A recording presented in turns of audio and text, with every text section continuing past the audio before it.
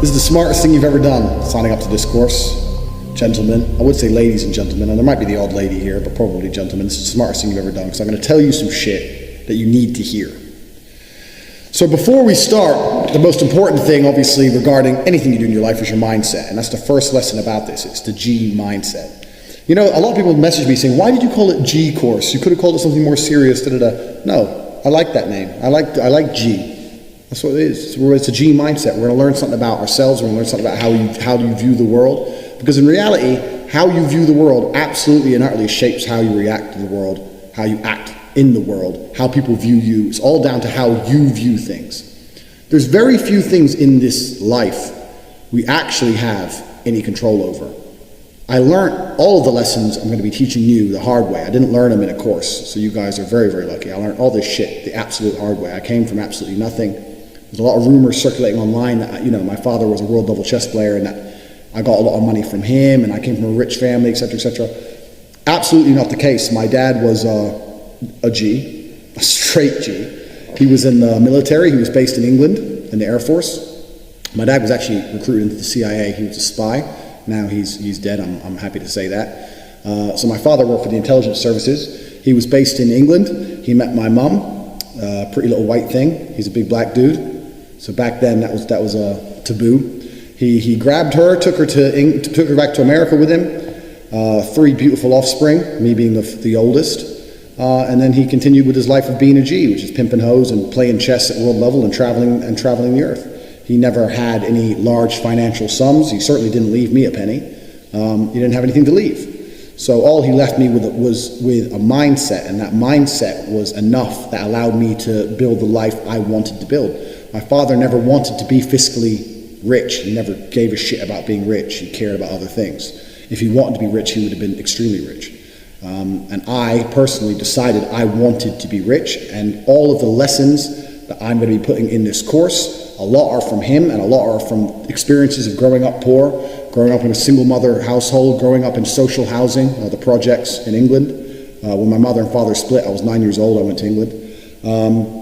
Becoming a world level athlete, and now becoming a self-made multimillionaire. So all of these lessons I've learned absolutely the hard way. And if you disagree with anything in this video, that is your prerogative, but I can absolutely assure you I know what I'm fucking talking about. I know what I'm talking about. I've lived an extreme life. There's a lot of people online who give out advice, that's fine. But I've lived an extreme life, more extreme than most. I have been in a single mother, my mom crying because she can't pay the bills, broke as a joke. I've been a multimillionaire. I've been a nobody. I've been famous. I've been a world level athlete. I've started from nothing with a point where I had to run to the gym because I didn't even have a car to get there. I've done it all. So I've lived a very extreme life, and this is where these lessons come from. So when I talk about G mindset is absolutely and utterly the most important thing. This is actually quite funny. A girl I was dating once, she said to me, you know, you remind me of RuPaul, and RuPaul is a famous fucking drag queen, so it's not very good. I was like, why? She goes, because he has a saying, he said, I always knew I was famous. I had to wait for the rest of the world to catch up. And she goes, you have the same mindset. And she said this to me before I had nothing, because I told everyone I'm going to be world champion. Years before I even had a British title, before I even had an English title, I just started fighting. I was like, oh, I'm the next world champion, yeah. And I just started saying it, but I said it with genuine conviction. I knew I would be the best. I genuinely knew I would be the best. You have to understand that this world, everyone constantly tells you, do not be arrogant. Do not have an ego. When I had my Twitter, I put my ego into overdrive because I found it entertaining. But people will constantly tell you to not talk in a way which is full of conviction. People do not like you to be arrogant and have an ego. This is the worst thing ever. Let me tell you a fact, number one facet of a G mindset. Your life is never going to be worse if you walk through the world believing you are the fucking man. You wake up, you look in the mirror and go, I'm the fucking man. I am the man. There's no one on this planet who can do shit I couldn't do if I put my mind to it. I don't give a fuck how good you are at piano. If I decide to play piano, I would be better than you at piano. And I believe that. I don't just say these things, I fucking believe them. And when you go through life believing you really, really are the man, there are very few downsides. The downsides are everyone's going to call you an arrogant, everyone's going to call you arrogant, everyone's going to call you a dickhead, everyone's going to say he has a big ego. You're going to lose a few loser friends. Who cares? What you are going to gain is other people on the same path. You're going to gain other people who think, yeah, well, I'm the fucking man too. This guy's the man. Let's make some money. That's what's going to happen. So the first thing you can do with your G mindset is you need to start believing you are the fucking man. Even if you're not the man yet, even before I was world champion, I knew I was going to be the man. So I don't give a fuck. And I was happy to say that to anybody. When people called me arrogant and stupid and deluded, I just sit there and look at them and say, yeah, fuck you. I'm going to be the man. And this is how now, when my life's kind of come full circle, this is quite interesting. I'll tell you a very quick story. When I was 19, I think I had a sales job, and I had to drive down to a sales meeting to try and sell some advertising. I had a really old shitty car. No, I must have been older than 19. I was about 21. I had this old shit car and I'm driving. And as I'm driving my car, and I couldn't afford to have it fixed, I had a bump in the front. The front was all fucking caved in. So I had to park it away from the sales meeting and then walk to the sales meeting. So I'm driving this car. Anyway, pull up next to me at the lights, red light, pull up next to me. In a fucking Tuesday morning, 10 o'clock, music blasting. Drop top Aston Martin with a Swedish number plate. Some fucking dude about 30 with a hot blonde next to him. And I remember looking at him thinking, who the fuck's this guy? Like, here I am with my broken car on my way to fucking do a shit job. I can't afford to fix my car. This guy is from fucking Sweden, and he's just driven to England, and he's got a Swedish plate, and he's got this hot bitch, and he's got music pumping, and he's on his way to have lunch. Like, where the fuck did my life go wrong? I want to be like that guy. And I think this every single time I live in Romania now. Now I drive around Romania in my fucking Lamborghini or my Aston Martin or my Ferrari or my Bentley, whichever one I decide to drive. And they all have English number plates, and I always have a girl with me. And people look at me, and people are giving me the exact same look I gave that guy. People look at me like, who the fuck's this guy from England who just drove here from England? I'm standing at the bus stop about to go to work, and this guy's got a $250,000 car and a hot bitch on his way to have lunch with music blaring. And the reason I managed to go full circle is those small events in my life, seeing someone else with more success than me, ingrained in my brain. And to a lot of people, it doesn't ingrain in their brain. I was walking to school. If I was walking to college with my friends, I used to have to walk. I went to a college on the other side of town, so I had to walk 4.6, I think it was, fucking miles to college. It was a fucking nightmare. So I used to walk. Halfway, I meet some other people, and towards the end, there'd be a group of 5 or 6 of us along the way. And when I met, and one day a Ferrari burnt past us, and everyone else was like, oh yeah, Ferrari. I'm like, and I remember saying to the group, I was only 18, I said, doesn't it annoy you that this guy has a fucking 300,000 pound car and we'll probably never have one? And they're like, oh yeah, it's only a car. I'm like, no, you don't understand. There is a life hack. There's something happening where people are living lives that other people don't get to live. There's something happening. There's something going on. I want to have a 300,000 pound car. I want it. And no one else wanted it. These little events didn't ingrain in their brain. A Ferrari driving past me bothered me. And it bothered me to my core, to the point where I decided I would do anything it takes to have one. Whereas other people just saw it and carried on with their normal lives. This is the reason I have 6 or 7 supercars and other people don't. Because these small events ingrained in my brain. So this is the second thing. G mindset. First thing you have to believe you're the fucking man, you can achieve anything. And when I say that, I'm going to say that again. You have to believe you're the fucking man, and you have to believe you can achieve anything. I'm not saying you can achieve anything easily. I'm not saying it's not going to take a whole bunch of work. I'm not saying it's going to happen quickly. But you have to believe you can achieve anything. I'll tell you something now. I don't give a fuck if it's being an astronaut. I don't care about climbing Mount Everest. You give me enough time to train, I will get it done. I know that for a fact because I know who I am as a man. That's the first thing. The second thing is you need to be perspicacious. You need to understand that in this world there's a whole bunch of people doing amazing shit that you are not doing. And that needs to piss you off. Because if it pisses you off, you become motivated all of a sudden. I was the only one who was pissed off when that Aston Martin was next to me and I had my sales job. I was the only one who was pissed off when I saw that Ferrari drive past. Other people were not annoyed by it. And when they're not annoyed by it, they're not driven to beat it. You understand? They're not driven to be where that person was. You need to be annoyed, and I'm telling you to be angry. Anger is a fantastic force. Like I said, the world tells you not to be arrogant, it tells you not to be angry. It's 2 things it tells you to do. Don't be arrogant, don't have an ego, and you don't have anger. You're a fucking man. You're a full-grown man. It's perfectly fine for you to be pissed off. It's perfectly fine for you to look around at your life, look at the girl you're fucking, look at the house you live in, look at the car you drive, and get pissed off and go, you know what, I want a hotter bitch, I want a fucking nicer house, I want a faster car. There's nothing wrong if you take that anger and you direct it in the correct direction. This is the reason I stopped fighting now. People go, why do you stop fighting? Because I fought and I went through hell to get everything I now have. I had nothing when I fought. I had nothing. And I wanted the life I now have. Now I wake up in one of my 3 mansions with one of my 7 supercars and one of my 15 women. What do I need to fight for? Like, people have different motivations for different things. There's some fighters out there who fight for other reasons, you know? But my motivation was I was pissed off at the world. And now I'm not as angry as I used to be, so I don't believe I'm as good a fighter as I used to be. I'll still whoop some ass, but I'm not as good as I used to be. So that's why I decided to retire early. But this is the second thing. So the first thing, believe you're the man. Second thing, you need to get angry about your situation. If you've bought this course and you're watching it and you're sitting there, right now you're watching it and you look around you and you don't own the home you're in, get pissed off. If there ain't a Ferrari on your drive, get pissed off. If you don't have 10 Playboy Bunny level beauties, get pissed off. And what the fuck, you need to sit there and realize, whoa. I have a few years of consciousness, and even less than that, I have a few short years as a young man, because age will damage you. I mean, if you're a millionaire when you're 60, it's not nearly as good as being a millionaire at my age. I became a millionaire at 28. So you need to realize you've got a few short years as a young man, you're fucking wasting them. You need to sit there and go, fuck, shit, get angry. Because getting angry, forced, directed anger is an extremely powerful force. So these are the first two things you need to do for a G mindset. This is the third thing, and this is a very, very important thing, because I try and explain this to people and they don't seem to understand it. So I'm going to make this very, very blunt. Nobody, absolutely nobody, gives a fuck about you as much as you're going to have to give a fuck about yourself. Nobody cares about you as much as they need to care to fix your life. Even your parents, even your friends, even all the people who think they care about you, they care about you. Yeah, sure, there may be 2 or 3 people on the planet who genuinely care about you.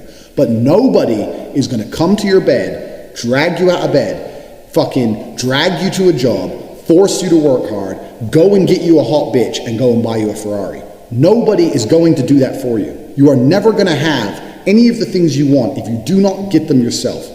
Nobody cares about you enough to do it for you. This is absolutely true. Personally, I'm an atheist. And when I say I'm an atheist, people seem to be a bit confused by this. I don't know why that surprises people, but I'm absolutely and utterly an atheist. And the reason I'm an atheist is because I believe that there is no grand plan. There's no God in the sky looking out for me. I don't believe that there's anyone here to save me on this planet or in the sky or anywhere else. I am me. I was born. I have maybe, if I'm lucky, 70, because I'm quite big. When you're physically large, you die sooner. 70 years of consciousness. And these years I experience, the only person who's going to make them fun and exciting and interesting, the only person who's going to make me happy and live a life that I want to live is me. Nobody's going to do it for me. No God has a plan for me. There's no one else who wakes up each day and goes, you know what? I want to make Andrew Tate's life better. I want to get him more pussy and more money. No one thinks that about me. No one thinks that about you either. Nobody thinks that about you. The only person who gives a shit about your life truly is you. And if you don't give a shit, then you're fucked. But point 2, get angry. You're going to start giving a shit very soon. And after you get angry, you need to realize that nobody is going to give you the things you want. It doesn't matter if Donald Trump is president or not. I'm a huge Trump fan, but it doesn't make a difference. No politician is going to make you rich. No one else is going to come along and say, I'm going to concentrate my effort on fixing your life. Nobody. You have to understand you are out here alone, absolutely alone. And when you understand these 3 things, you start to see how a mindset comes together. Nobody's going to save you. You're fucked. It's totally down to you. You're pissed off with your current situation and you want to change it. Plus, you believe you can do absolutely anything. This is how I thought at 18 years old. This is how I achieved so much in the short years. This is how I went from a nobody to a world level athlete and a multimillionaire. Also, people confuse the two. Kickboxing is not boxing. I made across my entire career in kickboxing maybe about 700,000. I now have about 8 or 9 million. This was not made in kickboxing. This was made in other ventures. I have managed to be a world level athlete and an extremely successful businessman at exactly the same time. Because at a very young age, when I had my prime resource of energy and power at 18, 19 years old, I understood those 3 tenets. I believe I can do anything. I'm pissed off I don't have the life I want. And nobody else is going to give it to me. These are 3 things you need to understand. If any one of these elements is missing, you'll never have the right mindset. The G mindset will never formulate if any one of these elements is missing. All 3 are absolutely essential. And the sooner you get your act together, the sooner you start to panic and worry and be concerned that you're 24 or 25, you're not fucking rich yet. There's 24 and 25-year-olds out there who got a contract for a fucking NBA, or their parents, or they won the lottery, or who knows what. There's 24 and 25-year-olds out there who are multimillionaires fucking the hot models. These Instagram girls with 3 million followers, they're getting dicked by someone and it ain't you. And that needs to piss you off. You need to get concerned, you get worried, shit, I'm running out of time. You need to get some urgency in your life. Put these three things together is absolutely essential. This is the beginning of the G mindset. When you have these three things totally done, I'll tell you what happens. I'll tell you what happened for me. So I became a sayer. So my brother used to say, you've become a sayer. And what that means is I made a pact to him that my word was unbreakable, strength and honor. And that if I said something, I meant it. So I'd wake up in the morning and I'd say to my brother, I'm doing 1,000 press-ups today. Once I said it, once I spoke it, it's like a genie, it became true. If I said I was going to do 1,000 press-ups, I'd do them. Because if I didn't do them, I'd feel guilty within myself that I was the kind of person who talks shit. Because G's don't talk shit. So the three tenets we've already learned, when you've instilled these in your mind, you don't want to be the kind of person who talks shit. So if I woke up to my brother and said, I'm doing 1,000 press-ups or I'm running 20 miles today, I would do it, because if I didn't do it, I'd feel like a dickhead. Because when you instill these mindsets, when your mindset changes, you start to be extremely accountable for yourself. No one's coming to save you. You become extremely accountable. So when you realize that your word is one of the few things you have on this planet, if you say things, you're going to start sticking to them. So then it becomes very easy to train. You say, I'm going to train every day this week. I'm going to train for 2 hours a day. As soon as you said it, it's basically done. If I say something, it's basically done. It's set in stone. If I say something, I'm going to do it. There's no way I'm going to say some words and speak them into existence on this planet. And then I'm going to be the kind of pussy who quits because it's too hard. If I say I'm going to do 10,000 push-ups, I'm going to do them. Because I'm the kind of person who sticks to the words he says. And this is another thing you need to understand with the G mindset. You have to be very, very specific with what you say. Because if you instill your mindset correctly and you start to just say things, just start saying things. Then you hold yourself accountable. Say things you don't even think you want to do. Wake up and go up to your friend or your mom or whoever and say, you know what? I'm going to do 1,000 push-ups today. Say it to people. And they're going to say, no, you're not. So watch me. And then you have a choice. You're either going to succeed like a G or you're going to be a little pussy. And you're going to quit at 310 because it's hard. What kind of man are you? That's a decision you need to make. But if you're the kind of man I was, I'd say shit and I'd fucking stick to it. My brother said, you become a sayer. I used to train with my brother. He'd say, let's do 500. I'd say, let's do 2,000. He'd say, well, you've said it now, so we have to do it. I was like, exactly. I said it now, so now we have to do it. There is no surrender. We have to do it. This is another facet of the G mindset. This is number 4.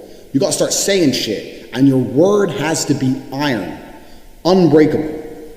This translates across everything in life. It's not just training. It translates across everything in life, even relationships. I say to my girlfriend, stop fucking with me or you're out the house. Men say that all the time in arguments, and then they continue to argue for 2 hours. They'll say that, and then they'll argue. If I say that, and she continues to talk shit, I start throwing her shit out the fucking door, because I said it. And if I say something, I mean it. If I look a man in his eyes and say, I'm going to whoop your ass, shut up, and he continues to talk, I have to kick his ass. I'm careful with what I say. If I tell him to shut up and he doesn't shut up, that's a different thing. If I say shut up or I'm going to whoop your ass and he continues to talk, I will fuck him up. Because I'm the kind of person, if I say something, I mean what I say. I'm specific with my language, and I mean every word I speak. This is another tip. This is number 4. You have to start meaning every word you speak. You say to someone, I'm going to get rich. You better fucking do it. Otherwise, you're a liar. You're a liar, and you're a little bitch. If you say, I'm going to put some muscle on, you better fucking do it. You say, I'm going to lift this weight, you better fucking do it. You say, I'm going to go get this girl, you better go get her. You gotta be the kind of person who says things and means them. You promise a guy you're gonna whoop his ass, you better whoop his ass. Don't be a person. 99% of the people out here talk shit. They say things they half mean or things they don't mean. If I say something, I fucking mean it. And this is number 4. This is the 4th element. You've heard the first 3. This is number 4. Everything you say, you must mean. And once you implement that correctly, then you get the ability to motivate yourself to no end. You get unlimited motivation because all you have to do is find the energy to say it. You find the energy to say it, then you have to do it. It's literally that easy. I'd wake up in the morning and say, Tristan, we're running 20 miles today. And he'd say, oh, for fuck's sake. That's nearly a marathon. I'm like, yep, let's go. It doesn't matter if it takes all fucking day. I said it. And if I say something, it has to happen. This is the 4th tenet and one of the most important ones because that is the power to unlimited motivation. And that's the power to be taken seriously across all spheres of your life. Be specific with your language. I was in a restaurant the other day, some guy was arguing with his girlfriend. They were talking shit. He's like, you better be quiet. Better be quiet. He kept saying you better be, but there was no threat at the end of it. I didn't really like that. Like, if you're going to make a threat, make a fucking threat, idiot. But my point is, he's trying to make a threat, but he has no threat at the end because it's empty and the bitch is ignoring him. All these things translate across your entire sphere. or if you say to a girl or a guy, you better be quiet or else, and then you don't follow through, they're going to remember that shit. Even on a subconscious level, they're going to remember that shit, and your word's going to be devalued. My word has value. Literally, I can go into, let's say, the Ferrari dealership I get my cars from. I can say, I'll pay you tomorrow, and shake his hand. He'll give me the car. He knows me. I can go and get my car fixed and say, I'll be back on Monday, I got something to sort out. He'll shake my hand. I don't lie. If I say I'll be back on Monday and I don't have money on Monday, I'll rob a bank to make sure I have money on Monday, because I fucking said I'd be there to pay. This is the kind of person you need to be. So these are the first 4 elements to the G mindset. And when these sound like simple things, but to implement them correctly, truly and correctly in your mind, will change your entire view of the world. You will start to look at everything completely differently. When you implement these 4 things correctly, when you say, if I say something, I'm going to do it, my word is iron-willed. When you say that nobody is ever coming to save me, ever. When you say that I'm pissed off, I don't have the life I want to have. And you couple that with, I believe I can do anything. If you truly believe all of these 4 things, it's going to change your entire view of this planet. I'll wrap up quickly with probably my most famous tweet when I had Cobra Tape. They verified me and everything, and I spoke too much truth, so I had to go. When my most famous tweet was when I said depression wasn't real. And I had A-list celebrities. I had the girl from Game of Thrones. I had fucking literally A-list guys. Who's that dude from No Country for Old Men, and he was a bad guy in Bond as well. I actually quite liked him as an actor until he came for me. I was having arguments with all these people, and everyone's telling me how dangerous my mindset is. What is dangerous about believing that you control your own mind? Because if you implement the 4 things I've just told you, depression becomes garbage. Depression is not a thing anymore. Feeling depressed is real. You can be depressed with your situation. I just told you, number 2, get depressed. That's fine. But believing you can fix it yourself is the important key. Sitting there believing that depression is some monster from the sky that strikes your brain and now you have no control over it and you must take pills every day is the absolute enemy to a G mindset. I don't give a fuck how depressing my situation. The only person who can change it is me. The only person who can change how I feel about my situation or try and affect the situation directly is me. Even if you put me in a situation I can't change, if you put me in jail and I'm depressed because I'm in jail, I still refuse to succumb to depression. I refuse to collapse mentally and give up. I know the only person who can control my mind is me. Nobody's coming to save me. No doctor with a pill is coming to save me. Depression isn't real. Depression is a state of mind designed to motivate you to find a life that doesn't depress you any further. That's all it is. Now you have to decide, are you man enough to go and get it done, or are you going to sit around and cry? And depression, the reason I talk about depression a lot is because depression in the Western world is the cure-all. It's the cure-all excuse. This is what people are using. My life's shit because I'm depressed. No, you're depressed because your life is shit. It's the other way round, and you're refusing to acknowledge that, and you want to sit there and live a shit life and pretend that some disease has struck you. And the reason you know that's bullshit, anyone out there who's depressed, I'll tell you something, you're not depressed, you're a coward. And the reason you're a coward is as follows. You desperately try to defend this crippling ailment you have. When I tell you depression isn't real, you message me pages and pages desperate to convince me I'm wrong, that depression is a real thing, and that your life is terrible, and this ailment has destroyed your life because you're desperate to defend your excuse. If depression was really terrible, you wouldn't want to defend it. If depression was really so bad, and I'm telling you it's not real, and I know how to fix you, and if you implement a mindset like mine, you become immune to depression. If depression was so terrible, you'd listen to me and think, I need to try what this guy does. If he's immune to depression, it's impossible to depress him, I need to be like this man. But instead, no, you don't want to do that. You want to call me names and sit and defend this ailment because you know it's garbage. It's your excuse. It's your blanket. It's your shield. It's your excuse you get to pull out every time you look at your failure of a life. And that's why depression is absolutely and utterly not real. And anyone who's bought this course who thinks they're depressed, I'll tell you something now, drop that coward bullshit.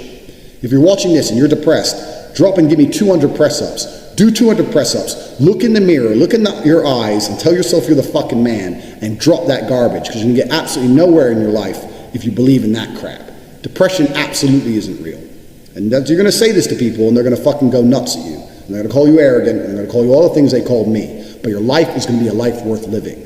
Implement the 4 things I've told you, the 4 important tenets of a G mindset. Understand nobody's coming to save you. Depression isn't real. You'll change your entire worldview once these 4 things are implemented correctly. And then we can move on to everything else. Right, we've been over the mindset. The mindset, the 4 tenets of the mindset are: believe you can do absolutely anything. 2, be pissed off you haven't done it yet. 3, absolutely nobody is coming to save you. And 4, your word has to be iron-willed, and use that for unlimited motivation. This is about body language. I like to look at humans from an evolutionary standpoint. I like to look at us as a species because, like I said, I'm an atheist. I do not believe that God put us here. We're not special. We're no different than any other animal here. Okay, we're more intelligent, but there's always going to be a smartest. You know, we're not the fastest or the strongest or anything else. So we're an animal species, and if you look at humans from that perspective, and you look at men, males, and I'm assuming, like I said previously, most of you are men. Males, for a very long period of time, had a very physical role. Our role was combatants. Our role was a combative role. Our role was to protect or to destroy or to dominate or to conquer. This was a male's role. So in the modern society where we pretend physicality isn't important and we deny physicality and people say it doesn't matter, it absolutely does matter because since the dawn of human time, my favorite saying that everyone mocks me for, since the dawn of human time, for 95% of our existence, a man's role was primarily a physical role. So physicality is extremely important. And when you're looking at body language, it's quite difficult to have the body language of an alpha. What is an alpha? Let me diverse quickly. What is an alpha? If you look in a lion's pride, who's the alpha? The alpha is the biggest, strongest lion.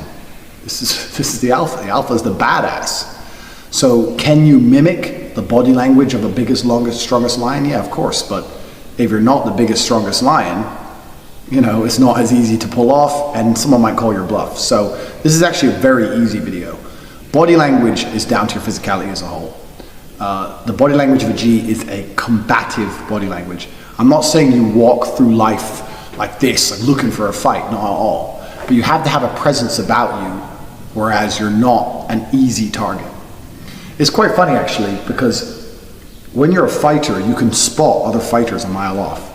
Like, and it's not just big muscly guys. Like, you can put me in a room and 30 guys who go to the gym, who are fitness experts, can come in and walk through. And if one of them is a high level combatant, if one of them is a professional fighter like me, I can tell by the way he moves, probably the same way a dancer can sense another dancer. I can sense another fighter.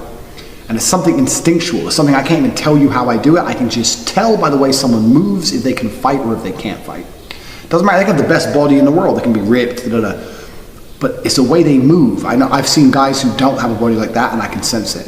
And I've seen guys who are built like that and I can just tell they would crumble.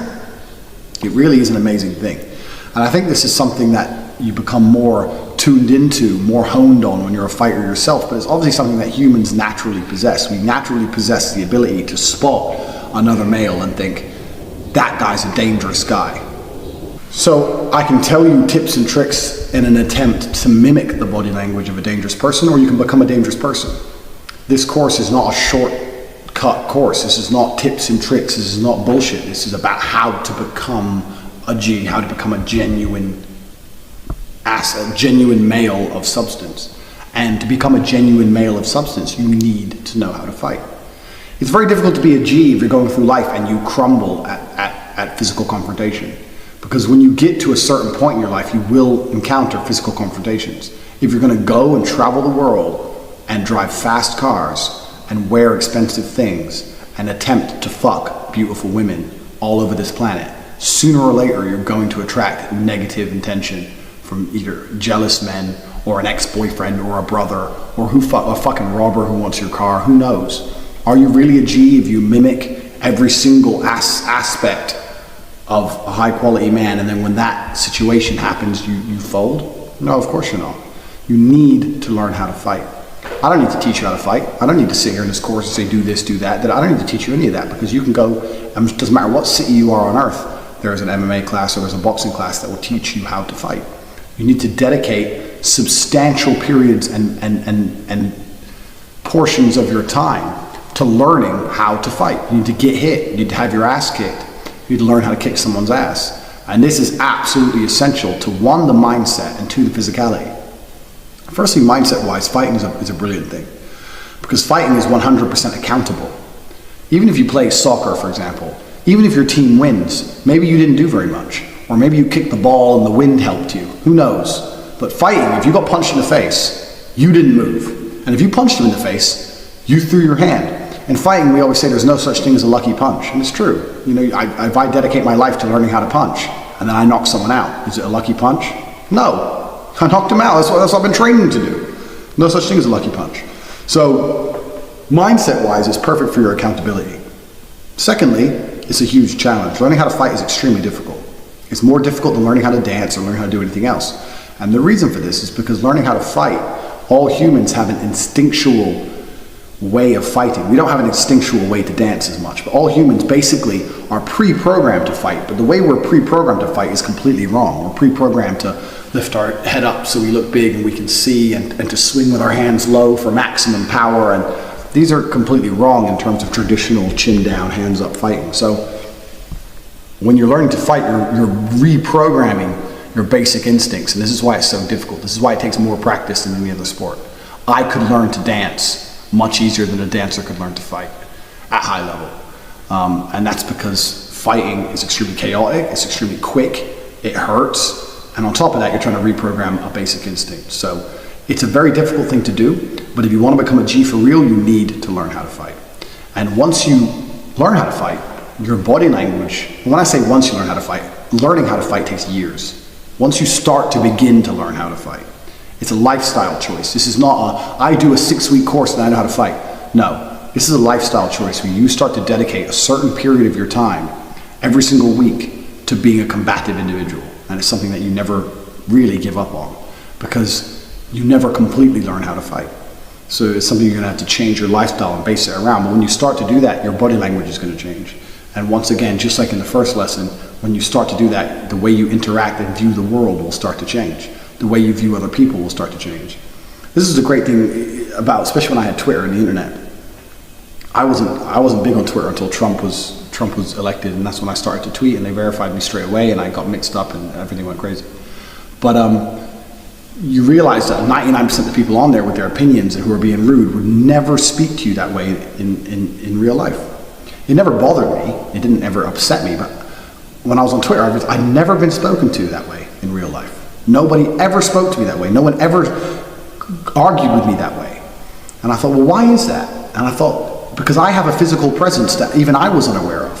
If I sit with someone who hates Trump in the real world, the way they speak to me is completely different than they do on Twitter, because even subconsciously they're thinking, this guy is a dangerous guy. And even if they know I'd never attack them, because I'm not an idiot, I'm not an animal, I don't have a criminal record, I'm not a thug. But instinctually, inside of their mind, from an evolutionary standpoint, they're thinking, this is not the kind of guy you call names. This is not the kind of guy you talk to in that manner. And it was a really great experiment for me to see the way that people talk to you through a computer and the way that I've never been interacted with that way in real life. And it's like, well, why is that? Because I said this to someone else, they go, oh, people talk to me like that all the time. It's like, well, yeah, it's because you're you and I'm me. So a physical presence is a real thing. And it's a real thing, one, with other males, and it's certainly a real thing with females. Absolutely a real thing with females. And this is something that either I can teach you to imitate, I can tell you tips and tricks, or you can just go and fucking do it. If you go and do it for real, you don't need tips and tricks. Are you gonna be world champion? No, because I'm in the top 0.1% of physical athletes. But can you be good? Sure, you can be good. And is it gonna damage your life in any way to dedicate specific time learning how to fight? Of course not. You're going to be in better physical condition, better mental condition. You're going to have a better body language, because a male's body language is a combative body language. That's what men are meant to do. We are meant to fight. We're meant to conquer. This is why men have been men since the dawn of human time. This is why the Romans got some rocks, melted the rocks, made swords. These motherfuckers, they didn't have Google Maps. They didn't know where they were going. They thought, let's just walk in this direction, and then we're going to find some people, and we're going to kill them. And we're going to take all their women, and we're going to conquer their city, because we want to. This is what men have been built to do since the dawn of human time. Men are combative individuals. So to pretend that combat's not real anymore, and we live in society, and you don't have to do it, all garbage, you know? And this is Western society bullshit anyway. I've been to 71 countries.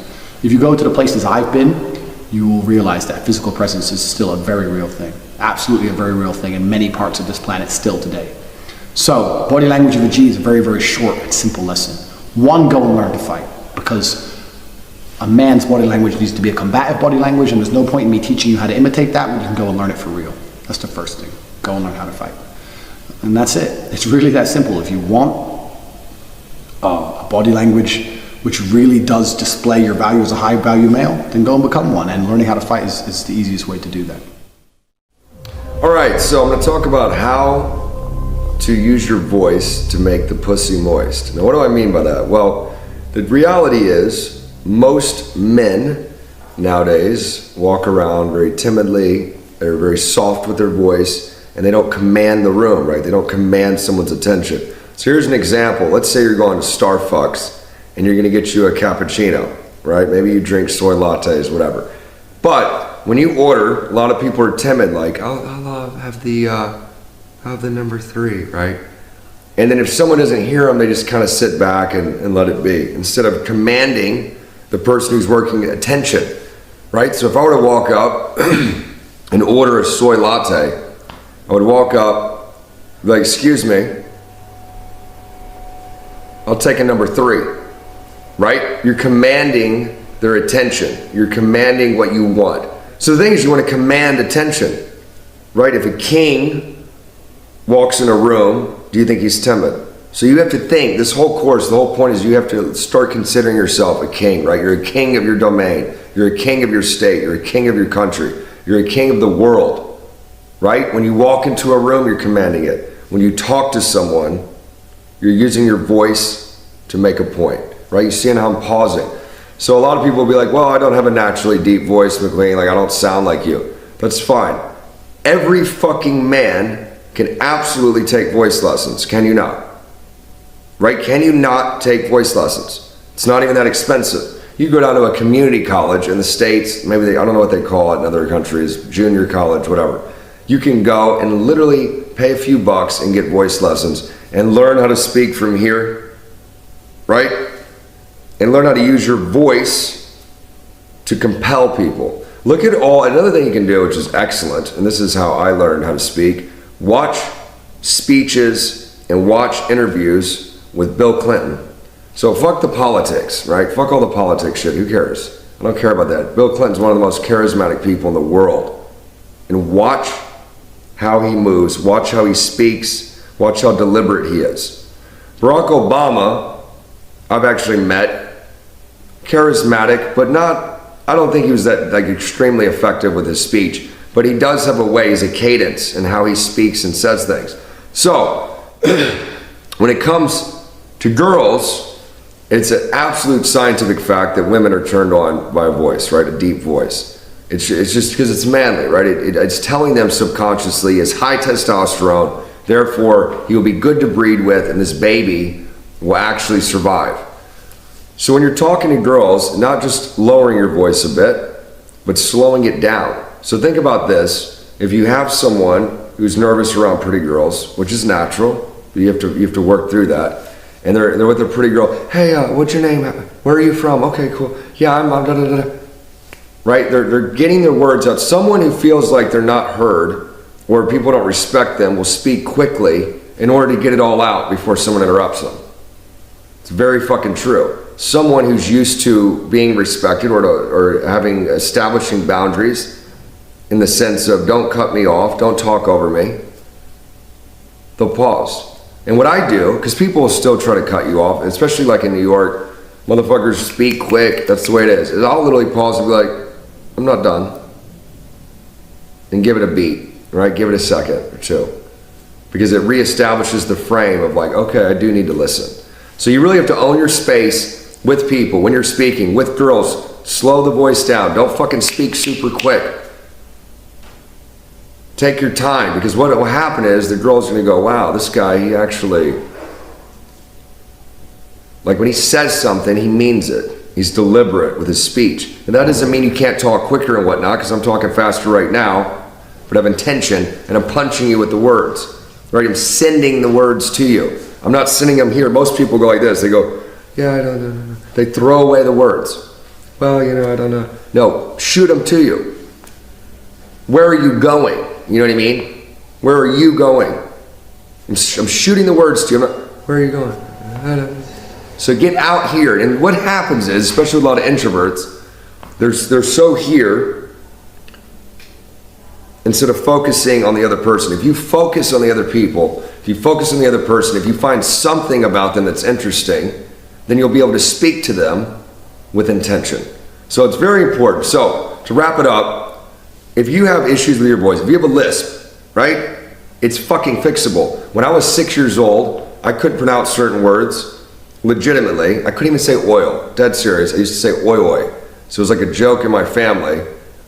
Whenever my dad was like working on the car or whatever, so I would say, is he getting the, like literally I had a fucking stutter. So they took me to like a speech pathologist, and the speech pathologist was like, oh, he'll work it out, whatever. You know, so my mom kind of worked with me. So I don't want to hear excuses if I have a lisp or I stutter. You work through it. Fucking work through it. A lot of people that stutter, the reason why they stutter, the fact is because they think what they're going to say, people are going to make fun of, right? So it makes them nervous. I've known people that have overcome stutters, lisp, and being gay. No, I'm kidding. So anyway, I'm going to wrap it up, but deliberate, get a voice coach if you need it. When you're talking to girls, slow it the fuck down. Own your space. Own what you're saying. And here's the deal. If you believe that what you say is super fucking important, other people will too. All right, lesson 4, dressing like a G. I actually wanted to put lesson 3 and lesson 4 together. So if you're a bit disappointed with the previous lesson, me just saying learn how to fight, because like I said, this is a no bullshit course. That's the truth. You want the body language of a G, go learn how to fight. You're gonna have the body language of a fucking G. Simple. But I actually want to put these two together because dressing like a G and body language, it all kind of ties in. Like, it doesn't matter what you wear if you haven't got the correct swag. And if you do have the right body language, it doesn't really matter what you wear either. It's amazing. We're not females, we're men. So what I'm wearing now, this is a fucking $6 shirt. But I have it open because I've got my chest is built because I'm a G, and I wear it how I want, and I walk into a room with my chest out just like what, and I sit down, and everyone just looks at me like, who the fuck's that guy? But it's not an expensive shirt. Now, if I had a Gucci tag, I was walking around all meek and shit, would it make a difference? Really? No. You don't need to spend money on designer clothes. The number one piece of fashion advice I can give you is to go to the fucking gym. Get built. You're built, you don't need fashion. That fashion is just a way to shortcut that shit. So dressing like a G and body language of G are actually extremely linked. Yeah, you do need some expensive clothes. Yeah, you need some loud pieces, etc. But even then, I mean, this shirt can be considered loud. A loud piece is once again down to how you carry it. If you wear a loud shirt and you look uncomfortable, it doesn't work. You got to pull it off. You're attracting attention, just like a peacock. Peacock gets those feathers out. It's like, yeah, look at me. It's exactly the same thing. So the mindset and the body language are actually a lot more important than the clothes you wear. I mean, am I going to tell you how to dress? Not particularly. I think you can go out there and find your own sense of style. The most important way of looking at it is how do you feel when you wear those clothes, you know? And that is down to the mindset and the body language more than anything else. You do not need to spend stupid money on clothes. I have stupid money clothes, but I also have stupid money.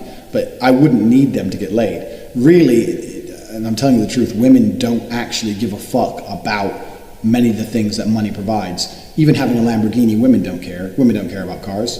You're going to impress 10-year-old boys who they're the only people who are wowed by it. Girls are impressed that you're a man enough with enough ambition to be able to afford a Lamborghini, but they don't care about the Lamborghini itself.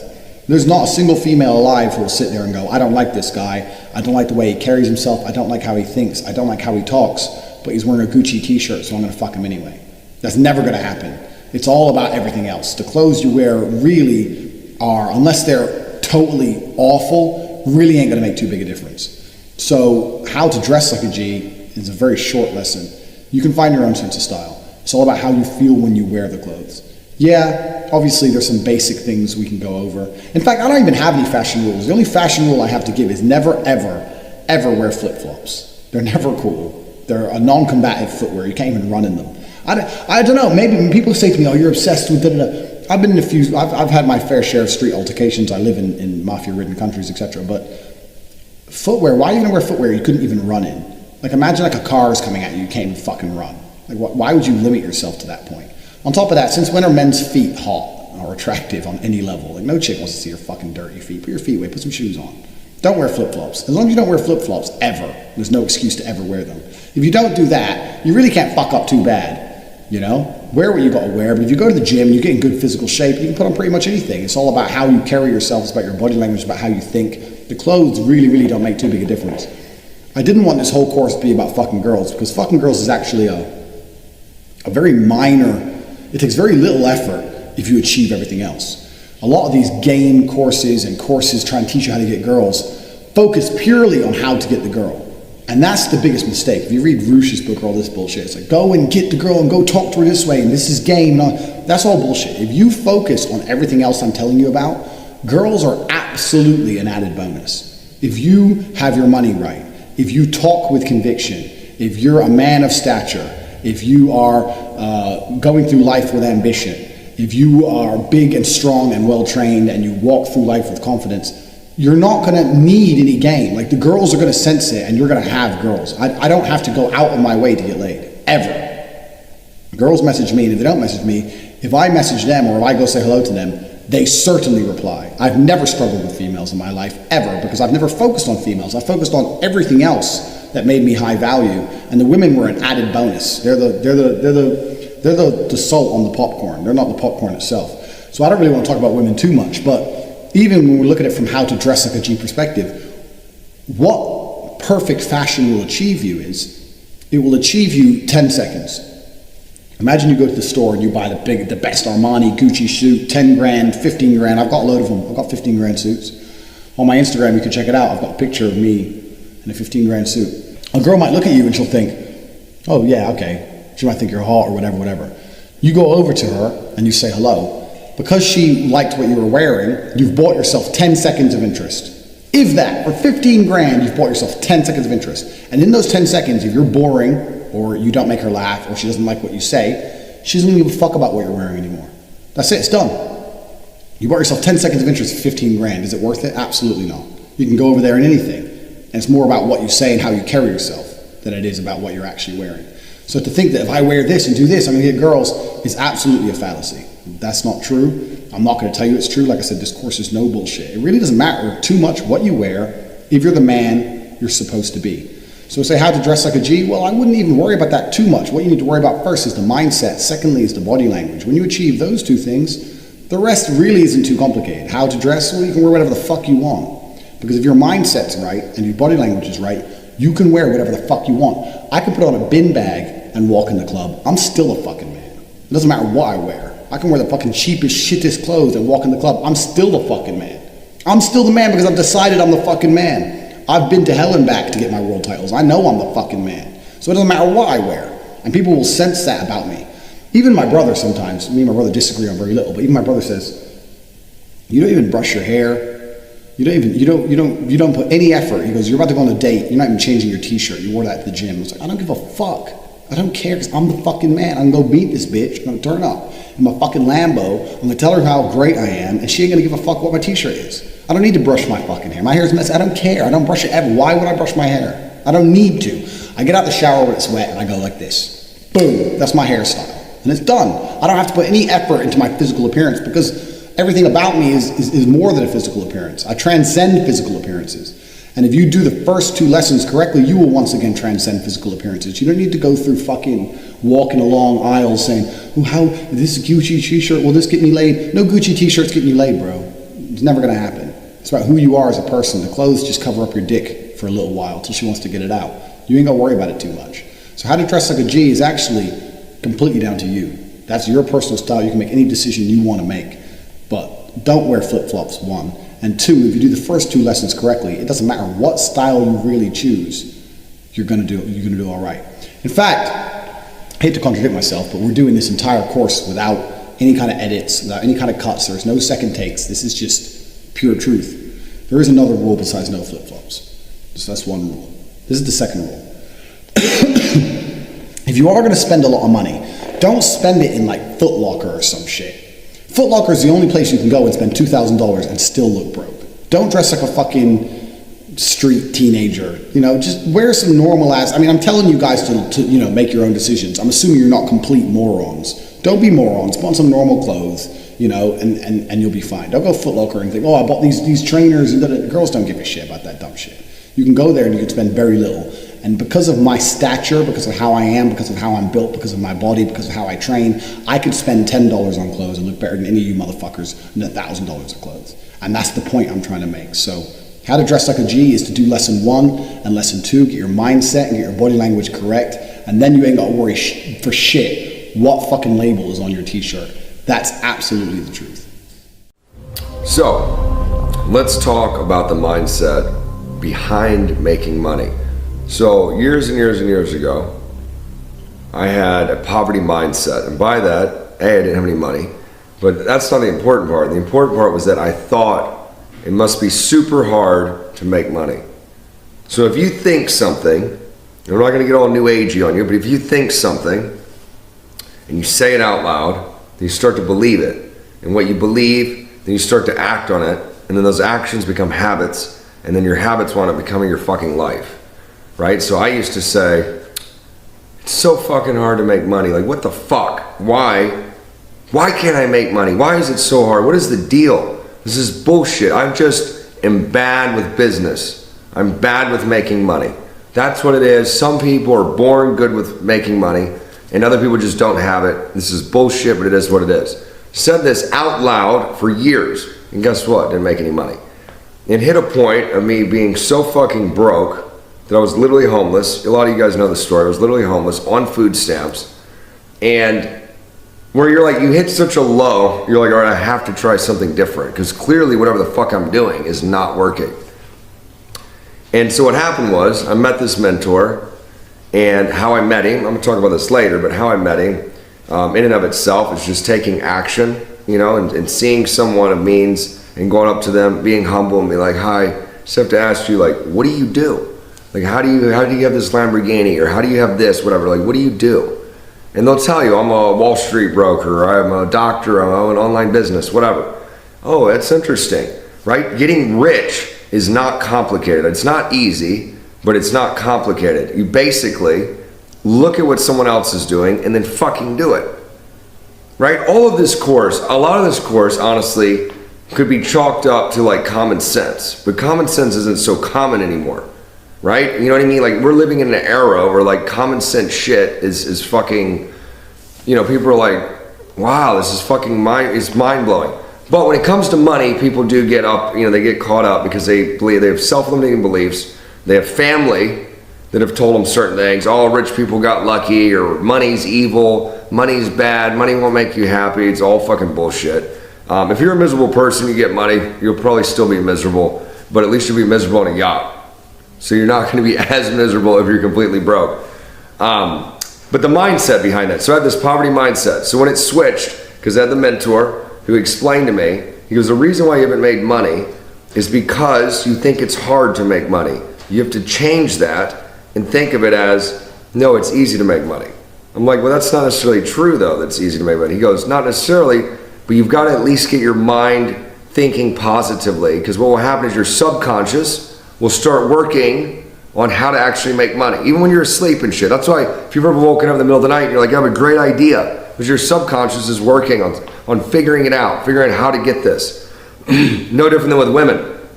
If you're like, it's impossible to get a 9, it's impossible, can't get a 9, it's never gonna happen, I'm just not the guy who gets 9s, da da da. You're never gonna have a 9. If you're like, you know what, all fucking women love me, beautiful women want this dick, beautiful women want to be with me, not this motherfucker, not that one, with me, and you actually believe it, then you're putting that energy out into the world. And I'm not trying to be weird with new agey shit, but energy is a very fucking real thing, right?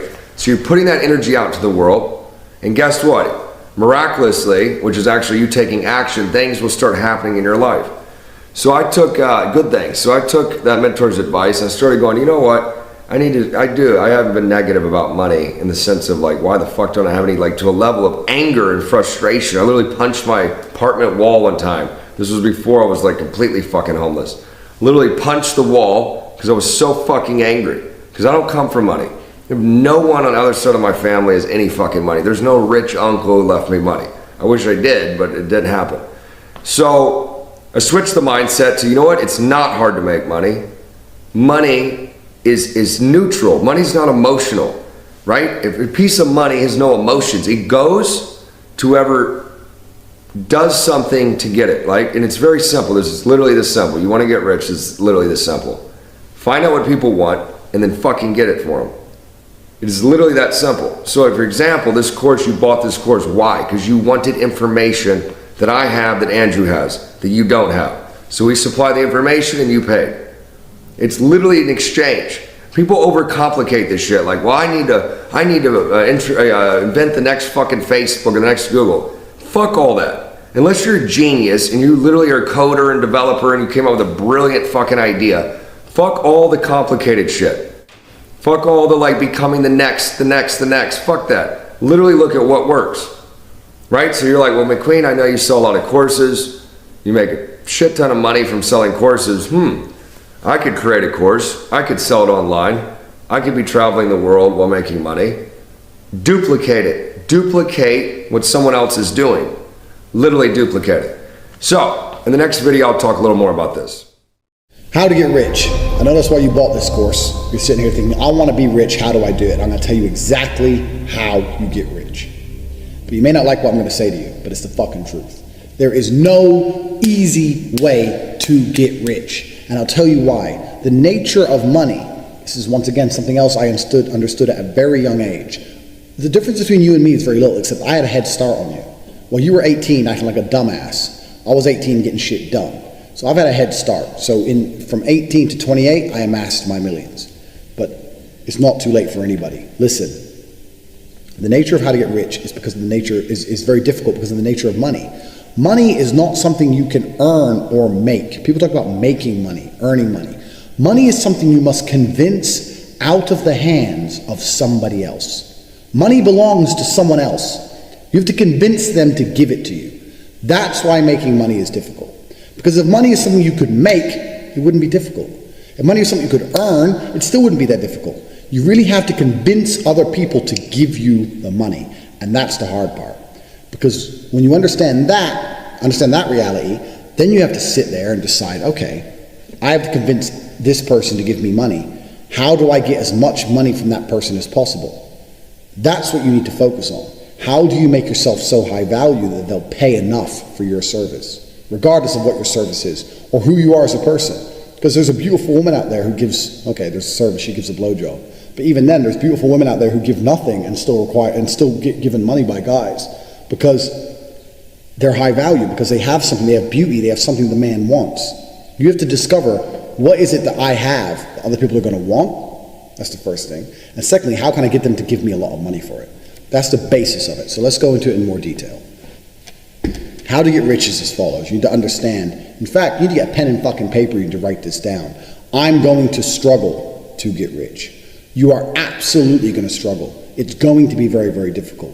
I did on my podcast with CNQ, I told a story about when I was really at my brokest and how I ate the same meal every day for about 9 months. And I called it flavor because it had no flavor. And it was basically rice. I used to buy a 10 kilo or 20 kilo bag of rice for like $20. It was rice, it was kidney beans, because I read the back of the cans and they had the most protein for that. Because you get cans of kidney beans for like 9p, like 10 American cents back then. So 10 cents. They had more protein than meat. I divided it all up for the value, for the money spent. I got the most possible protein from kidney beans than I did even meat. Because I'm anti-vegetarian, I don't like the idea of vegetarianism. I think it's a disconnect from reality. Humans have always eaten meat, we always will. To start pretending that's bad or wrong is something a bit wrong up here. So I'm an anti-vegetarian. I bought the cheapest possible meat because I refused to eat a meal without meat in it. But really my protein was coming from kidney beans. So I had rice, kidney beans, the cheapest possible frozen meat, and then just for greens, the cheapest thing I could buy was frozen peas. And I ate that every single day, 3 meals a day for 9 months, because it allowed me to feed myself for a month on about $90 or $100 for a month. Me and my brother, 2 full-grown men in combat training, eating 4,000 or 5,000 calories a day. We just ate piles of this flavor. It had no flavor. I said this on the CNQ podcast. And this is when, back then, the reason I had so little money is because I was spending all of my money trying different businesses. Because you are going to struggle to get rich and you are going to fail over and over and over again. All of these people say it. Tai Lopez, Grant Cardone, they all say the same thing. You have to be ready for failure, blah, blah, blah. And people go, yeah, I get it. No, you don't get it. You have to be ready to fuck up, because you're going to fuck up. Because there's no magical formula. If you try your first ever business and you make money with your first ever business, you're probably going to fuck that up anyway, because you don't have any experience with losing money. You need to fail to succeed. And I know it's fucking cringe. I hate to say the same shit everyone else says, but it's absolutely true. What I'm going to do in this part of the video is I'm going to put in a clip of something I recorded in my Hateful Tate series telling you a story of one of my failed business attempts. So you can listen to that as well, and you can enjoy listening to me fuck up, because I fucked up plenty of times before I discovered a few things that started to work. So whenever I'm in Slovakia or Hungary, I drink these because first time I came to Slovakia, I had one at a petrol station, and they're like a drink with chunks of aloe vera in it. And this must have been about 9-10 years ago.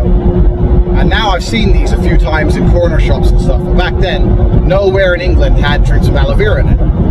So I was only like 21, 22, and obviously I was broke as a joke, and I wanted to get rich. So I thought, fuck it, I'm going to import these drinks, and I'm going to sell them in England, I'm going to be a sole supplier, and I'm going to get rich. So I found a contact in Hungary who could provide them to me for like, I don't know how much they were, 38p or something. I wanted to sell them for about £1. So then I started contacting all the superstores. I was watching Dragon's Den about getting distribution. I thought, this is hard. So I emailed Morrison's, emailed Waitrose, started emailing them every day saying I had some revolutionary new health drink that was guaranteed with all these bullshit results, and I promised them 100% markup on it. So I told them they'd buy it for 50p, so I'd make 12p per bottle, and they'd sell it for £1, 100% markup. Made out like I was a real company. I'm 22, right away with all these people. Eventually I get an email back from Tesco saying, because everyone ignores you, because everyone's trying to get their stuff into superstores, so they completely ignore you. Got an email back from Tesco saying, I'm away from my, as you know, I've now left the business, and my replacement is Mr. Chris something, is coming in to replace me. So I waited a couple of days, and I emailed Chris and said, hi Chris, we need to speak urgently. Your predecessor and I were one step away from achieving distribution, pretending I spoke to the previous guy who left, who never responded to me ever. So then Chris emails me like, oh, okay, you better come down then. So it was in Cheshunt, Hertfordshire, the Tesco head office. And I thought a normal job back then, so I arranged a meeting at like 5:30, finished work an hour early, walk into Tesco fucking head office in my Matalan suit with 4 or 5 bottles of this shit, which I brought in a backpack. Sat down there, let him test it all, gave him my pitch about health benefits, 100% bonus, and all this bollocks. He gave me a piece of paper saying how Tesco accept distribution, saying like, it needs to come X amount of bottles per crate, X amount of crates per container, like just all this expensive distribution shit. So anyway, he said he'd get back to me.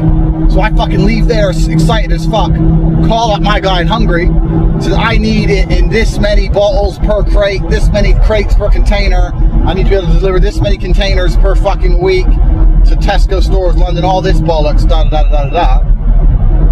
My man in Hungary goes, okay, I can make this happen, da, da, da, it's gonna cost this much, blah, blah. So I'm waiting, Chris emails me and says, we need to talk about your drink, are you free to come in again? I was like, yeah, of course. Anyway, in the meantime, the guy from Hungary says, it's going to take me 6 months to turn around preparing your distribution. I said, oh no, it can't be 6 months. No, Tesco want it now, Tesco want it now. He goes, well, I need some money to begin doing this. It's going to cost some money, so you need to pay me some money. You want like $2 grand. And I had no money. I had my month's wages, about 1,600 quid, came the next day. So I remember borrowing £500 and my month's wages and sending it to Hungary, $2 grand. The day before my meeting, my big meeting with Tesco, so this guy could begin fucking pissing around with crates. Taking my last £100 to last me the month, now I'm 500 quid in debt as well. Filling up with petrol, putting on my Matalan suit, walking in there, sitting down with this Chris guy who was fat as fuck. I don't know what, of course he was in charge of choosing the food. Fat cunt. And he's literally, the meeting lasted 30 seconds. He said, I'm sorry that my predecessor gave you the impression we were going to stock your product. Personally, I find it repulsive. And that was it. That was the end of my aloe vera dream. He never emailed me back again. None of the other superstores ever emailed me. I kept emailing, we've got different flavors. Wasn't interested. Completely blanked me. Everyone blanked me. The Hungarian guy took $2 grand of my money, and I was more poor than ever. So now when I drive through the continent in my Lambo, I enjoy an aloe vera drink. Personally, I find it repulsive. I remember sitting there thinking in my head, that was unnecessarily rude.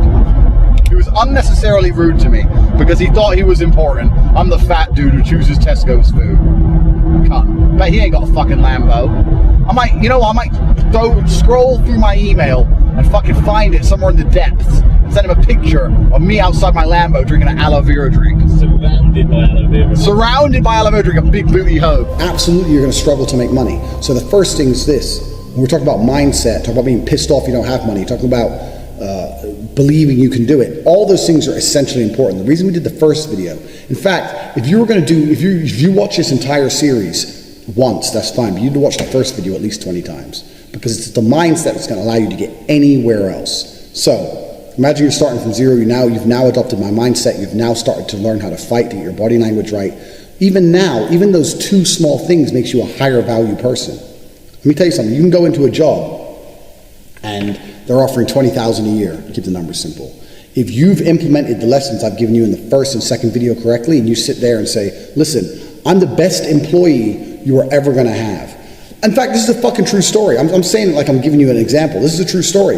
When I was working sales jobs, I used to walk in there as arrogant as a motherfucker. Because if you run a company and you're gonna hire someone to make you money, to work for you and sell your product, you don't want some fucking guys like, well, I'll try my best. No, I was as arrogant as a motherfucker. I'd walk into a sales job, I'd sit down and say, okay, before we continue, we need to talk about pay, because I'm worth more than the money you're offering. I'm gonna explain to you why. But basically, I'm the best employee you will ever have. I'm guaranteeing you I will smash any sales record set by anyone else in that room. I will smash it. In fact, I will smash it to a point where I don't even want a basic wage. I want to be commission only. I want 3 times the commission that you're paying because I don't take a basic. And I'm going to make more money than anyone else has ever made. You're going to pay me exorbitant sums of money. I'd sit there and say that to the MD, and the managing director would sit there and go, who the fuck is this cocky son of a bitch? But then he's sitting there thinking, well, if he's so sure he's going to make so much money, he's going to make me a lot of money. So they sit there and they test you. They say, well, why are you so sure of yourself? I'll say, because I'm the best. I'm the best salesman who's ever been. It doesn't matter what it is. I can sell ice to an Eskimo. I'm the best salesman who's ever been, and I'm going to sell more product than anyone else has ever possibly sold. And so if you hire me, you need to be prepared to pay me huge sums of money. You need to speak to payroll and make sure they're prepared to spend 20 or 30,000 a month in wages. It has to come to me, and I want it on time. I don't want a basic. I want my commission. I want it once a month. I want you to make sure you have the facility to pay me 20 or 30,000 in one transfer at a time. So you check that before you consider about hiring me. I'd sit there and I'd say this shit. I never failed a job interview. Never. I never failed a job interview. How do you get rich? I got the best jobs. I walked into jobs where you needed a university degree. I didn't have a university degree. I say, why didn't you have a university degree? I didn't even ask me that. I sit there and go, before we start, I don't have a degree. I know you see you need a degree for this post, but instead of spending 4 years in college, I spent those 4 years learning how to sell, so I don't have a degree. And they'd sit there and go, oh, okay, this motherfucker, he knows this shit. I didn't need a degree. I didn't need fucking college. I didn't need university. I didn't need nothing, because I had the lessons I taught you in number 1, the first video, and lessons I taught you in number 2. I had the body language of a fucking winner. I had the mindset of a fucking winner, and they wanted a fucking winner on the team. How do you get rich? Well, it doesn't matter if you're going to end up eventually getting your own company, but I didn't get my own company until I was 25. For a long time, I worked normal jobs, but I worked sales jobs, because sales jobs allow you to make unlimited money. So I worked sales initially. But it doesn't matter if it's your own company, it doesn't matter if it's working for someone else. It's down to your body language, it's down to your mindset. Absolutely, that's how you get rich. Yeah, you're gonna fuck up sometimes, so. Some of the jobs, I'd talk all this shit, I'd get the job, and I couldn't sell as much as the other guys. I started off, because I didn't know the product. I'm Mr. fucking Big Bollocks, and then I couldn't sell as much as the other guys. And they take me in and they say, okay, yeah, you sold some product, yeah, but you didn't quite hit target this month. And then the MD, part of them was kind of like, haha, motherfucker, you're not as smart as you thought. But I just sit there and say, yeah, it's my first month, I'm still learning, but my promises have not changed. I'm a man of my word, and I absolutely guarantee you I'm going to smash this sales target. And I just stick there and stick to my fucking word, and I'd repeat the same shit over and over again. You know what? Those managing directors of those companies are probably sitting there going, this motherfucker is delusional. He's a little bit delusional, but he keeps trying. He makes the phone calls. He's trying his best. People would rather have someone who's too confident with delusion than someone who's living firmly in the real world. Oh, well, this is going to be hard because I don't know the product yet, but I'm hoping once I learn the product, my sales will go up. No managing director wants to hear that shit. Fuck that garbage. I'm going to fucking beat the record. I'm going to be the best there's ever been. You just got to give me a little bit more time to learn. I'm the badass. I'm the best person here. What's funny now is that I probably have more money than any of them MDs ever had. because I fucking meant what I said. I said that shit. I fucking meant it. I don't give a fuck. I meant it. This is not an act. I'm telling you how to do this, and you're sitting there thinking, okay, I have to act this way. It's not a fucking act. You have to believe it. Believe that shit. How do you get rich for real? Believe that you can do anything it takes to get paid. My business card. Like I said, we're doing this entire series without any cuts or any takes, so I'm gonna get my business card. Stay right here. I want to show you something. When I show them my business card, everyone laughs at it, thinks it's some kind of fucking joke. My business card is not a fucking joke. My business card is real. So you look at my business card, it says Andrew Tate, millionaire and all-around nice guy.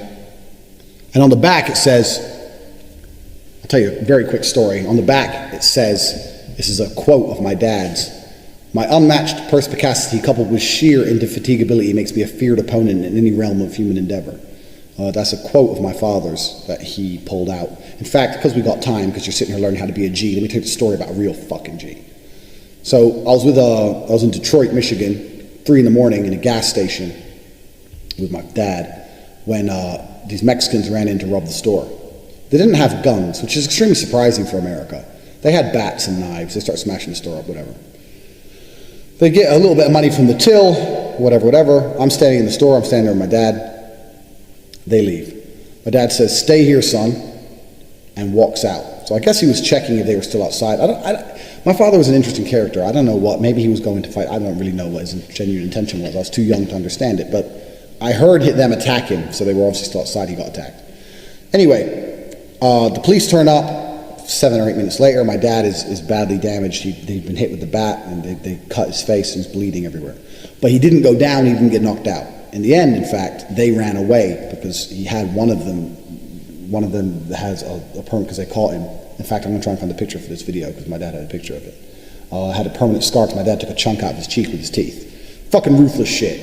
Anyway, the police officer turns up and asks my dad what happened. My dad said, "I went out there to check it was okay for my son to leave, and they attacked me, and I fucking bit this guy's face off, and I fucked this guy up, and then they all ran off, and yeah, I've been cut, and they hit me with the bat, and da-da-da-da." And the police officer goes, "What's your job?" To my dad. My dad was a big guy. The police officer was a bit like, "What's your job?" My dad said, "I'm a chess player." And the police officer said, "Well, maybe you should have been something else, as in you should have been a cop, or you should have been a bodyguard or something." And my dad replied, this quote, my dad said, "My unmatched perspicacity coupled with sheer indefatigability makes me a feared opponent in any realm of human endeavor." That's how my father spoke. That's just how he spoke through life. So he was a fucking crazy guy to be around. But that quote, what he's saying is, my unmatched perspicacity, my ability to perceive things, coupled with sheer indefatigability, my ability to not become fatigued, I don't become tired, makes me a feared opponent in any realm of human endeavor. So that was my dad's way of saying to the police officer, "Fuck you. You think chess is bullshit? I can do chess and I can whoop these guys' ass. I can do anything." That's how my father spoke. So that's a very quick story. But back to my business card, I've put that on there in homage to the big G. But in the back it says, "I specialize in the following." And you'll see a whole list of tasks, a whole bunch of stuff on there that I specialize in. You can read it. Pause the video if you want. You can read each one. So, wars fought, modeling exposure, assassinations plotted, revolutions started. The list goes on and on. Tigers tamed, helicopter hire. When people read this, they go, "Andrew, you're full of shit." I'm not full of shit. I'm a fucking G. The point is, if you're going to pay me enough money, I'll get it done. That's always been my mindset. What's the key to becoming rich? Well, first, if you're ready to pay me, there's nothing I will not do. Sits here saying revolution started, people sit there and laugh. If someone's going to transfer me $1 billion American, I guarantee I'll start a fucking revolution. I guarantee it. If you're ready to pay me my fee, maybe my fee is too much for you, or maybe you think I overprice myself, whatever. But if you're ready to pay me the fee I say I want, and you're going to pay it to me, I'll get it done. Pay me first, I'll get it done. If you want a rocket on Mars, no problem. Pay me. I'll set a price, 3.5 billion American. You give me 3.5 billion American dollars, I'll get a rocket on the moon, one way or a fucking another. I don't care if I have to hire someone else to do it. I don't care if I have to fucking learn how to do it myself. I don't give a fuck if I have to become fucking contact some aliens with my fucking iPhone, WhatsApp them, say, "Look, I need help moving something to Mars." I don't care what it takes. If you're going to pay me, I'm going to fucking do it. Because if I say I'm going to do something, I'm going to do it. And that's the point of my card. There's nothing I cannot do for a fee.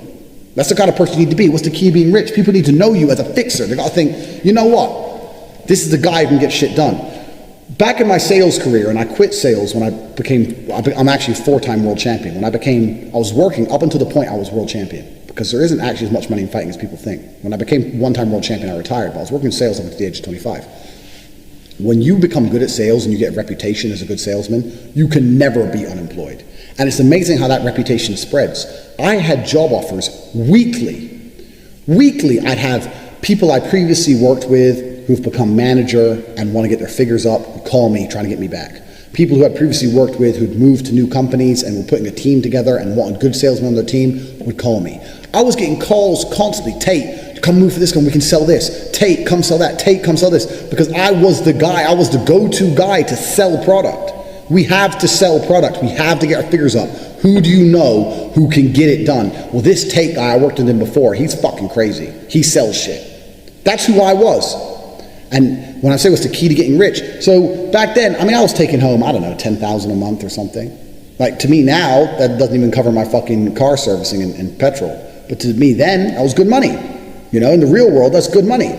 So what's the key to getting rich? Because to most people, to even you watching, $10,000 a month makes you rich. That's rich. To me now it's not, because everything's scalable.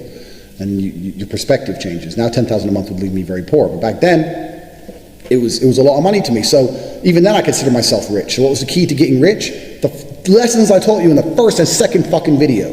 The way I thought, the way I spoke, the way I carried myself, being a sayer, saying shit and making it fucking come true like magic. That's the key to fucking getting rich.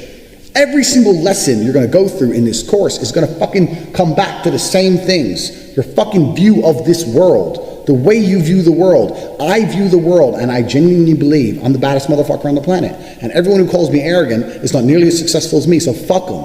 I don't care. I'm the best. I am the best. And when I sat there, let me tell you something, when I did end up breaking those sales records, every other motherfucker in that company, there's a lot who couldn't stand me, but some of the other sales guys, they'd be like, you know what, I have to give you respect. You've come in here, you talk shit. You said you're gonna be the best. You didn't even want a basic wage, and here you are, you just beat the record. I have to, hats off to you, you're crazy. I was like, yeah, I'm the fucking man. That's how you gotta be as a person. That's how you have to be as a person. So when people talk about being prepared to fail, I think a lot of that is because people get put off by failure. You know, failure is one of those things that's going to hit you and it's going to stop you wanting to come back and try again. That's what really being prepared to fail is all about. And that's why the fighting is so important as well, because when you go and start learning to fight, you're going to get your fucking ass kicked and it's going to hurt and you're going to feel like a dickhead. But you have to get used to just getting over that. You know, you got to get over it and get up and carry on anyway. That's why that's such an important facet of the G mindset, along with everything else I've taught you, the first 4 lessons of the mindset. But those things together, I'm telling you, if you get those things right, everything I'm saying to you is going to start to make sense. The key to getting rich doesn't have to be owning your own business. I know that's very unpopular to say. Owning your own business is fantastic. But in a lot of cases, owning your own business is more work than a normal job. People think, I'm going to own my own business, and then I'll be free to do whatever I want. No, if you own your own business, you're not free to do shit because you own your own business. You have more fucking stress than if you have a normal job. When you have a normal job, you go home, it turns off. You get your own business, it never turns off. So it's not really that clear cut. And I'm not going to be the guy who sits there and says, if you ever have a job, you're never going to be rich. That's bullshit too. You can go get the right job and the correct job, and you can end up being a very rich individual. There's CEOs of Kellogg's. You think he doesn't own Kellogg's? You think he ain't rich? He's fucking rich. He's fine. What I'm saying to you right now is that to make yourself feel more rich, to make more money than you currently make, if you doubled your income right now, you'd be nowhere near my income. Nowhere near. But you'd feel rich because you've been living for a certain amount of time on a certain income. How do you double your income instantly? Well, you double your income instantly by fucking implementing my mindset and going out there and either changing your job or going back into your boss and saying, you know what, I'm going to do a better job than I've ever done before. I'm about to do X, Y, and Z. I'm about to change this for the company. I'm going to do all this. I'm going to do that for a month, and you're going to see how valuable I am, and then I want this much money. And if your boss goes no, say, fine, I'll find someone who will say, okay, I'm going to do it anyway. I'm going to do it all, and then we can talk again. If you're still not interested, I'm going to have to find other employment. Sit there. Revolutionize shit. Mix shit up. Do some fucking crazy shit, and you'll make more money. You want to feel rich? You can feel more rich right now. A number one piece of advice I give to everybody. They go, oh, what job, what industry? Sales. Find a fucking sales job, sit there, refuse the basic wage, demand double commission, tell them you're going to be the best there's ever been, and because you've implemented the lessons in the first video, when you say shit, it comes true. Be that guy who succeeds, then you'll feel fucking rich. It's all about mindset. It's all about how to become rich is a mindset. It's not about trying to get hold of money. It's about viewing the world in a way where you are such a high value individual that things float to you. People were desperate to employ me. I didn't have to ask for jobs. They were desperate to employ me. Even now, when I first started my company, I needed an investment from a guy. I went to him and I said, look, I want $200,000. When I go to someone and say, I need 200 grand, we're going to make some money, they want to give me the money. I don't have to convince them to give me the money. They want to give me the fucking money. They're like, okay, yeah, okay, 200? Okay, yeah, let's do it. Because they knew who I was as a person. So the key to getting a job, the key to being paid more, the key to getting investments, the key to this, all the fucking same. It's a mindset and it's a personality. It's who you are as a person. If you implement that at fucking the G mindset, you get that shit right, you're gonna have anything you want. Then you want to start a business, you need an opportunity or an investment to do it, people are gonna fucking give it to you because you have a reputation as someone who does not fail. Become someone who does not fail and you will easily become someone who is rich. All right, how to get rich for real, part 2. If you've listened to the lessons in part 1, you're now making more money than you've ever made before because your time is now more valuable. You're a different person. You demand more respect. You command more respect. And even if you're only making a little bit more money than you were previously making, you're still making more money. So now you start to feel a little bit rich. Now, there's a whole bunch of people online who know more about the ins and outs of fucking ISAs and all that bullshit than me. There's a whole bunch of people out there who will give you a million different tips and tricks to do really how to get your money up. I'm not interested in any of that crap. I'm just going to tell you the truth of how to really make money. There's 2 things you need to establish. First, you cannot save yourself rich. And I say this because a lot of people are interested in being so frugal, and they think that that's the key to wealth. Being frugal is not the key to wealth. Being frugal will never make you rich. If you're making $5,000 a month and you manage to live your entire life spending $0, you pay no money for food, you pay 0 money to get to and from work, you live somewhere for free, and you never need clothes ever, and you save 100% of your $5,000 a month, you will still never ever be rich. It will still take you 12 years to buy my car. It's not going to happen.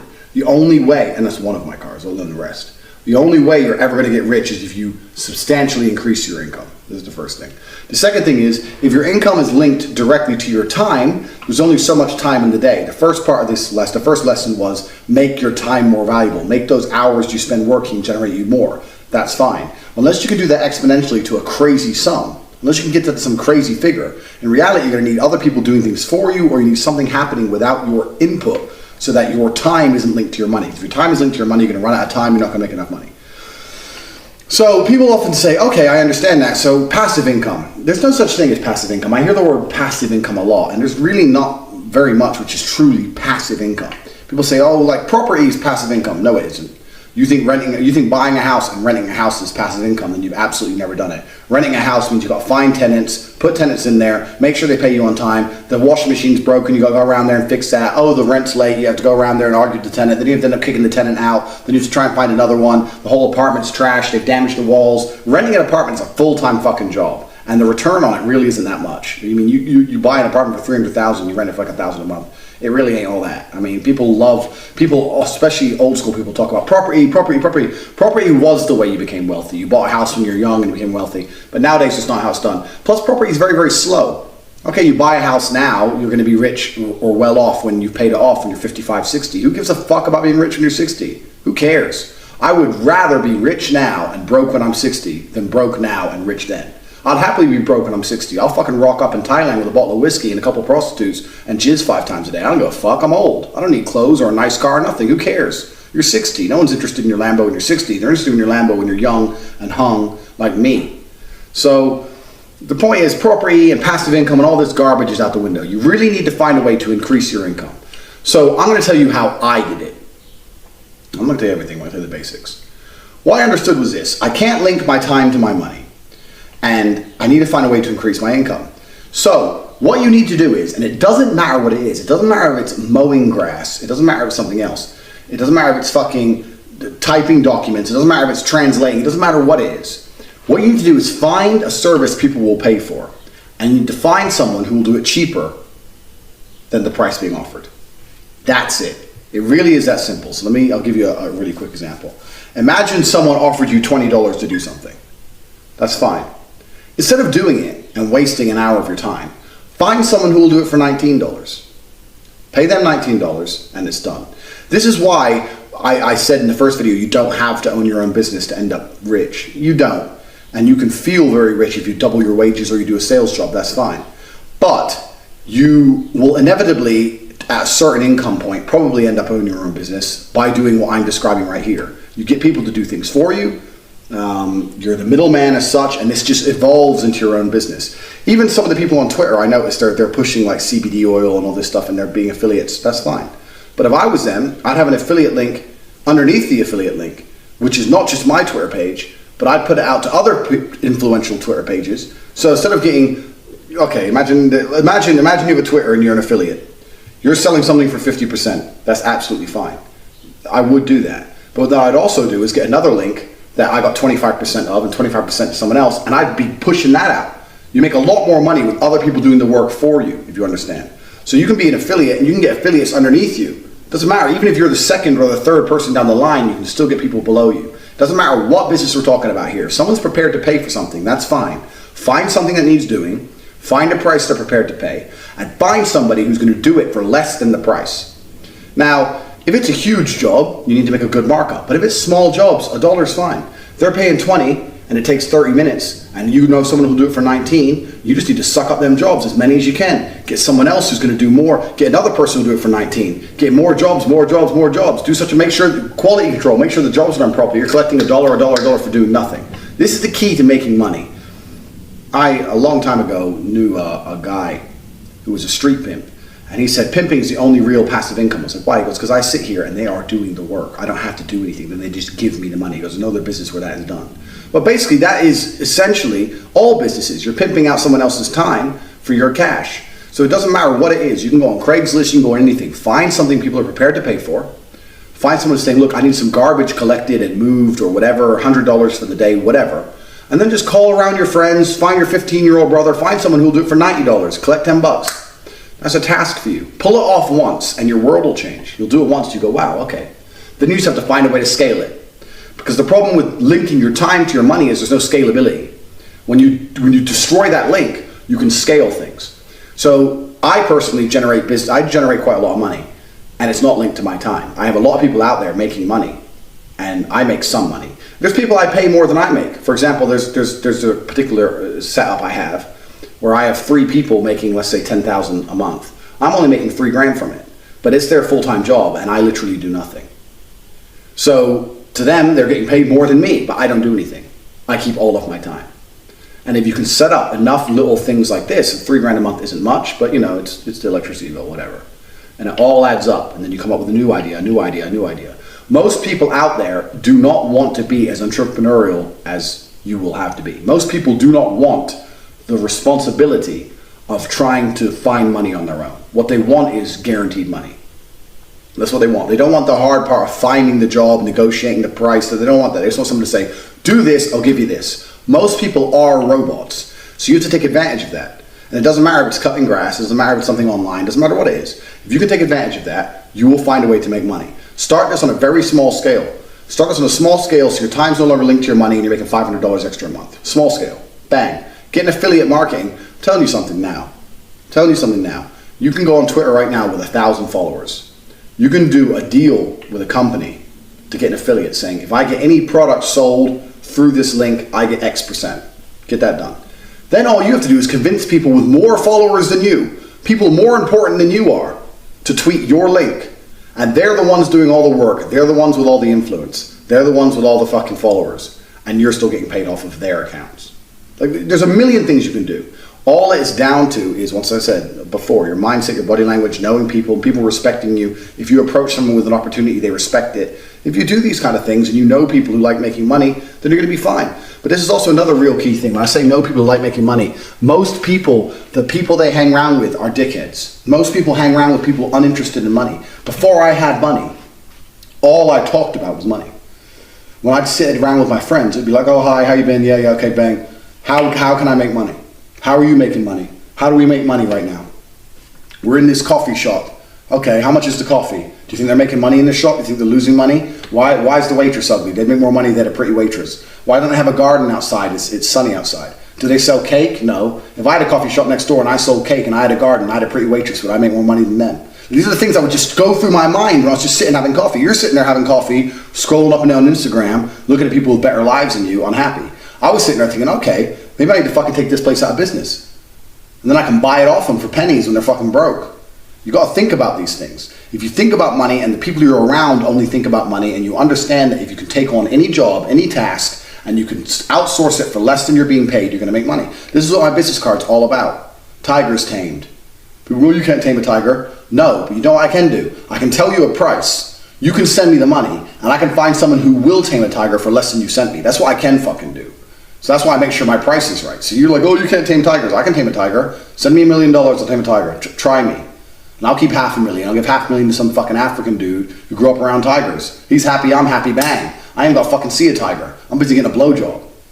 That's how you get rich. That is the key. That's the second component. Key one, make yourself high value, increase your income with whatever you're currently doing, that's fine. Number two, de-link your time and your money. Find a way to become a middleman. Find a way to become a fixer. Outsource things. And if you start doing that correctly, I'm telling you, money starts to come in.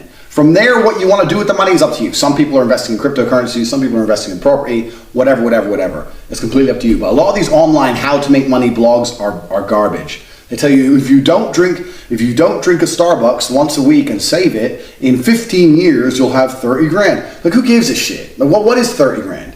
Me and CMQ blow 30 grand in a weekend. Like, what can you buy a house with 30 grand? Can you buy a car with 30 grand? Well, yeah, but is it a life-changing car? No. Like, it's not even a lot of money. It's all garbage. I can tell you a few tricks for frugality, but it ain't gonna change your life.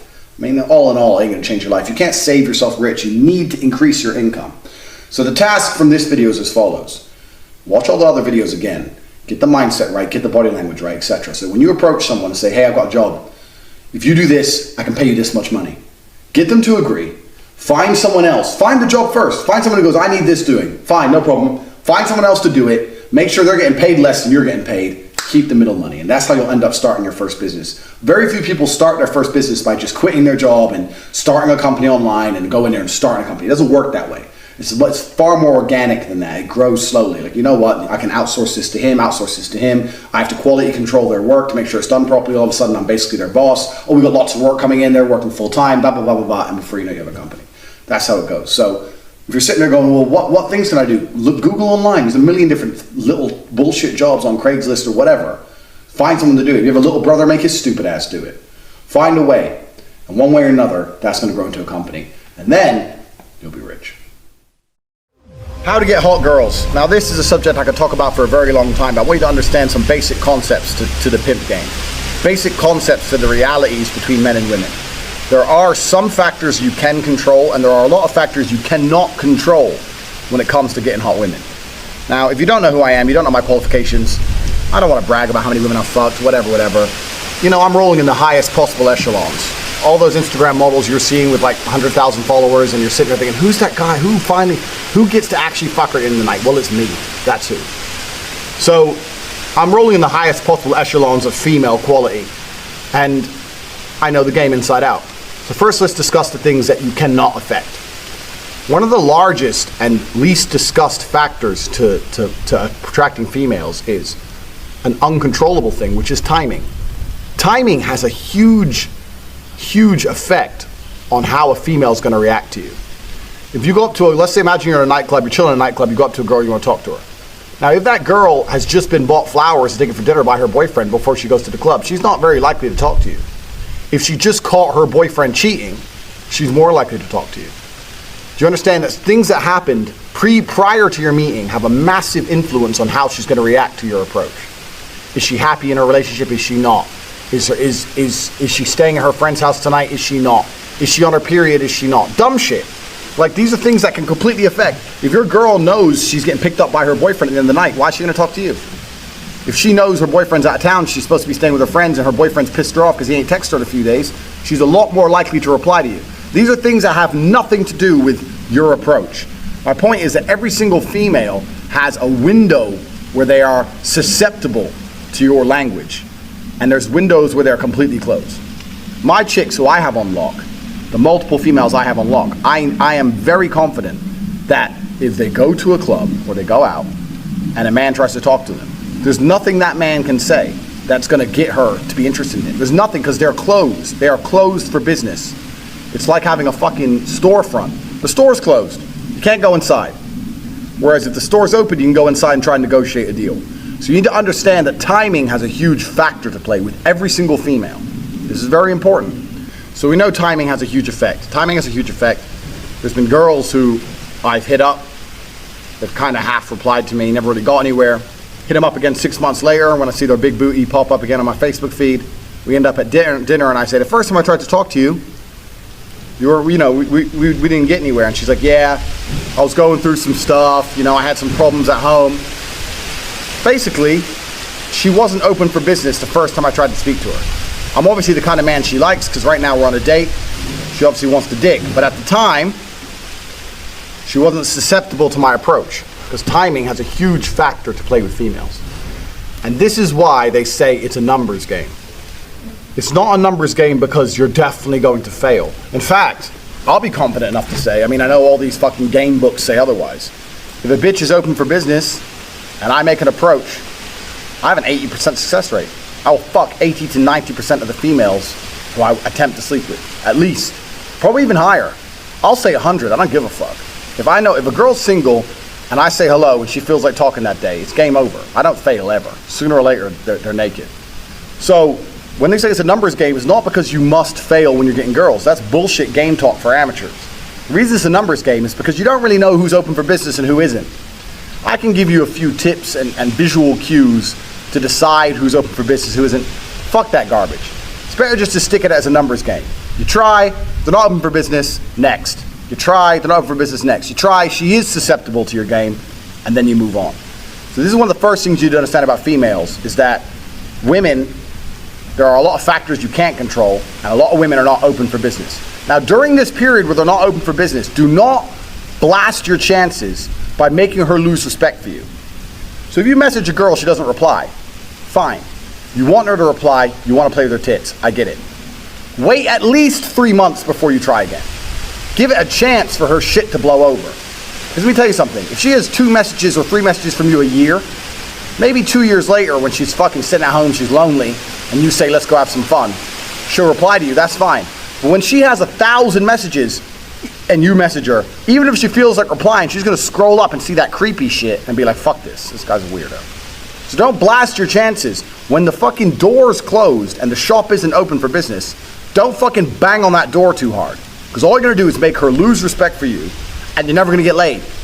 So you can't be doing that shit. If someone's not susceptible to your approach, leave it, and leave it a generous period of time. Approach other women.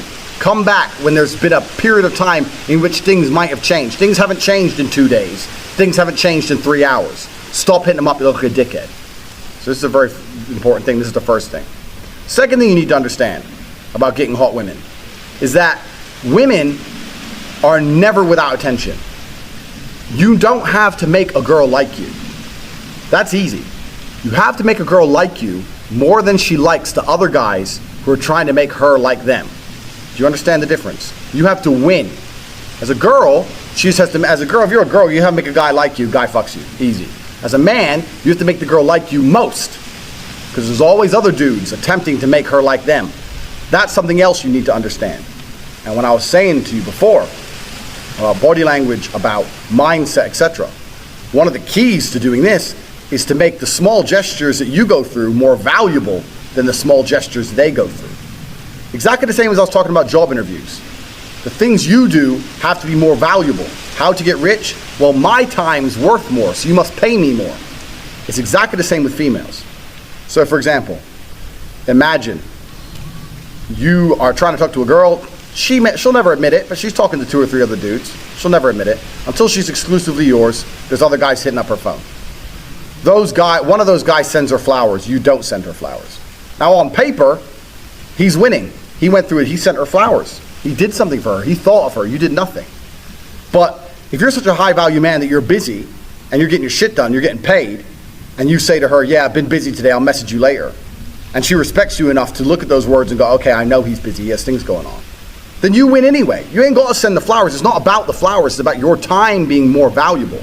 It's about putting a price on yourself which is higher than this guy's. So you don't have to go through the same bullshit he went through to try and prove a point. You can prove a point with a message. I got shit going down, but I'm going to call you at 7. That's worth more because your time's worth more than fucking Mr. Nobody send flowers. Do you understand where I'm coming from? It's not about the gesture itself. It's about how you value yourself. This is why in every video I keep going back to the G mindset and the body language. These things are extremely important with females. I don't try too hard with girls. I really don't try too hard. I will talk to them a little bit. I'll make it clear that I'm not as big an asshole as people think I am. And then I'll try and progress to a meeting. If that meeting doesn't seem to materialize, then the game's over for me. I'm not sitting here trying to chase a meeting out of some bitch. That's not who I am as a person. Because you need to understand that half of the people on this planet, 50% of all people alive, are females. So that woman you think is so special, that one you really want, she's so special, she ain't special, bro. She ain't special. Get that shit out your head straight away.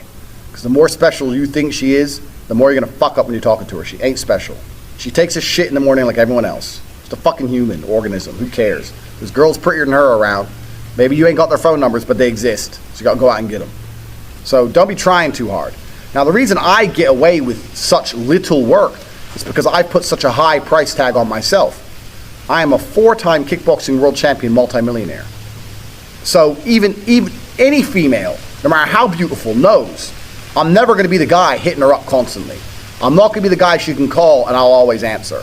I'm not going to be the dude who will give her lifts to work. She knows I got shit going on. So remember what I was saying earlier to you about how I've never struggled with females because I never focused on the females. These other game books and Roosh and all these idiots. This is the woman, get the woman, get the woman. Forget the bitch, forget her, forget all the chicks. Worry about yourself, get yourself straight. And when your own shit's straight, got yourself together, females are an added bonus.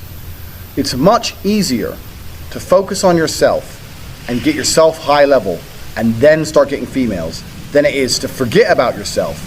Spend all your time day game running around the mall, doing 1,000 approaches, trying to pick up a real fucking slut who will bang anyone and getting laid. Fuck that garbage. All the game you've read before is bullshit. It's absolute bullshit, and you're going to see why it's bullshit in one of the upcoming videos about how to keep hot girls, especially you're going to see why it's bullshit. But it's bullshit because if you go up to 1,000 girls, you get 5 phone numbers and one might fuck you. Yeah, I'm sure that's absolutely true, but so? You're going to spend your life, instead of becoming rich, instead of becoming strong, instead of becoming smart, you're just going to fucking run around a mall, approaching girls, day game? It's bullshit, it's garbage, it's for children. All that shit is for children. I focused on myself, and that's how I've managed to attain the highest quality females. And also not attain, retain, which is another thing we're going to do in a separate video, because retaining females is completely different to obtaining females. So we're talking about the factors that you cannot control in terms of females. We talked about the timing, how some stores are closed. We talked about how you have to make her like you more than the other guys. And sometimes that's difficult, because let me tell you something. She might be talking to a real G. If she's talking to me, you're going to struggle to make her like you more. That's the truth. I have more tangible assets, more physical, financial, and mental assets. Plus, I know the game. Sometimes you're outclassed. That's how it goes. Sometimes you're just outclassed. That's how it goes. That's another thing you can't really control. But what you can control in those situations is that you don't make her lose respect for you and don't kill your chance for the future by being a little begging for attention bullshit. Keep your honor about you. Because if you're going to lose the game, there's 2 ways to lose it. With honor and without honor. You're going to lose. As soon as you sense you're going to lose, as soon as you detect, this girl, I'm not going to get her, then you can either lose her by begging, hoping for that little tiny chance and losing all your respect, or just thinking, you know what, I'm going to try again in 8 months. Fuck this bitch, I'll get someone else. So we all know what the correct decision is. Don't be fucking so desperate for a girl that you just lose all your honor and self-respect. Because then you're never going to get her. Ever. And that's some real dumb shit. So I want you to understand, when we start talking about women, there's a whole bunch of factors you cannot control. Now, there are some factors you can control. Obviously, who you are as a person, like I said, lesson 1, lesson 2, etc. If you're watching this course, you need to watch the first lesson 100 times. If you understand the first lesson, the first video I made in this course, if you understand it and implement it correctly, everything I'm saying to you right now is all you already know. You already know it. What I'm saying now, you're like, well, yeah, of course, because of the 4 lessons I gave you in the first course. So if you understand them correctly, I don't really have too much to say, but I'm just reiterating some points for you. So when it comes to approaching hot girls, you have to understand this. Some are open for business, some are closed for business. Next, what can you do? Besides the factors that you cannot control, what are the factors you can control? Well, body language is one of them, obviously. Clothes, we've discussed all this. But really, when it comes to approaching females, game as a whole is something I don't like. I don't like the idea of it because it's bullshit. It really is bullshit. I cannot sit here and tell you how to act. Even if I told you to have the exact same mannerisms as me and say the exact same things I would say, they work for me, but they will not work for you. Because we're individuals. We're absolutely individuals. For the same reason when you learn to fight, You learn the basics of it. But if I were to say, mimic my movements millimeter for millimeter, I won't get hit, and you will get hit, because we're different bodies. It's just, we're different people. So I can't sit here and say, do this, do this, do this. Anyone who tries to tell you that, what they're doing is, they're trying to oversimplify an extremely complicated situation in an attempt to get paid. Because every single female you approach is going to be different. Every single scenario when you're in is going to be different. Every restaurant you sit in is going to be different. You're different to me. The mood she's in is going to be different. The weather is going to be fucking different. Maybe it's raining, maybe it's sunny. Everything has a small part to play. So for me to sit here and say, if you do this, and then you do this, and then you do this, you're going to get laid, is the kind of bullshit people package up, trying to make it a complicated situation seem simple to get money. Getting laid is not simple. The only thing you can do if you want to retain, especially in a future video, retain as well as obtain hot women, is be yourself. You cannot project and act for any considerable period of time. That's not possible. The only way you can be anything for a considerable period of time is to be yourself. So maybe you're a shit person. Yeah, fine, maybe. But you have to absolutely and utterly be yourself. Now, there are some things which are ironclad beneficial when it comes to getting females. You can be yourself and be a confident version of yourself as opposed to a meek version of yourself. Confidence is always attractive because men were built to lead. Like we said earlier, men were built for combat. So confidence is something you need. Everyone already knows this shit. And confidence doesn't have to be sitting there and bragging. Confidence is little things. When you pick the girl up, where are we going? I know where we're going. Not where do you want to go? She doesn't want to hear that shit. She doesn't want to make decisions. Females don't want to think. They want to be led down a rabbit hole of entertainment. They want to be entertained. They don't want to think. They don't want to sit there and have to think about it. They'll say, yeah, we're going here. Even if you get there and it's shit, because I don't like it here, say, yeah, well, I do. Stick to your fucking guns. So confidence is obviously the first thing, but you know that shit already. Just be confident about who you are and what you say. Doesn't mean you have to be an asshole. You haven't got to be an asshole. In fact, a lot of people confuse the two. A lot of people go, girls like assholes. No, girls like confidence. But nowadays, only assholes have confidence. If you're the rare, select guy who's not an asshole and also supremely confident, you're definitely going to fuck. You haven't got to be an asshole. It's the confidence they're attracted to, not the asshole qualities. So yeah, you absolutely have to be yourself. You have to be a confident version of yourself. But we've already talked about this in lesson 1. Believe you can do anything. You're about to go on a date with Megan Fox. Are you intimidated? No. Because you're the fucking man. And you're going to fuck her same night after taking her to the worst restaurant in town. Because you can do anything. Because you're a fucking G. That's how I think. I don't even brush my hair. I don't even shave. I rock up in fucking clothes and wear them for 2 days. I don't give a fuck. Turn up. Hi. Start talking shit. Before you know it, she's naked. Because I know my skills. I know I'm the G. If you know you're the G, you ain't got nothing to worry about. You can be yourself and you can be a completely different person to me, personality-wise, and still be a G. You can say completely different things and still be successful. You can have different mannerisms and different techniques or whatever bullshit and still be successful if you've implemented the first lessons correctly. So how to get hot girls part 2. So we've discussed how there's a lot of factors you can't control. That's why it's a numbers game. The solution to all the factors you can't control is numbers game. Approach, approach, approach, approach. Never blow out by losing your honor. If they're not open for business, fuck them off. Let's assume they are open for business. You've gone up to them, you said hello, whatever, whatever. Told you have to be yourself because you ain't going to be anyone else for any long period of time. You're now a G. You're now a high value individual, so being yourself is going to be valuable. Let me tell you something.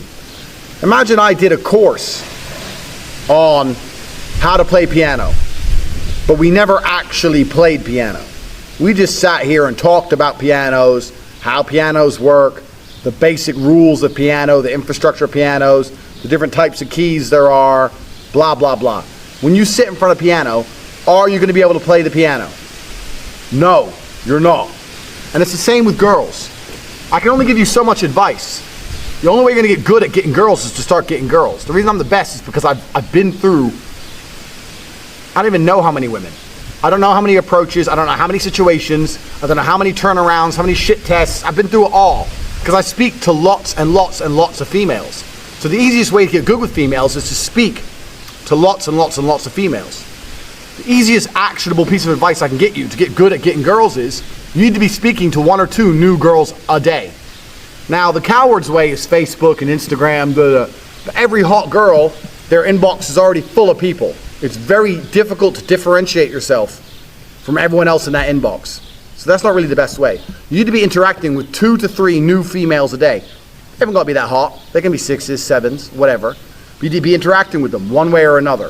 If you interact with 2 or 3 new females a day, every day for 3 months, you're going to have a different quality of game than before you did so. You're going to have the girls who are rude to you. You have the girls who want to talk. You're going to go through it all. But let me give you some basic tips and tricks. The number one thing as a man you cannot do in any situation when it comes to females or anything else is compromise your honor, compromise your respect. So for me personally, I'll tell you how I do it. Let's say I get a lot of girls from social media nowadays because my Instagram page is off the chain. So you can tell by my Instagram page, if you know me, I'm a fun guy to be with. Females only want fun. It's all females care about is fun. So my Instagram's a little bit intimidating. So I removed the intimidation factor. I talked to them for a little bit. Within an hour or two, I'm saying WhatsApp. Now when I ask for their WhatsApp, it's because it's more personal than an Instagram page. Instagram's for everybody. WhatsApp's for people you really know. So it's an escalation point. And either they agree and give it to me, or at this point there's some points of contention. Now if there's some points of contention, some small ones, I don't mind it. They might say, why do you want my WhatsApp? And I'll say, oh, my Instagram's slow on my phone. I make up some shit excuse. Because they want me to have some bullshit excuse. They know my excuse is bullshit. They know why I want it. I say my Instagram's slow. If they say, oh, if they contend again, oh, but I don't have to give my number out. I'll just say, okay, no problem. That's it. And then they'll go, okay, so what are you doing today? Bang, that's the conversation over. That's it, done. They lost their chance with me by not giving me their number when I demanded it. That's how I roll. Let me tell you something. Leave them on scene. Leave them ignored. She wants you more than ever. You can come back to her 3 months later. If you come back to her a week later, she's going to give you attitude. So you can't do that. You got to leave it for such a long period of time she genuinely believes she was forgotten about. This is the abundance mentality. I'm talking to so many females. If I ask for your number after an hour and you're not going to give it to me, I don't want to talk to you anymore. Because you're too much fucking work for me. I ain't got time for that shit. Because I'm going to fuck someone today anyway. I'm at that level, so I don't really have to play your fucking game. If they give me the WhatsApp, that's an escalation. Within another hour or 2 hours, I'm looking to arrange a date. I am not the guy who sits there talking away. That's how you end up in the friend zone. I'm not that guy. Let's go for coffee. Oh, really? So soon? And then I'll say something like, well, you think you can get to know someone over messages? And they'll be like, oh, well, no one says yes to that. Go, no, but you know, we just started talking. I said, well, you're not going to ever know me, and I'm never going to know you. You seem too complicated for me to work out over WhatsApp. That's what I'll say. And they'll either go, okay, and we'll sort out a date, or they'll go some other bullshit. Oh, well, you know, I just gave him the. If it's more bullshit, I say, okay, no problem, and ignore them. That's how it is. Because I deal with so many females. For me, it's a numbers game. I have so many females on my phone, I can't possibly reply fast enough. So I don't give a fuck. I don't care if you're a 10. You want to play these games with me, I'm not playing them. I don't play the games. Because you can never sacrifice your honor. So any female I've ever interacted with, even ones I haven't fucked, could not go through the history of our conversations and find anything that compromises me as a man. Keep that in mind when you're writing shit. That's really important. Because women only want to fuck guys they respect. They don't want to fuck any other guy. They don't want to fuck handsome guys. They want to fuck guys they respect. And if you sacrifice your respect, then she doesn't want to fuck you. So why do you want to meet her? You got to always keep the end goal in mind. Why do you want to go on a date with this girl? Is it to be her friend? Is it to buy her dinner?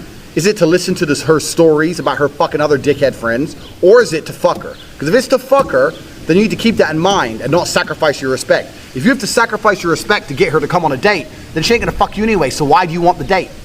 You don't. So don't forget the fucking end goal. So to learn, you have to learn about yourself more than you have to learn about women if you want to get good women. You have to know what your strengths and what your weaknesses are. I know my strengths, I know my weaknesses. There's very few, but I know what they are. You have to learn about yourself if you want to learn about women. Imagine I told you to go out into the world and find the best apple you could find. If you come back and you've had 1 or 2 apples, you've looked at 1 or 2 apples, and you tell me which one's the best, is it the best apple in the world? Well, no, because you've only fucked around with a couple apples. So what do you know what a good apple is? They might all be bad apples. You don't know. Is that the biggest, juiciest apple you could possibly find? No. Whereas if you went out there and you fucked around with millions of apples, and I said, give me the best apple you could find, you're very likely to know a lot about apples and be able to identify an apple that's better than the rest. And women are exactly the same. Women are exactly the same. A lot of people want to learn game, not to fuck endless numbers of women, A lot of them want to learn game to get a woman who respects them and looks after them and wants and is worth marrying. Well, if that's the case, game is more important than ever. Fucking bunch of women is fun, yeah. But if you want a real wife quality woman, you need to tear through a whole bunch of women to find a good woman. I know what a good woman is because I've fucked so many girls. I've had so many apples, I can identify a good apple straight away because I've had so many. If I've only had 3 or 4 apples, what the fuck do I know about apples? You don't know shit. And that's why game's so important nowadays, because if you stand any chance of even surviving in a traditional relationship, man, woman, marriage, whatever, you still need to have game. You still need to play the field. You still need to fuck a whole bunch of girls before you identify what a good apple is. I never get played by girls because I can identify the kind of girls who are going to try and play me. People say, oh, you got money, and how do you know they don't just want you for their money? Because I'm not a fucking moron. Because I fucked 1,000 gold diggers and 1,000 girls who aren't gold diggers, and I can spot it from a mile off. I can smell it. You think I'm fucking stupid? Because I have experience with apples. You gotta get experience in this game. So the most important thing for how to get hot girls is experience. I'll tell you a story about a man called Luke the Man. Luke the Man worked with my brother in a coffee shop when Tristan was 18, 19, in a Pret in the airport. Now, nowadays, when me and Tristan, when we want to go on a pure get girls mission, let me diversify from this story quickly. Nightlife in general is shit. Nightlife is boring. Guys don't care about clubs. We don't care about music. We don't care about dressing up. We don't care about drinking. It's all garbage. Men only go to nightlife to fuck. We want girls. If someone were to say to a guy before he went on his night out, there is a 0% chance of you getting laid tonight, would the man still go? Most men would say, oh, I don't care then. I'm not going to go. It was the old school way men used to get girls. You know, nowadays there's more efficient ways, I guess, if you want to live on the internet, whatever. But that's how it was. That's what nightlife was based around. Pussy came, guys try and get the pussy, guys come and spend the money, da-da-da-da. So nowadays, when me and Tristan go into a club, if my brother goes to me, let's Luke the Man this club. What that means is let's just go up to every girl, let's get the numbers or blow out with every chick and leave. Fuck the drinks, fuck the music, fuck the fun. When I had no money, I never used to go to clubs. I didn't have money to waste. And I was also training, so I didn't have much time to waste. Club would close at 3. I'd walk in there at 2 o'clock when everyone was already drunk. I'd identify the 5 hottest girls in the club. I'd go up to them and talk some shit to all of them. Walk away with 2 phone numbers, and I'd go home. That was my nightlife done. I was there for fucking 35 minutes. Nightlife over. Next day, trying to get a date. So that's what we used to call Luke the Man in the club, because the only reason we'd go out was to get girls. So most men would go out, hang around with their friends, drink beer, build up their confidence, all that garbage. When you're a G, you don't need none of that shit. In, to the point, out. Hit 4 or 5 nightclubs in a row, leave with fucking 5 or 6 phone numbers, done. Hey, if the girl was particularly receptive, then you'd stay in the club trying to take her home at the end of the night. But if she's staying with her friends or da-da-da, and you don't think she's gonna fuck, you just get the number and leave. But there's a few times I turned up at 2 o'clock, sober as a judge. By 2:45, I'm walking out with a bitch. Because that's how I roll. So why do we call this Luke the Manning? Well, Luke the Man was one of the pioneers of the game. Luke the Man taught my brother a lot about the game. Way back when. So this is about 11 years ago. My brother worked in a coffee shop in an airport. One of the guys he worked with was called Luke. Luke was from the Ivory Coast Republic, one of the poorest countries in the world. Black as night, ugly as a motherfucker, broke as a joke, working in the coffee shop. But no matter the female, no matter how ugly, old, no matter how beautiful, no matter what, if they'd come up to that counter to get coffee, he would lay some game on them. Say, you're so beautiful, baby. I will give you a coffee, a special coffee from Luke. Luke the Man. He used to call himself Luke the Man. And my brother used to sit there and go, this guy's a fucking joke. Every single girl, he tries this same dumb shit. And at the end of giving them their coffee, he used to ask for their phone number. Every girl. Now, 90% of them told him to fuck off. 10% he got their number, he didn't fuck them. Every once in a while he'd bang a real ugly one, whatever. About 2 months after my brother worked there, the guy Luke the Man came in one day with a picture of a Hungarian girl who was a fucking 10. Like a porn star, 10. Naked pictures of this girl. And Tristan's like, who the fuck's she? He goes, yeah, I spoke to her at the coffee shop. He's like, no way did you get that girl here. He goes, yeah, 2 days ago I got to here, I was at her house last night. Tristan could not believe it. Like, how the fuck? This girl's a 10. You're the ugliest, brokest black dude I've ever known in my life. Your teeth aren't even straight. How the fuck did you bang her? He's like, I'm Luke the Man. He's like, I don't give a shit. I'll talk to every girl with confidence. Every girl with confidence. I'm mixed race. I'm half black, half white. This is the one thing the brothers have over the white guys. Black guys don't need money to get laid. Black guys can be broke with one leg. They still get laid because they're confident and they don't give a fuck. That's how they are. So black guys, you got to worry. But here it is. He fucked a 10 out of 10. How many 10s have you fucked? You're probably sitting there going 1, 2. No, you've never fucked a 10. My 10 and your 10 are different. You've never fucked a 10. But Luke the man has. Luke the man's fucked a 10. He has less money than you, and he's uglier than you. And he can barely speak fucking English. How? Because he didn't give a shit. Because Luke the man's a G. Luke the man has confidence, and he'll talk to any bitch. That's how you got a B. Luke the man knows about girls. Remember that story. And how to keep hot girls. Now, this is interesting because when I had my Twitter on Cobra Tape, people used to call me out on this. People thought I was a liar. But let me tell you something. I don't lie because I'm a G and my word is iron. And there is a level of pimpery you can attain where you can literally have a harem of females. I say this to people and people don't believe it. And when I say harem of females, I mean beautiful women who are loyal only to me, talk to no other men, who know about all the other women I fuck, and still take dick and behave. It's almost like the best lawyers become judges, you know? And the best players end up in my position, where you have a harem of females. If you go back to the video where I was saying about how to get women, I was saying that it's important you be yourself. And here's absolutely why. To obtain a female can be done with game and Roosh and his garbage books and tricks and tips. Maybe if she's drunk, you can pull that off. I know a couple of them that kind of half work, but I haven't even said them in the video because you know what? It's not the key to success. However, you cannot retain a female for any long period of time with an act. You can't pretend to be anyone other than you are forever because it's just not going to happen. Game lasts if she's drunk in the bar, but who you are is the only thing that's going to keep her around you. So when I said it's important you are yourself, it's because if you get a 10 out of 10, you don't want to fuck her once. You want to fuck her every day. And you want to make sure she doesn't fuck anyone else. And you want her to give you massages. And you want her to look after you. You want her to listen to you. Well, then you have to be yourself. Because she ain't going to, who else you going to be? Me? You wish. Motherfucker, no, you got to be yourself. So the only way you can really retain females over a long period of time is being yourself. So this is why I was telling you how important it is to be yourself at the beginning and also make yourself someone worth being in the other videos I was explaining it. But how to keep hot women, like I said, there's a level of pimpery you can attain where you can have literally a harem of females. And I'm going to tell you the key to this, and it's remarkably simple. In fact, I'm going to link back to one of my other videos I've already made explaining the dynamics between men and women. I'm going to explain it again now, and I'm going to go back to the video to go over it again. Women are biologically programmed to share their man. And they're biologically programmed to share their man, and you can look at this with scientific evidence, because since the dawn of human time, 99% of females have reproduced. They can track the chromosomes. Whereas since the dawn of human time, only 19% of men have reproduced. What that's saying is all the kings and sheikhs and the best, biggest, strongest soldiers, like Big Daddy Tate, had all the pussy, and all the other dudes had no pussy. There's no other way that could have possibly happened unless one dude had a ton of chicks. In fact, even nowadays, every king, every sultan, every sheikh, they all have loads of women. People are pretending it's not normal. It's not normal for a man to want more than one girl. Absolutely is normal. It's absolutely normal for men to have more than one woman. This is how we are. We're mammals like everything else. If you look at a lion's pride, if there's 5 men and 5 women, that's not 5 happy couples. No, it's 1 lion with 5 girlfriends and 4 lions who don't get pussy unless they beat the best lion in the fight. That's how lions work. That's how it works. So you can't say it's not natural. It's absolutely natural. And women are biologically programmed to share their man. If you're a high value man, a girl is happy to share you. I'm telling you. No, I take that back. She may not be happy to share you, but she'll fucking do it.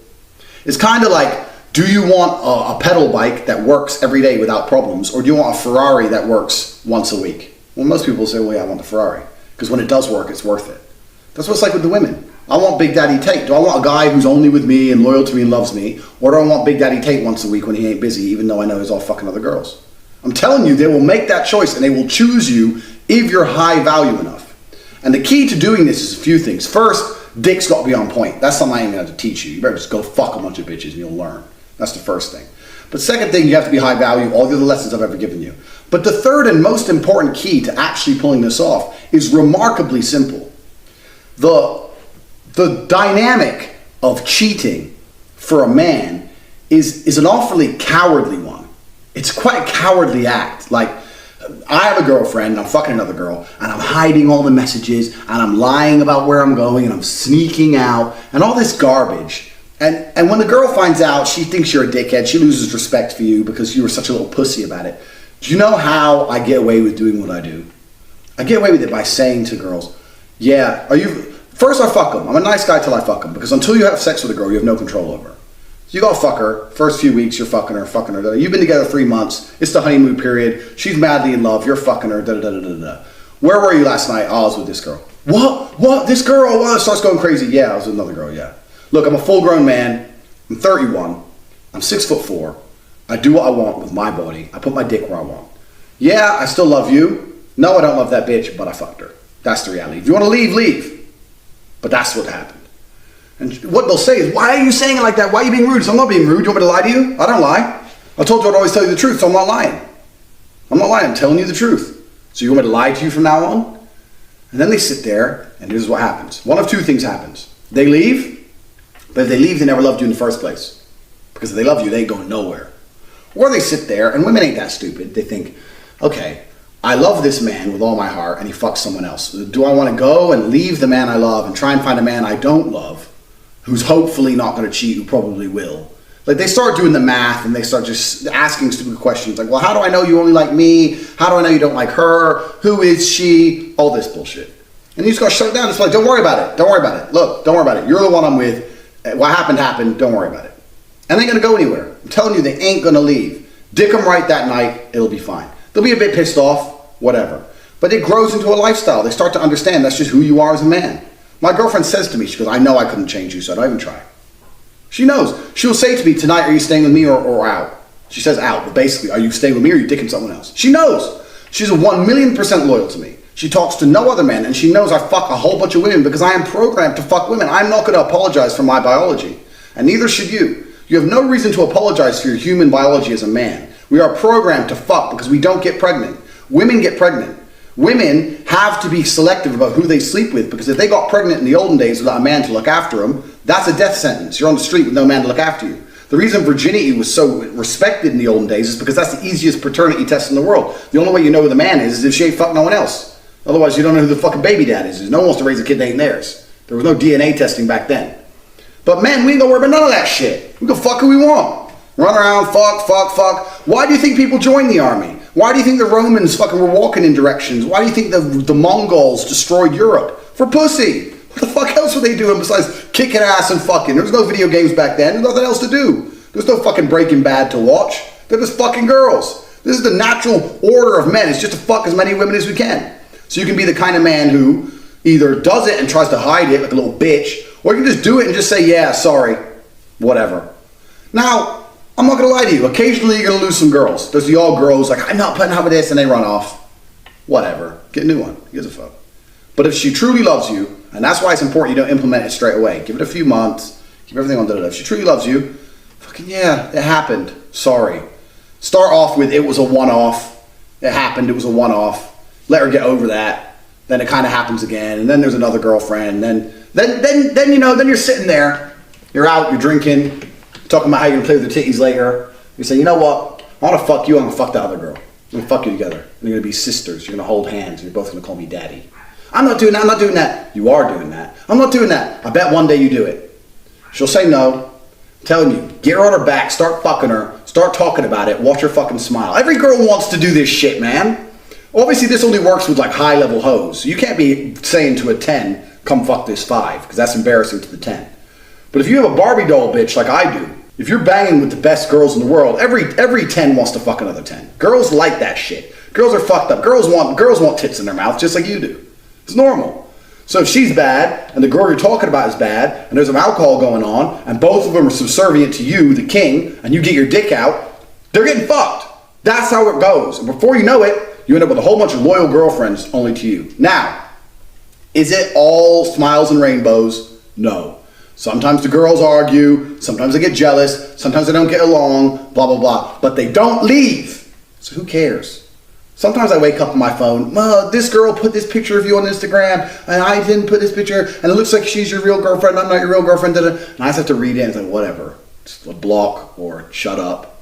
Or I'll reply like, I'll handle it, do nothing, have a coffee, and just chill. Whatever. Is she leaving me? No. Is she leaving me? No. I'll fuck her at 8, I'll fuck her at 10, I'll hit the club with my bro at 11. It ain't a thing. There's a level of pimpery you can attain where you can pull this shit off. And people on Twitter were like, you're lying, because they couldn't get their fucking head around my mastery. They couldn't handle the fact that they can't even get one girl to respect them, and I have multiple 10s loyal to me for years, subservient to me, sucking dick whenever I fucking say so. If I want to put a threesome together, it takes 2 fucking phone calls. Anyone who followed my old Twitter knew I went to Copenhagen. It's the worst place in the world. Fucking Copenhagen sucked. I made 1 phone call. I had 2 blondes on a plane. Never even met each other before. You're gonna meet at the airport. Her name's this, your name's that. Buying fucking priority seats. They sat there on the plane drinking vodka. So how long you known Andrew? Da-da-da. Turned up. A few more martinis later. Bang. Dick fest. That's how I roll. You can roll the same. Remember, you're the man who can do anything. It's the first tenet of the G mindset. You can do anything you fucking want. So keep that in mind and you'll get it done. As for how to keep hot girls part 2, we've discussed how to get them, we've discussed how to put your harem together. All of this is based on being the fucking man. You gotta get like to a G level. No woman's gonna share you if you're a little pussy. Why would she share a little pussy? Because she can go get another little pussy.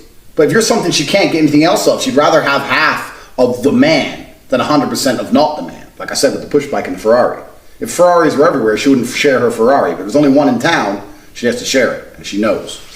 So now we're gonna go on to like, a lot of people ask me, what do you do when your girl does this? What do you do when your girl does this? But like, almost like, how do you discipline your female? I'll tell you how. Women only give a shit about one thing. Attention. Females exist for attention. They start arguments for attention. They talk shit to you for attention. Everything they do is to get your attention. That's all it is, they all want attention. So what do you do? How do you keep hot women? Well, like I said earlier about getting hot women, you can never sacrifice your honor. You can't be running around beating girls up and that dumb shit. That's not cool. You can't do that on any level. What you can do is be ready to cut a hoe off ruthlessly. That's gotta be your trump card at all times. I don't give a fuck if you're a 10 and you cook me breakfast every day and we've been together for 5 years and we're madly in love. Fuck with me too tough. It's done. Now I'm not gonna insult you. This is what men do. Men try and insult the girl or get back at her or tell her friends things or show naked pictures of her. All that's attention. That's all she wants. No. What you have to do is just say, okay, bye. Bye. Don't block her, because if you block her, you have to leave her unblocked. Leave her unblocked so that she feels like you could message her anytime, but you just don't. She doesn't understand. She's sitting there with her pretty ass going, I've never been with a man who just doesn't give a fuck. He just told me to leave, and I've actually left, and he doesn't message me, and he totally ignores me. He totally ignores me like I don't exist. He saw me in the club, and I was dancing on some other guy, and I was drinking, and I was trying to make him jealous, and he totally ignored me. He did, like I wasn't there. He didn't want to fight the guy, nothing. He just ignored me like I didn't exist. That's how you drive a bitch crazy. That is the number one thing a woman who's in love with you can't stand, the idea of being absolutely ignored. Because if she knows you inside out, like all the girls I've had to pull this on, the greatest thing about it is they know I'm not lonely. They know I'm not sitting at home alone. They know I'm fucking someone else. So then it's not about me, then it's about them losing to other women. Then they're like, fuck, he's fucking all these other girls. He's having fun with those other girls. He's taking those other girls to places he used to take me. And he doesn't care about me anymore. And he's not messaging me. And I tried to make him jealous. I put my Insta story with some guy. And he doesn't even care. He doesn't even look at it. And like literally, I've had girls say to me, we split up and you didn't even check my Insta story once. Like, why the fuck would I check your Insta story? I don't give a fuck about you. I don't check your Insta story. What the fuck? You're putting things on there to try and make me jealous. What am I going to look at that for? You don't get zero attention from me. My attention is my only weapon as a man. Because that's all we have. We give women attention so they give us sex. So if the sex has to end for any reason, you don't need my attention anymore. That's my currency. I'm going to give it to someone who sucks dick. And you're not allowed to suck my dick, so bye. That's how it has to be. So how to get hot women, because there's going to be times when you and your girl argue. That's fine. You got to make your point, make it quick, make it blunt. If she gets too fresh, just ignore her.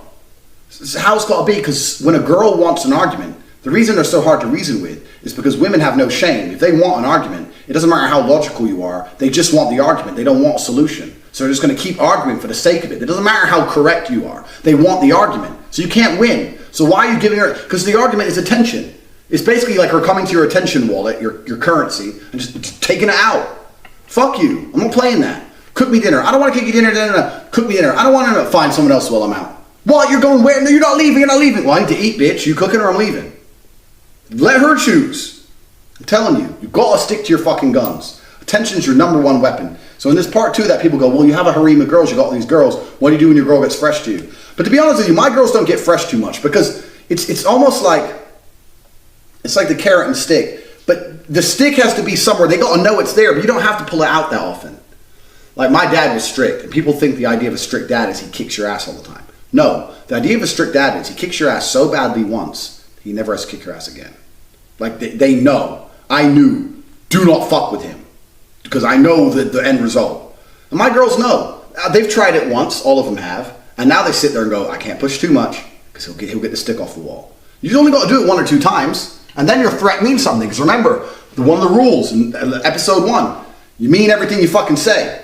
So if you tell her get the fuck out, she's gonna start crying and panicking. I don't know where to go. As soon as you said it, because she's gonna go, like, shit, I ain't got nowhere to go.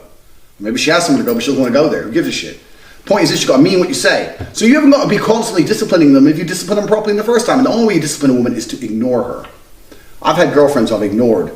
I had a girl, I'll tell you a story, whatever. I had some girl, and I was fucking her, I was 3 months, whatever. She was madly in love with me, obviously. She got my name tattooed. She had King Tate tattooed here. Dark-haired bitch. I fucked her with my blonde girl, fucked her all over the place, jizzed all over her. And then she wanted to go to the seaside here in Romania. She wanted to go to the seaside beach resort with her friends. She's like, please come, please come. I said, I'm busy, I ain't got time for that shit. She goes, oh, can I go? I said, to be honest with you, I don't really want you to go because I don't like you out partying without me. You shouldn't be doing that shit. She's like, please, please, please, because you're going to go away soon with Vivian. So she knew, she's like, look, you're going to go away on holiday with your other girlfriend. Can I go away for 3 days with my friends? So I kind of reluctantly, cause that's the level. My girls literally bargained. They're like, look, I know you're going to go fuck her, so please can I just go with my friends here? I was like, fine, whatever. So I let her go. Day 1, she's messaging me, madly in love with me. I ignored her. Just as a little punishment, little bit for going still. Ignored her. Anyway, day 2, I'm in the club with T. These bitches walk in, me and T start macking on these hoes, these Moldovan girls, blah, blah, blah, blah. This girl does an Instagram story and tags me in the Instagram story, me and her kissing in the club. The girl at the seaside fucking sees that, messages me, what the fuck, da-da-da, starts going mad about this new bitch I just found. I'm drunk, so I just like read and ignored. I don't give a shit. And then she, at the rest of this, I don't know, I got a message from someone else saying she was at the seaside. She was trying to like dance with some guy to make me jealous, whatever. I didn't check her Insta story, I didn't check her Instagram, never spoke to her, whatever. I never spoke to that bitch again. I saw her in the club twice. Both times in the club she tried to come up to me. And when I say ignore, I don't like push her away or something. Like I'm walking and she comes up to me and goes, Andrew, Andrew, and it's not there. So I just walk straight, no one said nothing. Like she's a ghost. And nothing drives a bitch crazy like being ignored. This pretty ass girl has never been ignored before. Never. It's been about 4 months now. And 3 days ago she messaged me out of nowhere. She held on for all these months before she finally collapsed. Because after she sent me those messages about me with the girl and I left it ignored, we never spoke again. We never said a word on WhatsApp, never said a word, nothing. Then she messaged me, how's Tate? Smiley face. 4 months she gave in. Because she's like sitting there holding out like all the bitches do, going, he's gonna message me first, he's gonna message me first. I'm too busy getting my dick sucked to message you first, bitch. I don't care. Because there's more of you everywhere. There's half the world are women.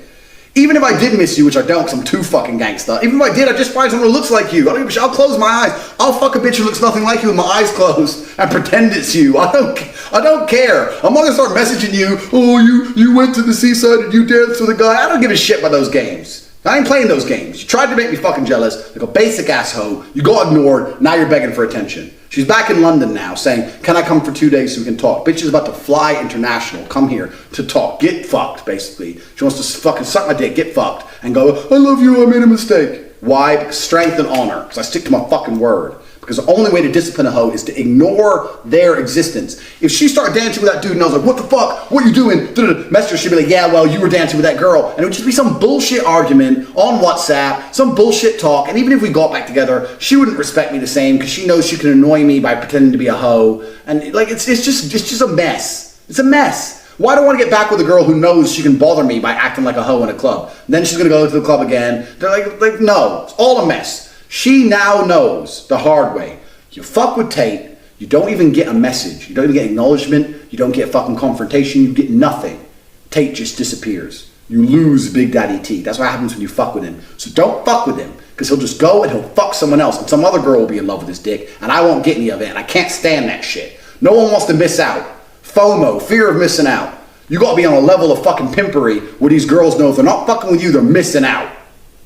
That's how you punish females. So, how to connect with millionaires and billionaires. This is my favorite topic to talk about because it can transform your life.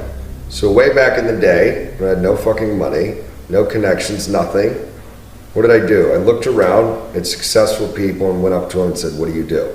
Now, that sounds simplified, right? That seems very like, well, okay. but that it's actually the implementation and doing it.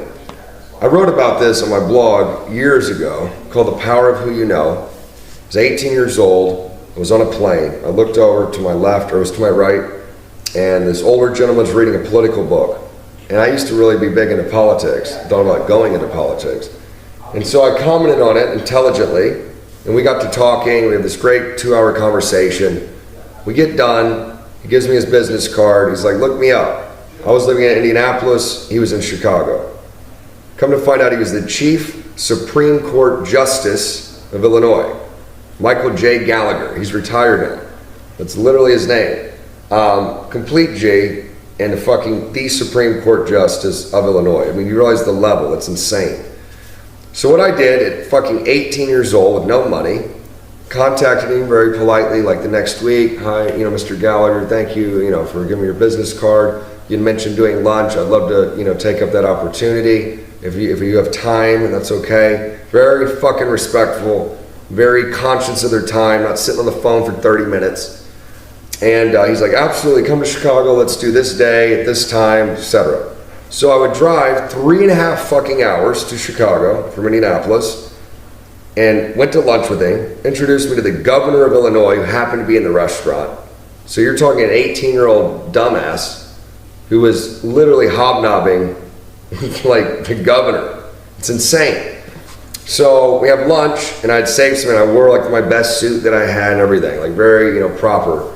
And I remember the bill coming, and I said, I'll get that, Mr. Oh no, he's like, I got it. And I remember him kind of smiling, thinking like, smart of him to fucking offer to pay, but I've got it, like not a big deal. But you want to offer, right? So it's always respect, conscious of their time. So anyway, we formed this friendship and mentorship, and he was influential in getting me a full ride to law school, which I passed up. To this day, he was probably pissed about it. But the point is like I would have never gotten those opportunities if I wouldn't have actually just opened my mouth when I saw something that we could have common ground on, which was his politics book. So the thing is with connecting with millionaires and billionaires, and I have a million stories about like this kind of shit, you have to fucking take the initiative. People email me all the time, McQueen, how do I get a mentor? Go out and get one. Millionaires aren't sitting on the corner in their fucking Lamborghini going, hi, son, do you want some advice? They're not doing that. They're actually living their life. They're fucking busy. So what you have to do is you have to take the initiative. And you might go, well, maybe I'm just not important enough, or they're going to blow me off, and maybe they will. So what? Find another one. There are millionaires and billionaires out there who are complete assholes. They're like, fuck off, kid. But you go out and you find another one. Where do you find them? This is the $1 million question.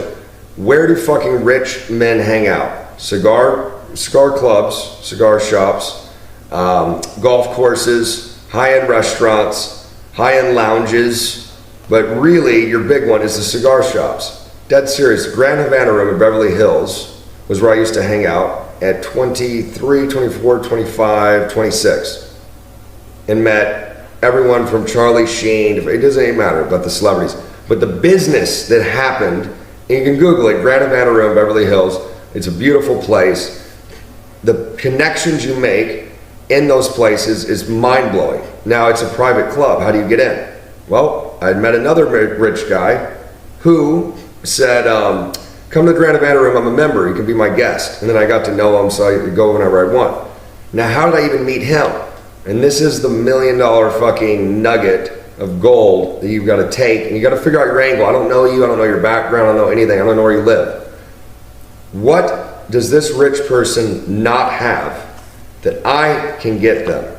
And 9 times out of 10, I'm telling you, it's going to be women, right? So these rich dudes, obviously they can have hookers. They don't want hookers. Some of them like have hookers. What they want is they want girls that will hang out, who want to be there, who are not getting paid. And that is how I met a lot of these people. So in LA, obviously I had tons of girls, and what I would do is, they'd hit me up, hey McQueen, we're gonna go to whatever, we're gonna go to this restaurant. Do you wanna bring some girls? Of course, right? Because I had something they do not have. I didn't have money, but I had access to women. Just from like going out, meeting girls or whatever, like, hey girls, I have a friend in town, or he's a rich dude, he's gonna buy dinner. All right, cool. They would come and be fun and be cool, and they're not hookers. And legitimately, These rich men love that because of the female energy. Who doesn't want to be around hot girls when they're eating? It's great. So that was my angle. So what you have to do is find your angle. What do you have access to that a rich person doesn't? And generally it's not going to be a monetary thing, obviously. Like, it's not like you have a Ferrari and they have a Lambo, right? You probably don't have anything. Maybe you don't have any money. So what do you have? Well, you have knowledge now. And I will tell you right now, if you use social skills and fucking game to meet women, and you have access to women, you happen to be out and you always have hot girls with you, guaranteed the rich dude in the club, the rich dude in the restaurant is going to be looking and think, who the fuck is this? They're going to come over and want to meet you, right? What do you do? Oh, I'm just, just trying to do my thing. I'm starting a business or whatever. Oh, this is Claudia, and this is Tiffany, and this is Michelle. And you're going to see his eyes light up. And he'll probably even ask you, like, are they paid? You're like, no, they're not. No. Wow, here, let's exchange contact information. I have a jet. Let's fly to Vegas. Let's fly here sometime. Just bring some girls. Done. So, once again, it all comes back to pussy. Everything's driven by pussy. But legitimately, if you want to connect with millionaires and billionaires, you need to find your angle. You need to be able to provide value and provide something. Now, a lot of you are probably sitting there going, but I don't have any value or I don't have any leverage. Make it. Then make the leverage. Figure out your angle and then make it happen. So I don't know your situation, so I can't tell you exactly do this, do that. But you have to find your angle, and then you also need to hang out in places where successful people hang out. If you're hanging out at fucking Pizza Hut and at the mall and you're at Hot Topic or fucking American Eagle, if it's even around anymore, and you're hanging out in those places, you're not going to be meeting millionaires and billionaires. Go to where the source is. Even better, if you're a super young cat, fucking get a job at a golf course as a caddy. You want to talk about learning about business. Be the motherfucker that carries the golf clubs and listens to the business guys talk all day long. Because a lot of deals get cut on the golf course. Get a job at a private airport, sweeping the fucking runway. Whatever, that's a great job. I had that job years and years ago too. Get a job at a cigar shop. Even if it's a menial bullshit job, it will give you access to these people. And you're fucking polite and you're cordial and you know how to handle yourself and you're not an idiot because you're using all of the knowledge of this course. Guarantee the opportunity is going to come where you're gonna, I'm sure I have to ask you, like, what do you do exactly? I'm very curious. I'm a young guy. I just would love to get some advice. And you know what? For even now, because I'm getting older, people do it to me, and obviously through my brand. But we want to help. If you come at me respectfully, then I want to help you. I want to provide knowledge. I want to see you excel because it's a way of giving back. And if they're a truly good person, they want to give back. So that's how you connect millionaires and billionaires. Find your angle. Get in the places where they fucking hang out. I'm telling you, you have to do that. You cannot sit at home or at fucking Pizza Hut and go, I don't know where the millionaires and billionaires are. And it doesn't matter where you live. You can live in Ohio. You can live in the middle of fucking Belgium, wherever. There are always rich people in those cities. And you need to connect with them, find out what they do, and maybe it's something you want to do too. Global G lifestyle, this is absolutely not really important. Once you get your life half in order, once your money starts coming in, there's a few things you have to do. And this is something I was ultra paranoid about for a very long time. And that is basically, in one form or another, get off the grid. But it's extremely difficult to get off the grid and still live a normal life. We live in a digitized society. You still need certain things. You need an address, you need a passport, you need a driver's license. There's certain things you need. So to a degree, you're going to be on the grid. So when I was sitting there thinking, how do I prevent people from fucking with me? Because that's what's going to happen. If you start making exorbitant sums of money, you start traveling the world, you start fucking a whole bunch of girls, you're going to have girls who might come at you after you with a court case. You might end up with some police problems. You might drive too fast, whatever. People are going to start to fuck with you. Quick side note, when I had no money, I used to think, how do all these lawyers make money? Like, who needs a lawyer? And as soon as you have a shitload of money, you start spending loads of money on lawyers. Lawyers are like a tax on the rich. As soon as you have money, you see you're going to end up in court cases for dumb shit that you never thought you'd end up in court cases for. So your life's going to change. So for a long time, I was sitting there pondering, how do I get off the grid? I did a few things. I put all my mail to a P.O. box. My mail doesn't come from my house, so no one knows directly where my address is, because that's how police and agencies find you. They look where you're signed up for mail to arrive, and they come and they turn up at your door. So there's little things you can do, like put your mail to a P.O. box. But what I actually found is, because we live in a world where it's nearly impossible to get off the grid, the best thing to do is to be on as many different grids as possible. So when I say that, what I mean is you need, and this is an absolute essential component, you need to have multiple passports. You need to have multiple driver's licenses. You need to have plenty of copies of these very important documents so that you're not at the mercy and whim of one particular government. So I'll give you an example. I have 4 passports. I won't name them all, but I have a British and an American and 2 others. I have 5 driver's licenses from 5 different countries. So there's been a point in my life where I got up, got on a plane, flew to a country, went into a driver's school, said, how do I get a driver's license? They said, you need a residence, you need an address, you need this. And I spent 6 weeks doing whatever it took, starting bank accounts, getting residency, getting a fucking tenancy agreement, anything it took to pass that driver's test and get that driver's card. Because now, if I take that card outside of the country I'm driving in does not have jurisdiction to affect my driver's license. So for example, you're driving in England or driving in America. Let's say we're England, I know England. You're driving in England, you drive too fast, the police stop you, you give them your English driver's license, they take the license. Well, in England, if I'm driving too fast and they stop me and I give them a Thai driver's license, or an American, or a Romanian, or an Estonian driver's license, the British government, the British state does not have the right to affect that license. They cannot take that license from me. All they can do is take me to court, which is a long process, and ban me from driving on their particular roads. My license is not affected. Even if they do ban me from driving on their roads, and they ban my Thai license, for example, I'll just pull out a different license. Do you see, I'm now above the law. I'm now above the law with speeding. Same thing with passports. I have multiple passports. I have the most powerful passports on earth. I can look at a country and go, do I need a visa? Well, I do with this passport, but I don't with this one. And this is all something I've consciously gone out of my way to do. Then, when you have multiple driver's licenses and multiple passports, and it's something you need to dedicate a year of your life to, you just, I'm going to spend a year, I'm going to go to countries, I'm going to do anything it takes to pass the driving test, get the driving license, get the passport, etc., because it's extremely important. Once you've done that, you can open up banks in lots of different countries. So I have in maybe 11 different countries sums of money sitting in bank accounts. All in English, internet banking, all in English, sitting all over the world. Who the fuck knows what's going to happen? Do you know what's going to happen? America might get invaded, might fucking nuclear bomb, whatever. I don't want to talk conspiracy theories. The point is, my money's spread out, my passports, my ability to travel is spread out. I've decentralized myself. Talk about the blockchain. I am the blockchain. My ability to drive is spread out. You can't pin me down and take my license and refuse to allow me to drive a car. You can't. So who are you going to speak to? You got to speak to 6 different governments. Do you know how long that's going to take? Then you have to prove I committed an offense bad enough for them to take away the license. They don't give a shit. You want to write to Bangkok and tell the Thais that I was speeding in England? You think they give a fuck? They don't give a fuck. They ain't taking my license away. Nobody cares, because although the world is connected, we are not yet, thankfully, at a level where everything is completely globally interconnected. So what you need to do is go on plenty of different grids, decentralize yourself, blockchain yourself to the point where you have multiple passports, multiple bank accounts, multiple driver's licenses in plenty of different countries, lots of residences, lots of nationalities, so that you're completely above it all. And heaven forbid, worst comes to worst, police put out a warrant for your arrest and block your passport, you got 5 more. So who gives a fuck? How to travel like a G, right? This is gonna be quick, to the point, how to travel like a G, because what's gonna happen is you got your multiple passports, you got your multiple driver's licenses, you now have an income that's coming in, you can go anywhere you want, you believe you can do anything, you're now the fucking king of the world. So you're gonna go to a lot of places. I've been to 71 countries, I've been to places as crazy as Iraq, I've been to the most boring standardized places like Thailand, blah, blah, blah. I've been everywhere. I'm gonna tell you a few travel tips. These are non-negotiable travel tips. So if I say something and you disagree with me, fuck you. Point 1, you don't need check-in luggage. I'm tired of seeing fucking full-grown men with big-ass suitcases checking in luggage. You don't need that much shit as a man. You really don't. And it doesn't matter how long you go away for. It doesn't matter if you go away for 2 months. It doesn't matter if you go away for 2 weeks. All hotels have laundry service. You're a fucking full-grown man. You're not a girl with shoes and designer clothes. No one gives a fuck what you really wear. You need a check-in bag. You need to stay light. You need to stay flexible. Couple pairs of trousers, couple shirts, couple pairs of shoes, some underwear, some socks, getting washed overnight in your whichever hotel you're staying in the laundry service. If there's a real big issue and you need another t-shirt, go buy one for $15. Who gives a fuck? Done. Toiletries, once again, you can buy when you get there. I don't have toiletries in my check-in bag because I can't be asked with the fucking TSA security people tearing through my bag.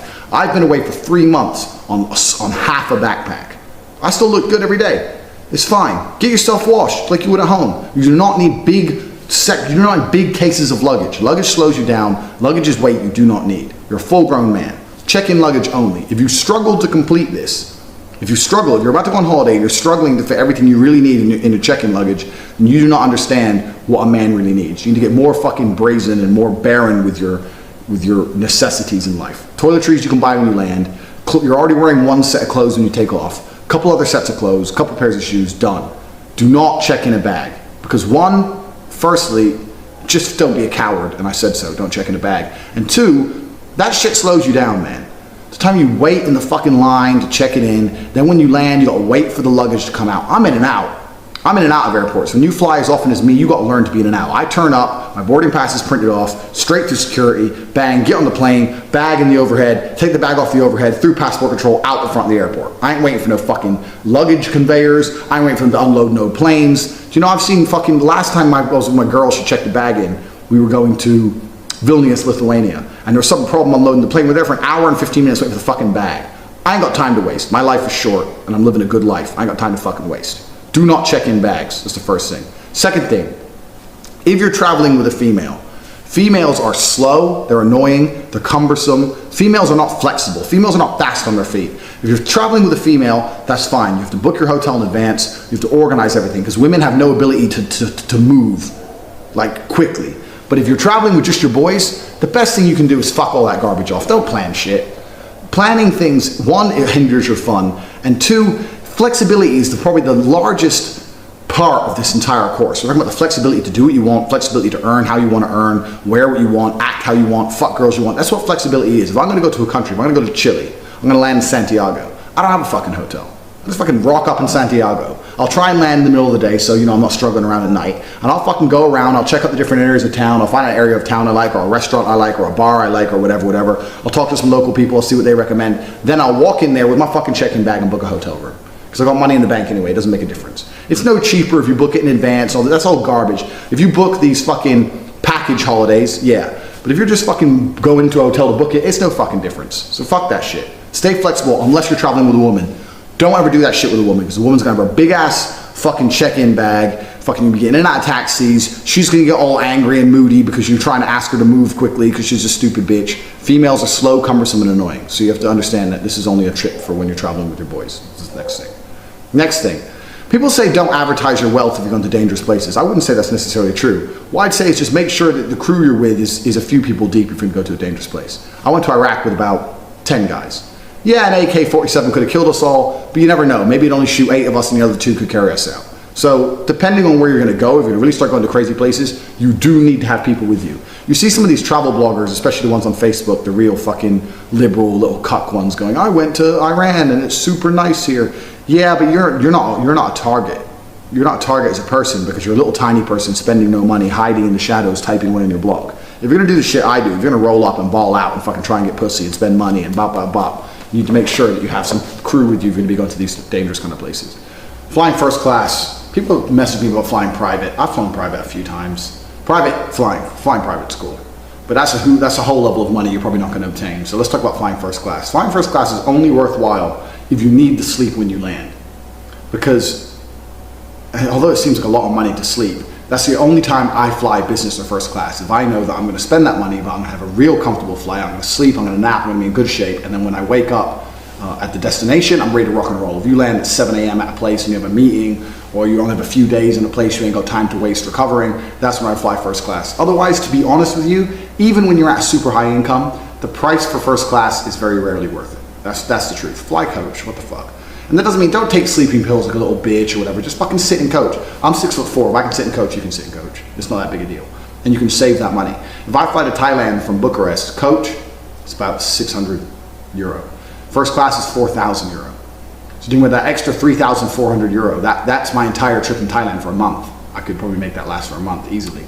So just for the flight, I mean, unless I'm really doing like a real short term in and out, if I'm going to Monaco and Monaco's too close. If I'm going to New York and I have an important business meeting, I'll fly first class so I can land in the morning, do the meeting, leave the same night, something like that. Otherwise, you don't need first class. In general, that's a waste of time. So you have your bag, you haven't had to check it in. You're only flying first class if you really need to. Otherwise, your coach is no problem. You have 2 passports, you have a couple of driver's licenses. Cash, people ask me if they should take a lot of cash with them. You need to mix it up. I mean, like I say, we live in a modern world. I don't really believe in the whole go into currency exchanges thing. It doesn't make sense to me. If you have $10,000 for your trip and then you go to the currency exchange, you convert it to 10,000 local, then you have to worry about losing that money. You can go to any ATM in the country, wherever you are basically, and just draw money out in their local currency. Okay, is it the best possible exchange rate? No, but you get money out as and when you need it. It's better than having a whole shit ton of money sitting around. And you can only travel with a certain amount of money internationally anyway. So I'd have a little bit of cash, but in general, you can just use your card, have money, have 3 or 4 different cards, have different banks, tell the banks in advance. Be careful of where you go, obviously. Common sense shit that I don't have to fucking tell you. If you're going to a dangerous place, roll a few people deep, and then it comes to girls. That's what a lot of people who are on this course are about girls. They're saying, well, if you get girls in this country, da da da da. Only bit of advice I'd say with girls is this. If you're gonna bring a girl back to your hotel, put your shit in the safe.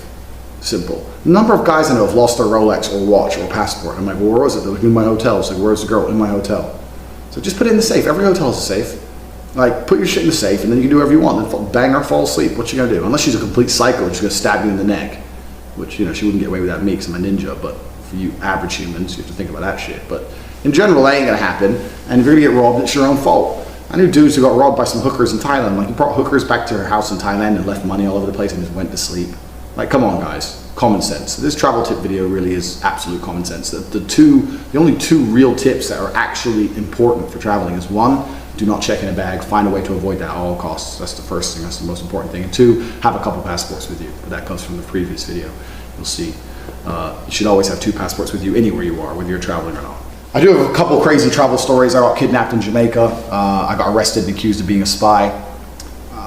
In fact, I'll tell you the kidnapped in Jamaica story later, but for now, here's the time I was arrested and accused of being a spy in a country you've never heard of. I'm gonna do something I've yet to do on my YouTube channel, which is tell you all a quick story. The first half of this story is actually all on video as part of a web series I made called The Hateful Tate, which nobody watched. But I'm gonna tell you the very quick version of it. If you want more detail, I recommend you watch the video. We're gonna link it in here. Anyway, so me and my brother, we decided a long time ago that there's gonna be lots of pussy at the Eurovision Song Contest. We came to this conclusion because lots of people go there from all around the world. It's pop music, it's bullshit. We thought there'd be some hoes. So we thought, fuck it, one of these days we have to go to Eurovision. Last year it was in Kiev, Ukraine. Ukraine is some of the hottest girls in the world. So we thought, fuck it, we're gonna go to Eurovision. This is the year to do it. We're gonna go to Kiev. We decided this about 2 days before Eurovision. All the flights into Kiev were completely booked. It was extremely difficult to get into the country. So we thought, how the fuck are we gonna do this? Right now we're in Bucharest, Romania. This is my house. We look at a map, we're about 6 hours from the Moldovan border. So we thought, fuck it, we're gonna drive. We jumped in the car, started driving, got 6 hours to the border of Moldova, and they wouldn't let us through the border because we didn't know at the time. We need to have the original paperwork to go into Moldova because all the cars in Europe that are stolen end up in Moldova, so they're very strict at the borders unless you bribe them, which I tried to do and they wouldn't accept because they didn't know me. You need to have the original document. We can't, there's no like way we can, is there a fine or we pay a fine or a penalty? Anything we can do? It's not about penalty or it's about the car that cannot leave the country. You have to have the original paperwork. We only had photocopies of our paperwork. We don't keep the original paperwork in the car. So they wouldn't let us through. So we parked our car at a train station in a town called Iași on the border of Romania. We then went up to a taxi, said, can you take us to Chisinau, which is the capital of the neighboring country, Moldova. It's effectively being in France and saying, can you take me to Berlin, the capital of Germany. It's a long taxi drive. Finally found a guy who would do it. 130 euro. For more money than we should have paid. He took us to Chisinau. When we were in Chisinau, we had to negotiate a way to Kiev. We found an overnight train and we got there. Problem is, on that overnight train, I nearly got robbed. That train is completely mafia run. That train is, you can bribe your way in and out. You don't have to show a passport. You don't have to go through customs. So all the Russian mafia who travel in and out of Romania and Moldova come in and out by train. They do not go by plane. So that's a mafia run train, and that was a very difficult and scary experience. Up until this point, all of this is recorded and part of the Hateful Tate series, which we're going to put a link to, so feel free to watch it and find the details of me nearly getting robbed, Chisinau, the train, all that shit. So anyway, the web series ends, Eurovision's over, me and my brother in Ukraine, we got to get out. So like, how the fuck do we get out? All the planes are booked for another week. We don't want to stay in Ukraine for another week. We don't want to take the train again because of what happened the first time. So like, well, you can't fly, can't take a train, can't take a boat. The only way is to drive. We got to drive out here somehow. So we're going from taxi driver to taxi driver to taxi driver saying, can you drive us to Romania? And it turns out that Ukrainians at the time, which is now changed, I believe, needed a visa to get into Romania. So it was very difficult to find a taxi driver with a visa who was prepared to do a fucking 18-hour drive at a whim. So we're sitting around Ukraine for 12 hours. Every taxi driver, I'm ordering Ubers. I'm calling everyone up saying, look, I need to get to Romania. I'll pay I was offering 5-6 times the market rate. Like I was saying, look, I'm gonna give you $2,000. Remember, these people make $250, $300 a month. I was offering them $2,000 for one drive. It's like, get me to fucking Romania. I've got shit to do. I've got to get out of this country. Eventually, we meet a guy who knows a guy who knows a guy who knows a guy. He says, I have a guy who has a visa to go into Romania, and he's a very good driver. He's an ex-rally driver, and he's gonna drive you. And we're like, well, thank fuck, let's go. So anyway, me and my brother, he said, meet us here at this time. So 11 o'clock at night, me and my brother are standing on a street corner waiting for fucking Mr. No Name to turn up. In the middle of Kiev, Ukraine. It's a dangerous city. We're standing there, combat mode, obviously, chilling. The guy turns up. Now I expected like ex-rally driver, some kind of super G to turn up. Some loser turns up. Some dude. Must have been about fucking 17. Hi. I'm like, hi, who are you? He goes, oh, I'm your driver. I thought you were a rally driver. He goes, I was a rally driver. Like, when? When you were 12? Like, what the fuck? Since when did you drive when you were 12? We're like, whatever. You got a visa? He goes, yeah, I got a visa. We're like, okay, we trust you. So anyway, Mr. 12-year-old decides to drive us. Tristan goes, Tristan's nervous in cars. My brother's been in 4 car accidents, none of which he's been driving. He's always been the passenger in cars when cars have been wrecked. Car accidents people have died in. Like big car accidents, but my brother being a Tate doesn't die easy. So he's very nervous in cars. He goes, I'm a bit nervous. It's an 18-hour car drive. We've got a fucking 12-year-old driving us. There's no street lights in Ukraine. Ukraine doesn't even have 3G on the mobile phone.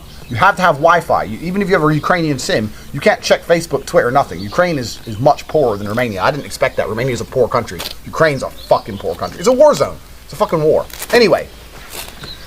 So, there's no street lights, the roads are bad, Tristan's a bit nervous. He goes, you know what, this is going to be a long-ass drive, let's get a bottle of vodka. I was like, alright, cool. So we go into the store. I remember this because of how cheap it was. We've got 2 Snickers bars, a 1 liter of vodka, 2 cartons of cherry juice, and a pack of peanuts for €2. Including the vodka. Including a liter of vodka, €2. Fucking crazy cheap. So we buy the vodka anyway. So we get in the car.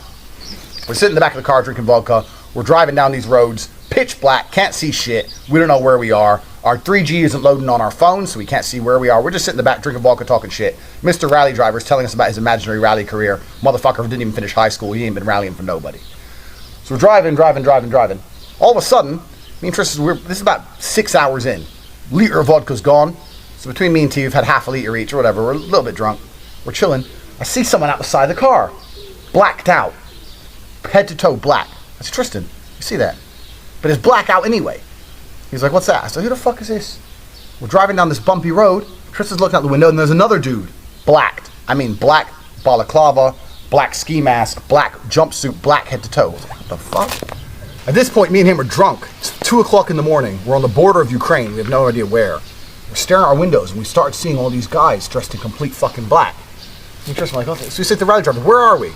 He goes, Ukraine. We're like, where in Ukraine?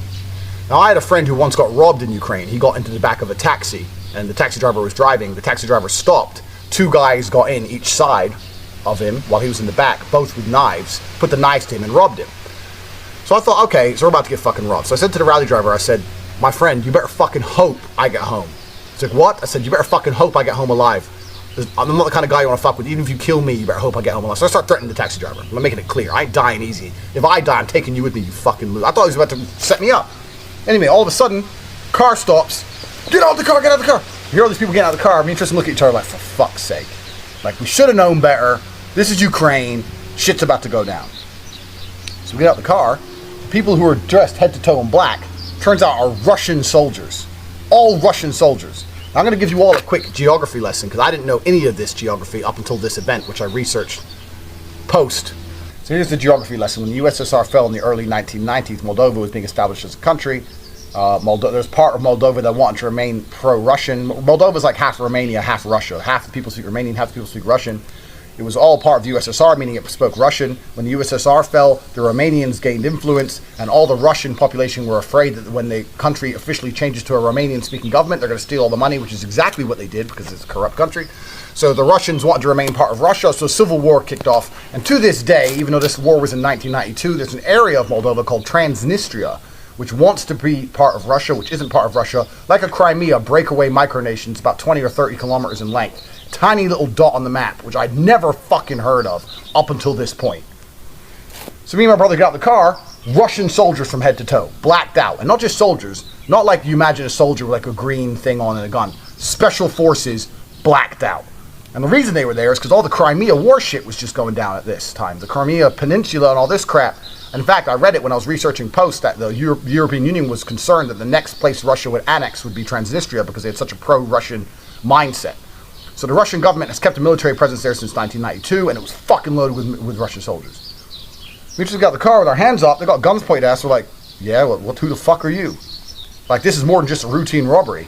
They even had our Mr. fucking rally driver at gunpoint. So we're all at gunpoint. They take us, arrest us, march us, sit us down in this room. And they're like, who? Firstly, they start talking to us in Russian. It's like, my friend, we don't speak Russian. It was a good 10-minute conversation with them yelling at us in Russian and us saying we don't speak Russian until they finally agreed to find someone who spoke English. I don't think they even believed we didn't speak Russian. I think they were sure we spoke Russian before they finally conceded. Left the room, these two big fucking guys, and got some other fucking huge dude to come and sit down with his broken ass English. And he said, "What are you doing here?" I said, "What am I doing where?" "I'm trying to go back to Romania." He said, "Where did you come from?" I said, "The Eurovision Song Contest." So what the fuck else? Now, a lot of times people have looked at me like I'm a dickhead in my life, but the most important event in my life, or the time I was looked at like the biggest dickhead ever, was this Russian soldier looking at me and my brother, 3 o'clock in the morning in the middle of a fucking micronation war zone, and I said I'd been there. I'm there because of the Eurovision Song Contest. He looked at me, he's like, this guy's either the biggest idiot I've ever met, or a brave motherfucker. Anyway, by completely terrible coincidence, our brother and I were wearing black. We had black t-shirts on. I had black jeans. He had black jogging bottoms on. He said, "Why are you dressed in black?" I said, "I don't know, man. We just got a taxi from train. We're trying to go back to Romania." He goes, "You're impersonating soldiers. It's 3 o'clock in the morning. You're pretending you come from Eurovision. You're dressed in black. What are you doing here?" So they accused us of being American spies. We're like, "We're not spies. We just want to go back to Romania." So we're sitting there in the interview room. They come in. Now, let me tell you one thing that did actually cross my mind, because I'm a combatant individual. That's what I do. That's what I did for a living. So it always crosses my mind to fight. It always crosses my mind thinking, okay, this situation's pretty bad. Can I fight my way out of this? There's two guys in the room with me, both armed. They're both big guys, but I could probably take them hand to hand because it's close combat. But once I get out, there's fucking like 30 guys. They had attack dogs, Rottweilers, the whole fucking lot. So there's no way I can fight my way out of this. All I can do is try and like go along with the fucking process. They bring our suitcases out the car. They pour all our shit on the floor. The dogs start going through our suitcases. These guys start ruffling through our stuff. They search me and Tristan. They take. We had to take our t-shirt off, take our jeans off. We're standing in our fucking underwear, handcuffed in a fucking little booth. I'm gonna try and Google and find a picture of the exact spot so you can see it. A little booth in Transnistria, being accused of being American spies. We have American and British passports. At 3 o'clock in the morning, we're in a micronation breakaway. I was desperate to get on my phone. The reason for this is I just actually met Donald Trump Jr. about a month or a month and a half before this. So I have him on WhatsApp. He's my boy. And I've got 2 or 3 very important Romanian politicians, high level, like Secretary of State, etc. on WhatsApp. So I thought if I can just get to my WhatsApp and just send some messages, the Russian, they're going to want to kill me. I mean, they're going to keep me for a while. This might go on a few weeks. Let me just get on WhatsApp and speak to some important people and try and get the fuck out of here. So I was saying, look, guys, just give me my phone. I've got a guy in Romania who can speak Romanian and Russian, and you can talk to him and he'll explain to you that I'm not a spy. I'm just a fucking idiot who went to a shitty song contest and got in the wrong taxi. My taxi driver, Mr. Moron, decided to drive through a fucking war zone. I didn't know. I didn't know this was still technically at war. I had no fucking idea. I look at the rally guy who was kept separate to me and T. I kept looking out the window and the rally guy was still out on the gravel road. So I should have known not to trust a 12-year-old. He's standing outside with a gun pointed at his head, fucking wet in his pants. Me and Tristan are sitting there, arrested in our underwear, handcuffed, saying, look, we're not spies, we're not spies. Why are you dressed like soldiers? We're not spies. Anyway, I sat and said to the guy, I said, look, let me get my phone. I'll make some phone calls. This will go away. He says, you're not going to touch your phone for a very long time. I said, my friend. He said, don't call me your friend. I said, fine. I'm not a spy. I'm an idiot. Just take the money that's in my bag and let me go. And this is what I love about corrupt countries. He didn't say yes or no. He turned to his friend and said something in Russian. Da, da, da, da, da. They spoke in Russian for a few seconds, and I can guess what he said. He said, count how much money's in his bag. They went in my bag, and they started going through my bag looking for money. And they went through it, and they found about 7,000 American dollars. And they sat there, and he goes, instantly, there was no pretending that they weren't going to do it. They found the 7,000. It was actually quite nice of them, because they could have just took it and kept me, to be fair. But I guess, they were men of honor. He goes, okay, here's the deal. I never want to see you again. I was like, trust me, my friend, I guarantee you're never going to see me again. They took the 7,000. They let us put our clothes back on. They loaded us back in the taxi with the dork, and they escorted us out with one of those fucking Humvee trucks with guns pointing at us the entire time straight out to that fucking Tiraspol or wherever we were. So what's the moral of this story? The moral of this story is quite a few morals. 1, don't take the train from Chisinau to Kiev if you want to live. 2, don't take taxis from Kiev to anywhere if you want to live. Don't go to war zone. Stay out of that part of the world. This is a part of the world that no one goes to. I live in a part of the world that basically no one goes to. And then I go a little bit further to the area where literally nobody goes. No one speaks English. There's no big Americans there. I live here because I make money here. But really, it's a crazy part of the world. The reason I'm telling this story is because me and my brother and I are due to go back there in 2 days. We tried to avoid going. But a friend of ours invited us. He said, look, we got some work there. We got some business there. You're going to make some money. On top of that, there's a miniskirt competition. I mean, come on. Who doesn't want to go to a miniskirt competition in a war zone? Like, what the fuck? Like, there's a whole bunch of beautiful ass women who can't escape, and then like miniskirt competitions. It's a crazy place. No one goes there. Nobody goes here. I know I've given all of you a geography lesson. None of you have heard of this place, for sure. And now you're all on Google like, what the fuck? So anyway, I'm going there in 2 days' time. Hopefully I don't run into my friend, the border guard. This time I've actually got a visa. I've seen my boys in Romania. I've got a high-level visa, Romanian visa, saying, look, he's a diplomat, he's allowed to come, blah, blah, blah. So hopefully they'll let me in and out with ease. But subscribe, because everything that goes down while I'm there in a couple days' time is going to end up on the YouTube channel. That's exclusive, so you have to be subscription, otherwise you're not going to get it. Subscribe for that, and if you want any more details on this amazing story, like I said, watch the Hateful Tate series and you'll see everything that went down.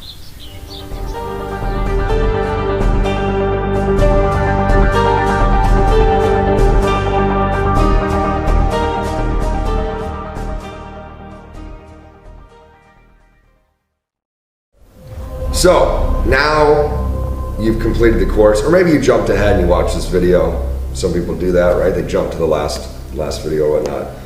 But here's what I want you to take away from this entire course. Implementation.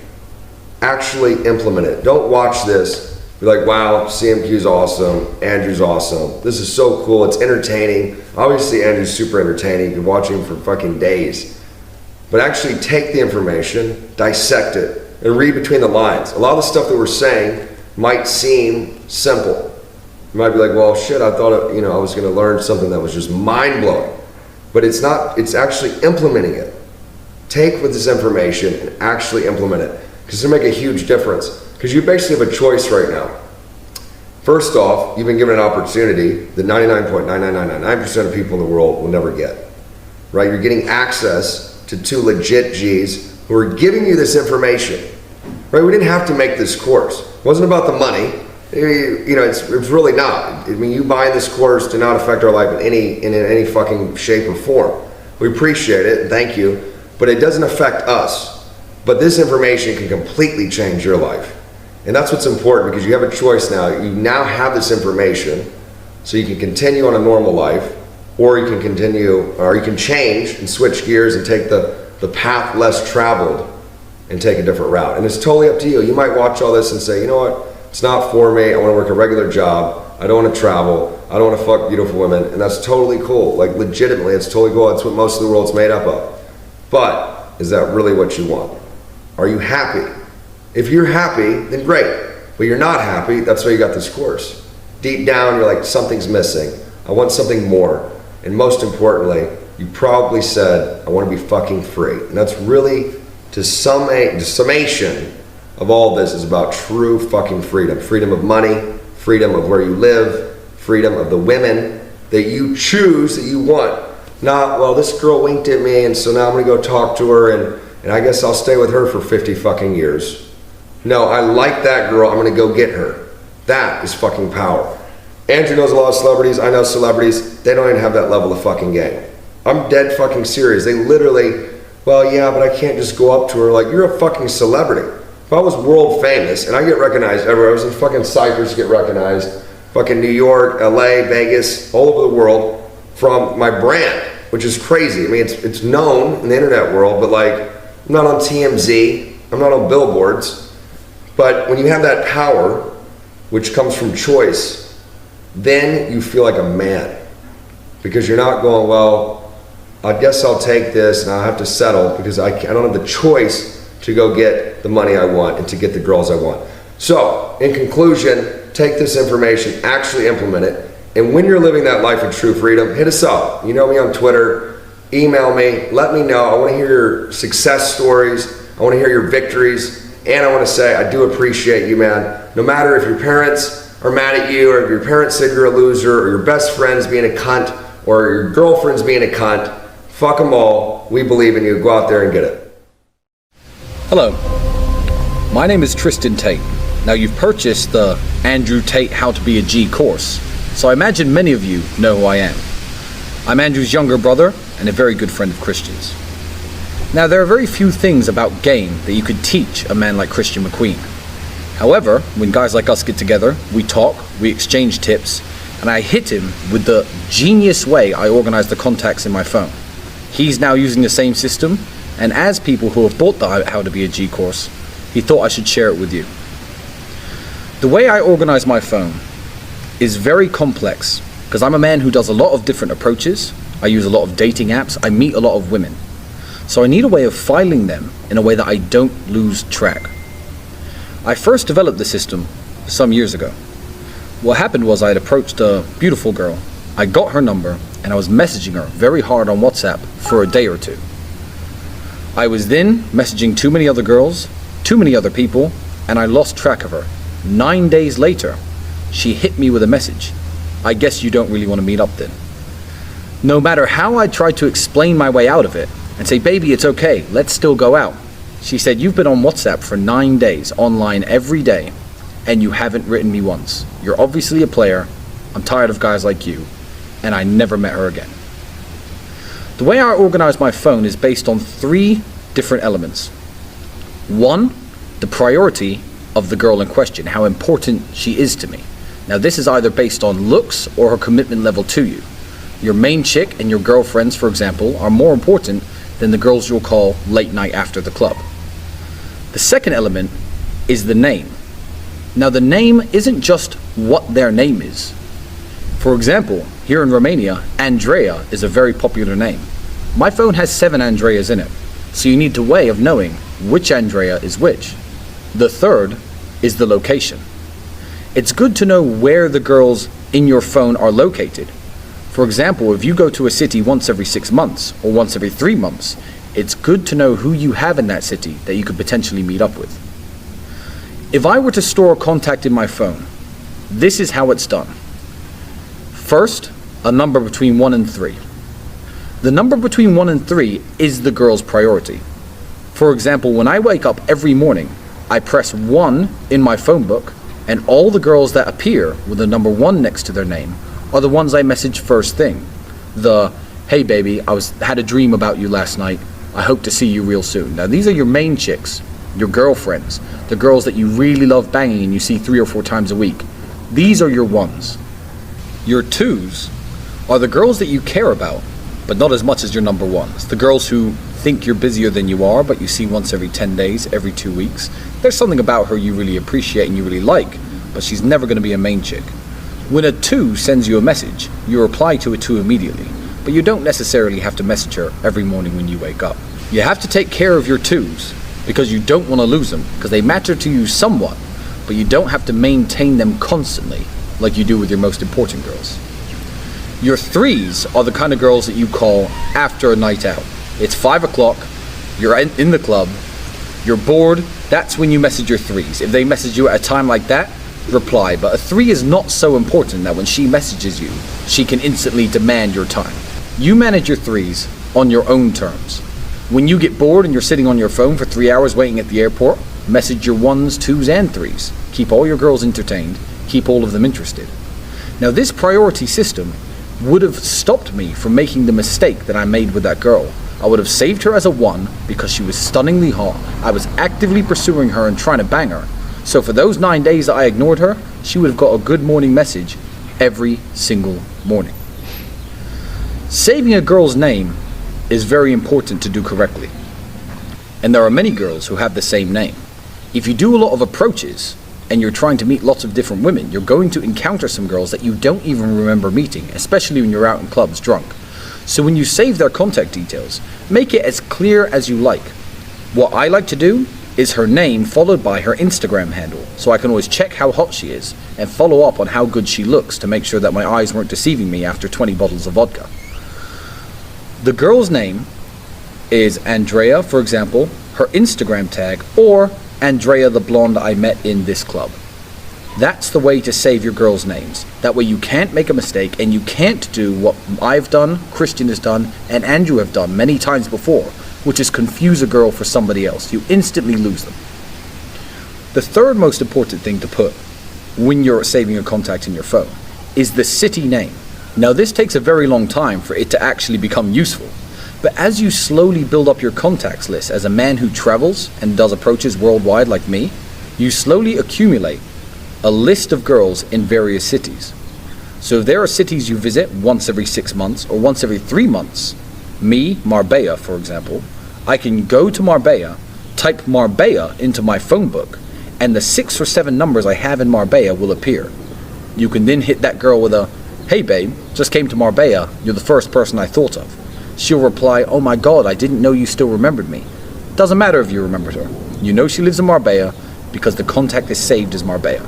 So to recap, every time you save a girl's number in your phone, if I'm in New York City and I approach a beautiful brunette named Samantha, she's not that good looking, but I definitely want to see her if I'm there, I'd save her as 3 Samantha, her Instagram handle, and New York City. When I'm in New York 6 months down the line and I type New York City, I can see Samantha's number is there. If Samantha was a 10 out of 10, gorgeous girl who lived here in my city of Bucharest, I'd save her as 1 Samantha, Bucharest. That way, every day when I wake up, I type number 1 in my phone, Samantha appears along with my other priority girls, the girls I have, the girls I badly want, and she gets messaged every single day. There's no chance I'll forget her. Disclaimer, the 1, 2, and 3, depending on the operating system of your phone, you have to be careful. With my phone, the Tonino Lamborghini, typing the number 1 comes up with my contacts that start with 1. I do realize that with some phones, if you press 1, it will start to dial a number 1 or show every number with a 1 in it, in which case you simply save it as ONE. Phonetically spell the number 1, 2, and 3, but it is the same system. Whether you're new to the game of approaching and dating multiple women, or it's something you already do, I hope you find this system useful. Thanks for listening.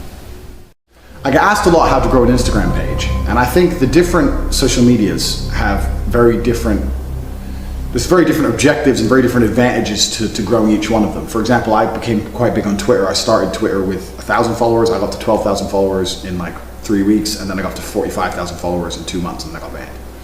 But that's because I'm an exceptionally hilarious individual. But Twitter, it does gain you perhaps monetary contacts and political conversations and a shitload of hate, a whole bunch of people who hate you. But in general, I mean, unless you're really making money from Twitter, having a large Twitter following, I mean, yeah, you can make some money from it, but I don't think it's as beneficial as having a large Instagram following, because a large Instagram following leads to girls. And pussy is one of the best things on the planet. That's why a lot of you join this course. A lot of you want to have more money, more girls. So your Twitter account has to be for your money, and your Instagram account has to be for your girls. You're not getting girls from Twitter. Absolutely not. So how to grow an Instagram following. Growing a Twitter following is very much about what you say, so I can't coach you how to do that. The reason mine grew so fast is because I'm the fucking man, and the way I think and the way I write it, etc., etc. But an Instagram following is going to happen absolutely and utterly by default if you follow every other lesson in this video course. If you start making a load of money, and you have nice cars, and you start traveling the world with your multiple passports, and you start taking pictures with hot girls and going to cool places, you're going to have a large Instagram following. There really isn't too big a secret to it besides that. My Instagram following isn't massive. I mean, I know there's people with loads and loads and loads. I've got 25,000 followers. It's not a huge deal, but it's enough. I probably say 2 or 3 random girls a day inbox my Instagram and just say some shit. And the reason for that is because they look at my lifestyle and it emulates a lifestyle that they'd like to have. So they probably just split with their boyfriend, they're about to go to work in Starbucks, they don't want to go to work, they're scrolling through Instagram, they stumble upon me, they see my lifestyle, and they think, oh fucking hell, this guy looks like he has fun. Because if you look like you have fun, you attract women. All women want is fun. So by portraying a life of fun, you're going to attract females. And that's what your Instagram should be for. You have to make your life look fun. And that's going to become very easy if you follow the other lessons in this course. One thing I would say is have your Instagram on private. The reason for that is because unless you're a super hot girls have a completely different Instagram mechanism to a man. But to a man, there's going to be a lot of people who look at your life and spy on it, but they don't want to follow you. They just want to have a little look and then they get bored. If you have it on private, they have to give you that follow to find out what's going down. So I have mine private for that reason. I gain a lot more followers when mine's on private because people are curious and people are nosy. But in general, you need to portray an image of fun. When your Instagram account's on private, hashtags don't matter because people can't search the hashtag because your account's private.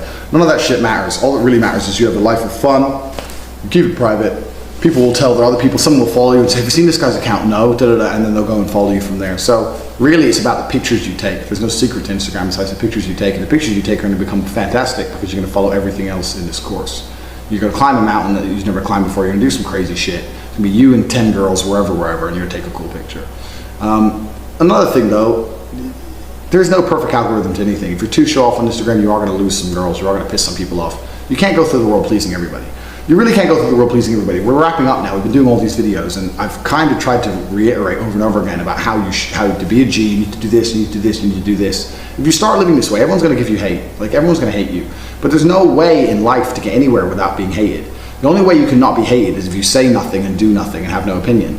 But then is that a life worth living? No.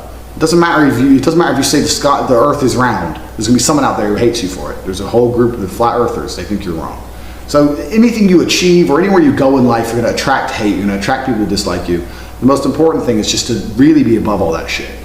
I was exceptionally good at that on Twitter. Exceptionally good. When I was saying the things I was saying and people were sending me thousands, I got hundreds of thousands of replies on some of my tweets of pure hate, wishing me the worst possible things, insulting my dead father, anything they could think of to try and bother me. I never gave a fuck. It doesn't affect me, I don't care.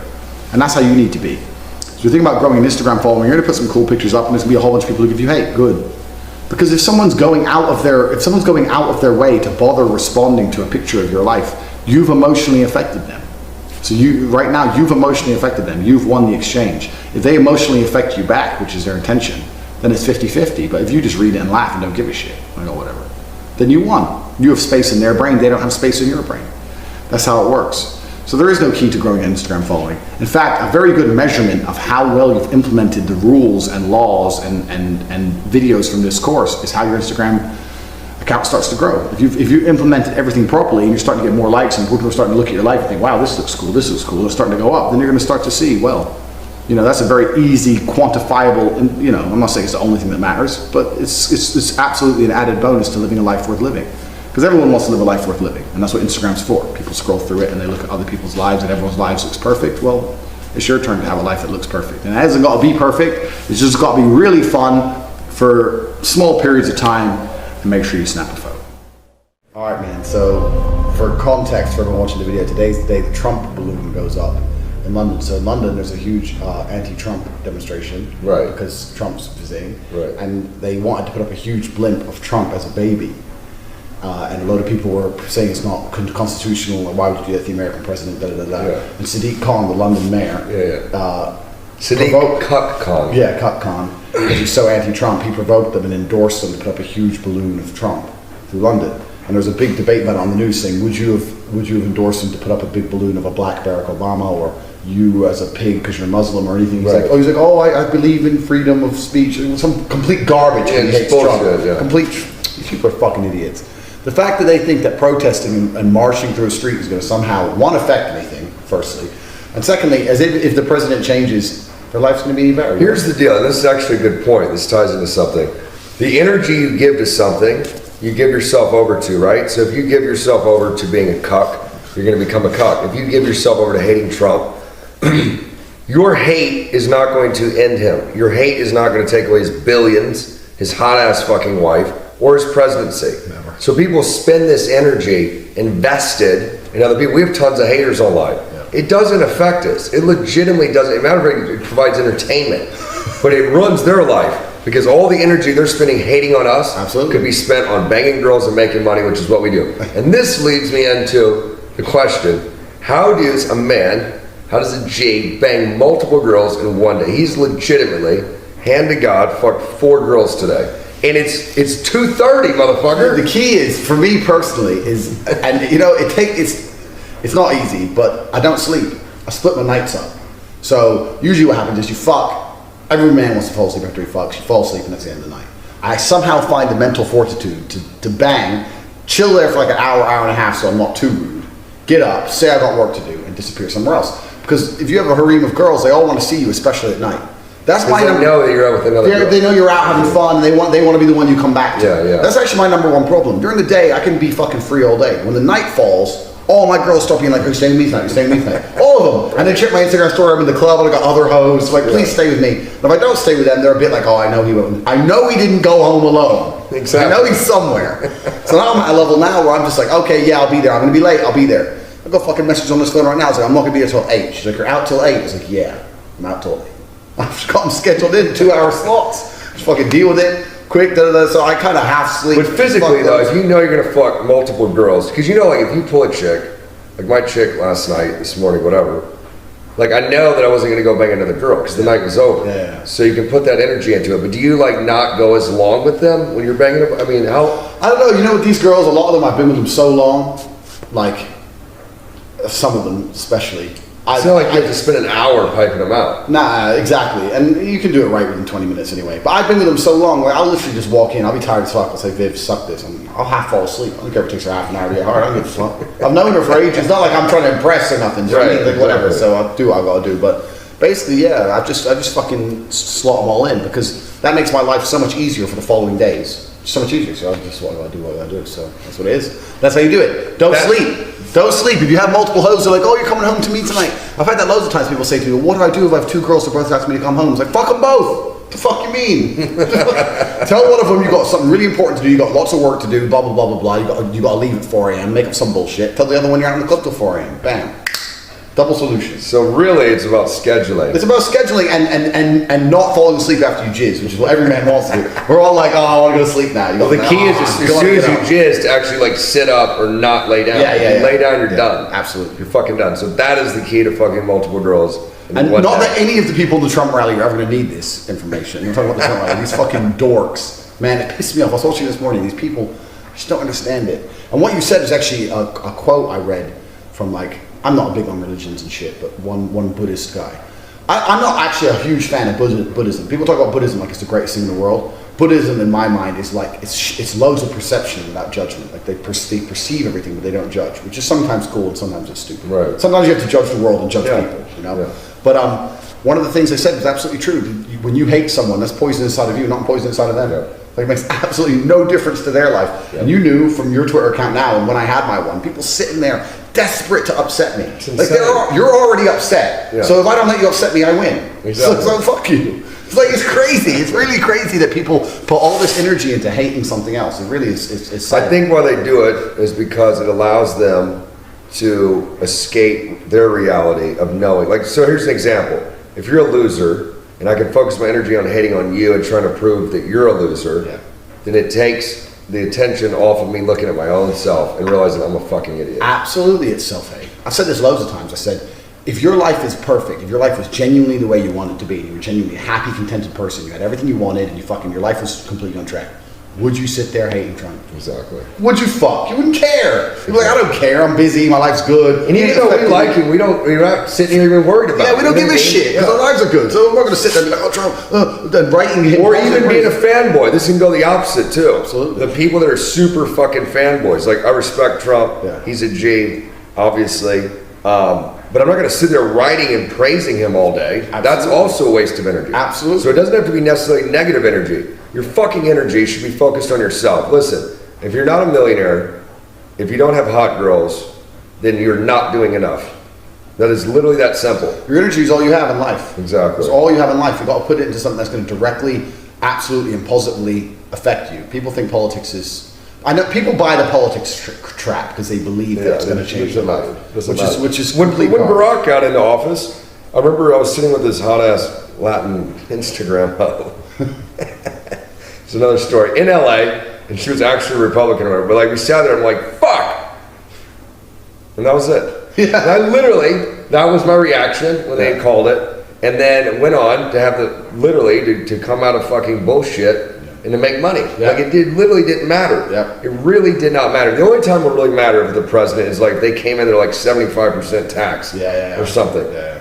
Most of this shit doesn't matter. People worried about Roe versus Wade and shit. Like, they're going to take away abortion. It's not going to happen. What's crazy And is even if they did, go somewhere else. Well, this is it. What we were saying earlier on in the course about being international. One of the main reasons we don't give a fuck about politics. How many countries you've been to in the last 3 months? Do you know the president? Do you know the president of Andorra? Do you fuck? I want to know it now.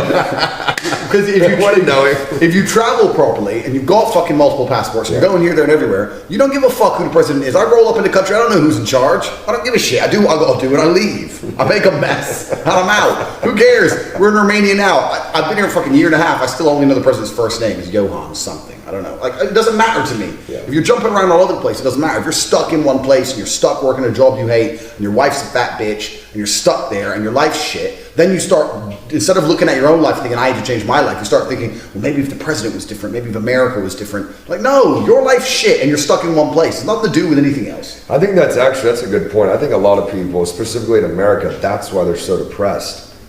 Because it's a choice when that situation is that they are stuck. Because think of it, go to college, and what's the next step? You must get a mortgage. Why? Because it ties into that state, Yep. paying taxes. Yep. You must get married. Yep. If you get divorced, we're going to wreck your life. Yep. So it keeps them trapped. I'm telling you, man, men are absolutely and utterly in the Western world. I've traveled everywhere, and what I've seen is, and I've seen it with my own eyes. I've noticed two very important things. One, in poorer countries are more fun and they're more free. The more poorer a country is, the more free a country is. And two, the level of cuckness for men is much higher in a rich, civilized country. So the point I'm Because it's making, soft. because it's soft. So what I noticed is, like, if you go to countries that are poor, quote unquote poor, even here Romania is poor. There's no speed limits. We're burning around doing what we want. We act like idiots, psychos. We can say what we want. We have absolute free speech. We can do what we want. We have none of the problems, none of the fucking fake rape and all this bullshit you got in the West. None of it here. But it's a poor country. So the freedom of a population is directly linked to the wealth of a nation. And the reason that the people in America are so depressed is because the men, especially, because everyone gives a fuck about women. No one gives a fuck about men on this Nope. planet. Everyone talks constantly about women, how women feel, women this, women that. No one ever sits down and goes, you know what? Life's actually hard for a dude. Yep. And life's hard for a dude because even if you're born good looking, which none of us really are, because men are not beautiful creatures like females are, even if you're born exceptionally good looking, you still need to be witty and smart and have a nice car, have a nice apartment, and have confidence. I mean, you need all this shit, you're still not gonna get laid. If the girl you're born hot, you're done. I say, I'm done. I ain't gonna do nothing. I can be a moron. It's true. So life's hard as a man, but no one gives a shit about the mental health of men is because men are the fucking worker ants that pay the taxes to the rich companies Yep. and the rich in the rich countries. This is why these rich countries specifically try and cuck men, exactly as you said.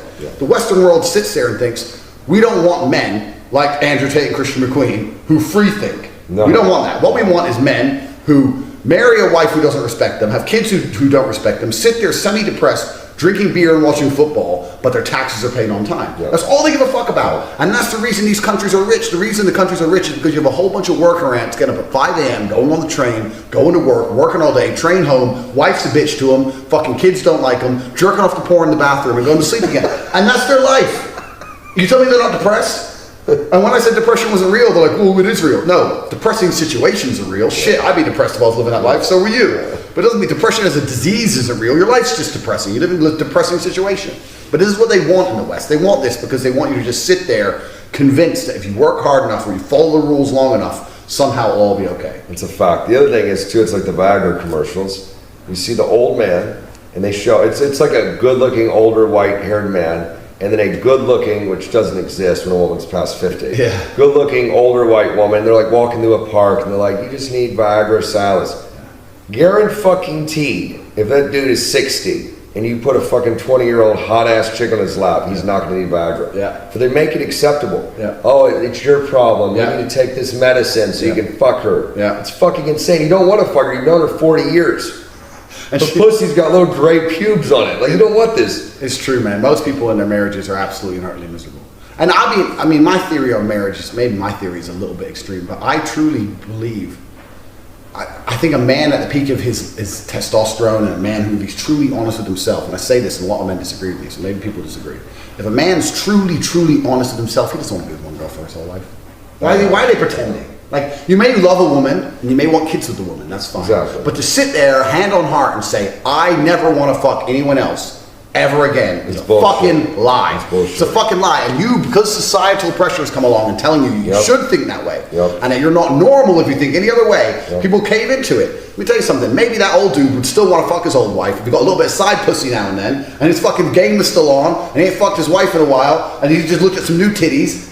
Maybe he'd want to do it. But he's sitting there with the Exactly. same fucking old pussy. He's like, oh, I am bored of you. I've had you for 43 years. And men evolutionarily, from a fucking You're meant animal, to fuck multiple girls. from an animalistic perspective, men are meant to run around and we don't get pregnant. We're meant to run around and impregnate females and don't give a fuck. Like every other fucking mammal on earth. Look at mammals. That's what they do. They run around, they get things pregnant, they just run off. They don't care. So yeah, society and blah, blah, blah, we're a little bit more sophisticated than animals, but to sit there and pretend we do not have a biological urge to fuck multiple females is bullshit. It's fucking garbage.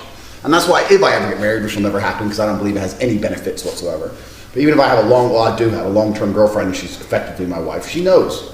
I'm gonna fuck girls. That's what I'm gonna do. And our relationship is happier if I do that. Because trust me, if I don't do that, I'm gonna be miserable. Exactly. And so what's the point? You know, what's the point of me sitting there fucking miserable looking at your stupid ass thinking I can go get fucked 10 girls. I'll be single. In Moldova.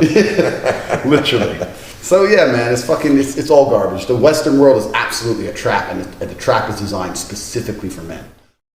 I watched a really interesting documentary on how to make a country rich, how to make a country poor. I was living in Thailand, which is a poor country, and I was saying, well, everyone knows the bullshit, like the West colonialized other countries, and we Right. went there, we stole their wealth, all this garbage, Right. which isn't really completely true. It was like, how to make a country rich, how to make a country poor. And what it does is it hypothetically starts a brand new country, gets an island, and starts it from the ground up. It says, how do I ensure this is a rich country? So there's some basic things like weather. Like the weather of Great Britain is actually perfect weather for money.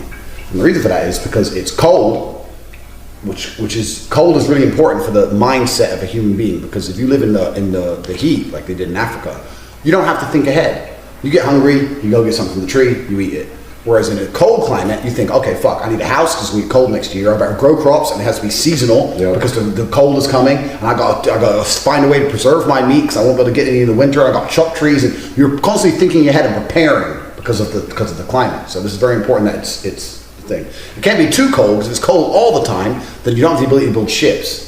So England has the perfect weather in regards it has seasons. It's pretty cold. You need shelter. You need to think ahead, but also you have freshwater ports all the way around, so you can sail. This is why England became so powerful. It's the largest empire in history was Britain, because we had fuckloads of boats turned up in places.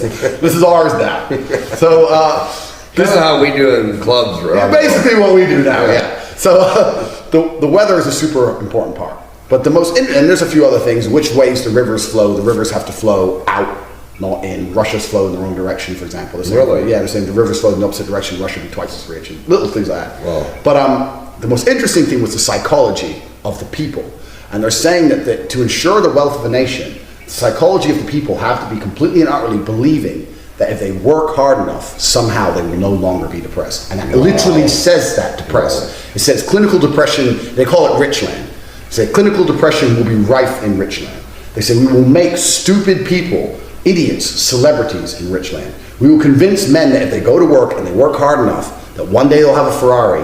99.9% of them will never have the Ferrari, and then they will die in Richland. Like, it goes through the fucking basics of how people just go to work and they dream if they work hard enough and they keep doing their desk job, one day they're gonna pull it off and it's gonna come together, and when they finally get this thing, they'll be happy. And they'll link happipiness to consumer goods, Right. and they'll make consumer goods outside of the reach of most people, and that's how you keep them fucking slaving away in Richland. You have to watch it, man. It probably puts into perspective how people are getting What's it fucked. called? It's Richland. Google Richland. And it also explains why these fucking morons are famous. There's no coincidence they make complete fucking Now morons I'm curious about that. What do you famous. mean? What do they say about that? So they're saying that by making absolute idiots, if they made the people who are curing cancer famous, you wouldn't feel any type of envy towards him, because you'd say, okay, well, this Because person, you're like, he's brilliant. He's I can't brilliant, get and he's that. smarter than so me. take an average person, make him famous, and then other people go, well, I can do that too. Oh, I can do that too. Or even worse, what they're doing is they're instilling envy. Well, that fucking moron's famous, and I still have nothing of my life. And how does he have things? Maybe if I get a Ferrari, I'll be a somebody. It's all that. It's back into the consumer trap. Right. Back into the consumer trap. Like, this nobody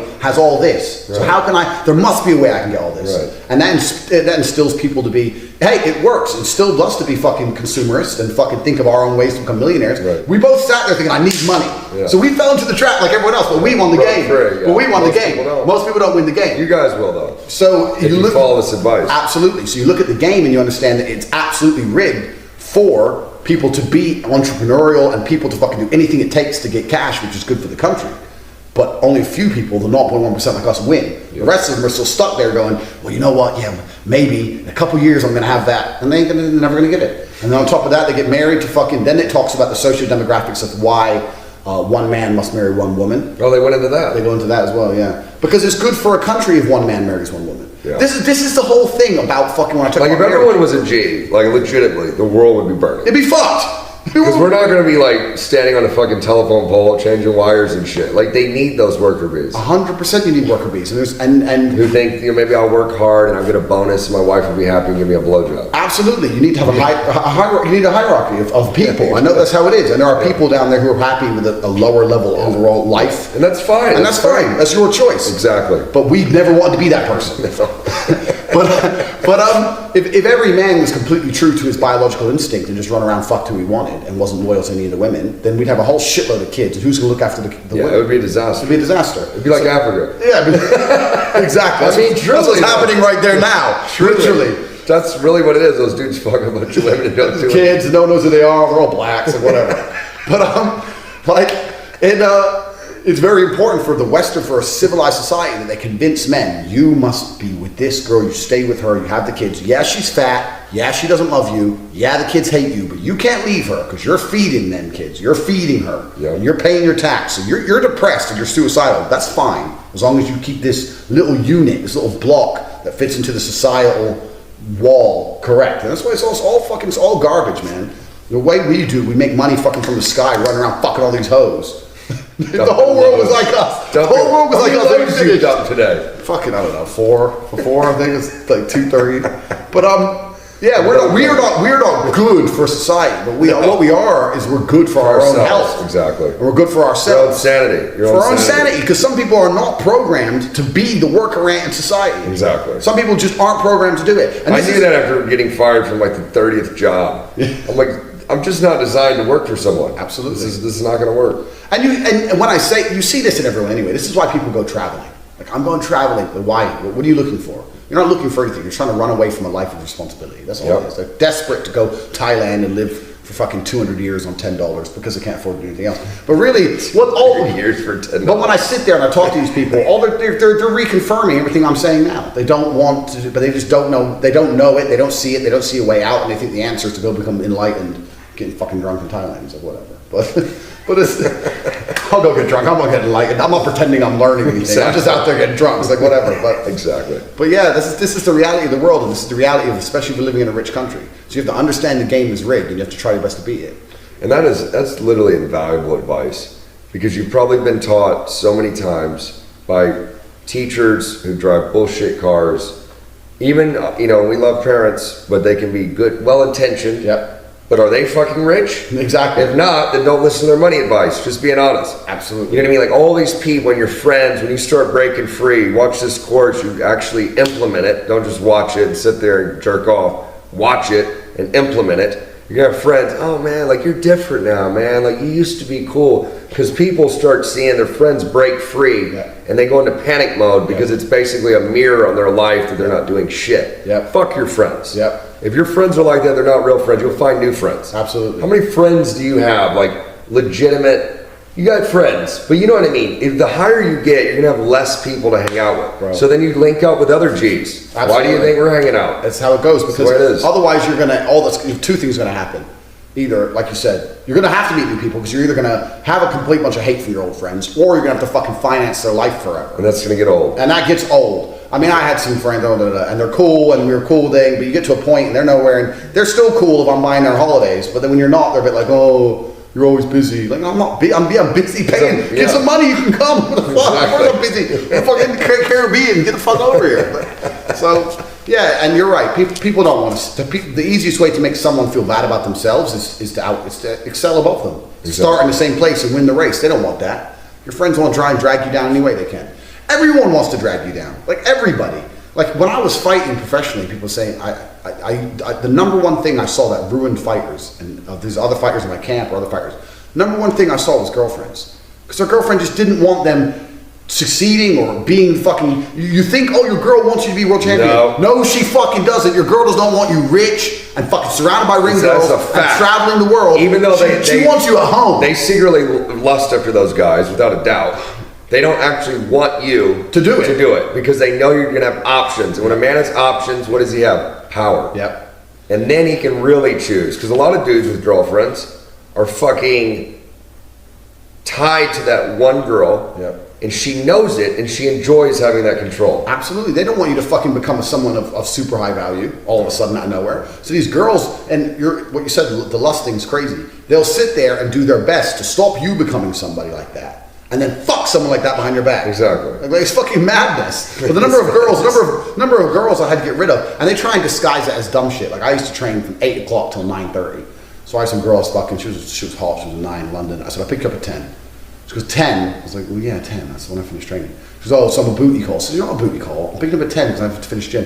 Well, why do you have to train today? Because I got a fucking fight, bitch. You're trying to prevent me from training. Just Right. any way you can. Yeah. Like, you're like, fuck you. Bye. Like, but this is how they'll do it. I've seen so many fighters literally collapse to that influence from either dickhead And it friends, ruins their career. dickhead girlfriends, ruins their career. Like, oh, well, I'll have to start changing my training times for some fucking hoe. You think she's gonna save you when someone's punching your fucking face in? You think she's gonna jump in the ring and save you? Fuck that bitch. You're training. What the fuck?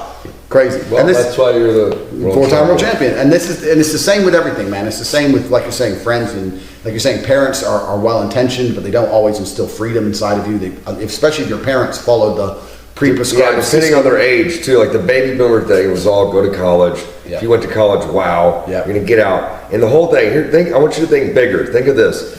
You know, you've heard of this for sure, but in America, it's like 6 figures. That is the 6 figure. You make 100 or 100,000. That's what. Make 100,000 a year and you've made it. 100,000 a year in New York is nothing.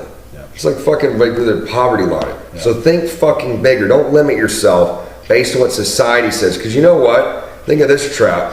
100,000 a year, cool BMW, nice apartment. It keeps you enslaved because then what do they call it? Golden handcuffs. Yep. So you got to keep making that 120,000 a year so you can keep up your BMW and your little vacation to Vegas every couple months, whatever. But you're never really breaking the fuck free. Absolutely you're not, because you're still fucking turning And up then- all and the it's- time yeah. at this fucking job. And Yeah. you're still working with people you hate and doing shit you don't want to do. And then you Yeah. could say, I love my job. You don't love your job. Because if you had unlimited money, would you still go do your job? No, Exactly. you don't love it. Exactly. And it's the middle class are the ones who fucking fund these governments. Oh, yeah. The poor people exist to scare the middle class. And the rich people exist to inspire the middle class. But the money comes from the middle class. Exactly. The rich people ain't paying all that tax. Exactly. And the poor people ain't paying it. Mr. BMW, Yep. Mr. 100,000, Mr. Yep. Successful is the guy who's really giving up his life to put money in the fucking government Yep. bank to fucking drop bombs on fucking those who. It's Yep. crazy. So you're right. Successful in many terms of the word isn't success. I used to say this to Tristan before I had money. We were in Slovakia one time and some guy came up and spoke in Slovak. I said, I don't speak Slovak. And he said in perfect English. He goes, can I have some money for vodka? Honest I though. was like, you know what? I said, my life's pretty good. Like, I have a house, and even I want vodka. Yeah. So you must really want vodka. He's like, exactly. I was like, let's go get some vodka. So I bought the dude a bottle of vodka. And I said to Tristan, What was it, like $1? yeah, literally. Yeah. I was like, in many ways, I see this guy as more successful than the BMW guy. Because he doesn't got to answer to nobody. He does what the fuck he wants. He hangs homeless, whatever. But his time is completely free. He lives on his own terms. He does what he decides. You know, say he has to ask for a bottle of vodka. Well, he got it. So he's happy today. Like, you have to completely judge success. My view of success was never just have money. Because I could have fucking done a million corporate jobs and had money. It was be free. This is what you're saying, freedom. Freedom is not. This is why a lot of people talk about getting their own business, because it's one of the only ways you could somehow find a way to de-link your time and your money. Are you free if you're a banker? I know bankers in fucking London, they have money, but they have to catch the fucking NASDAQ, Wall Street, Yep. the British exchange, and the Japanese exchange. They're in the fucking office at like 4:30 in the morning, and they leave at like 9, 10 at night. Yep. They're the fuck 6 days a week. If they don't do it, someone take a job. So it's like, Well, well, true- are you free? Yeah, Where's your not free. life? True Crazy. measure of status nowadays is your time. That is the ultimate level of status. I don't give a fuck if you're a heart surgeon or whatever. Yeah. When you are tied to something, these doctors, I know this heart surgeon, he's got like a little beep, whatever, not a beeper, but like whatever they do it now. Literally, we'll be on a date, we'll have to get up and go to the hospital. Yeah. Now he loves what he does, like truly loves it. And I respect that. If you love being an accountant or love being a post office worker, great. But let's be honest, 99.9% of people don't actually love what they do. Absolutely. They have to do what they do. So, to wrap it up, fucking look at your life and think, what do you really want to do? There really are no barriers. The only barriers exist in your mind. It's not bullshit, it's facts. Be realistic in the sense, I wouldn't be like, oh, I'm going to go into the NBA. It's just fucking retarded. Yeah. I hate basketball anyway. But seriously, you know, in terms of money, in terms of women, you have to really think, what do I want? Not my parents, not my brother, not my cousin Kathy, not my cunt girlfriend who barely licks my balls. Chick this morning was sucking on the balls, bro. I did the face on, face off thing. Romania. You gotta do the face on, wax off. You've probably never done this. Take your balls, rub them on their face like this, wax on, wax off. Correct. Dead serious. They love it.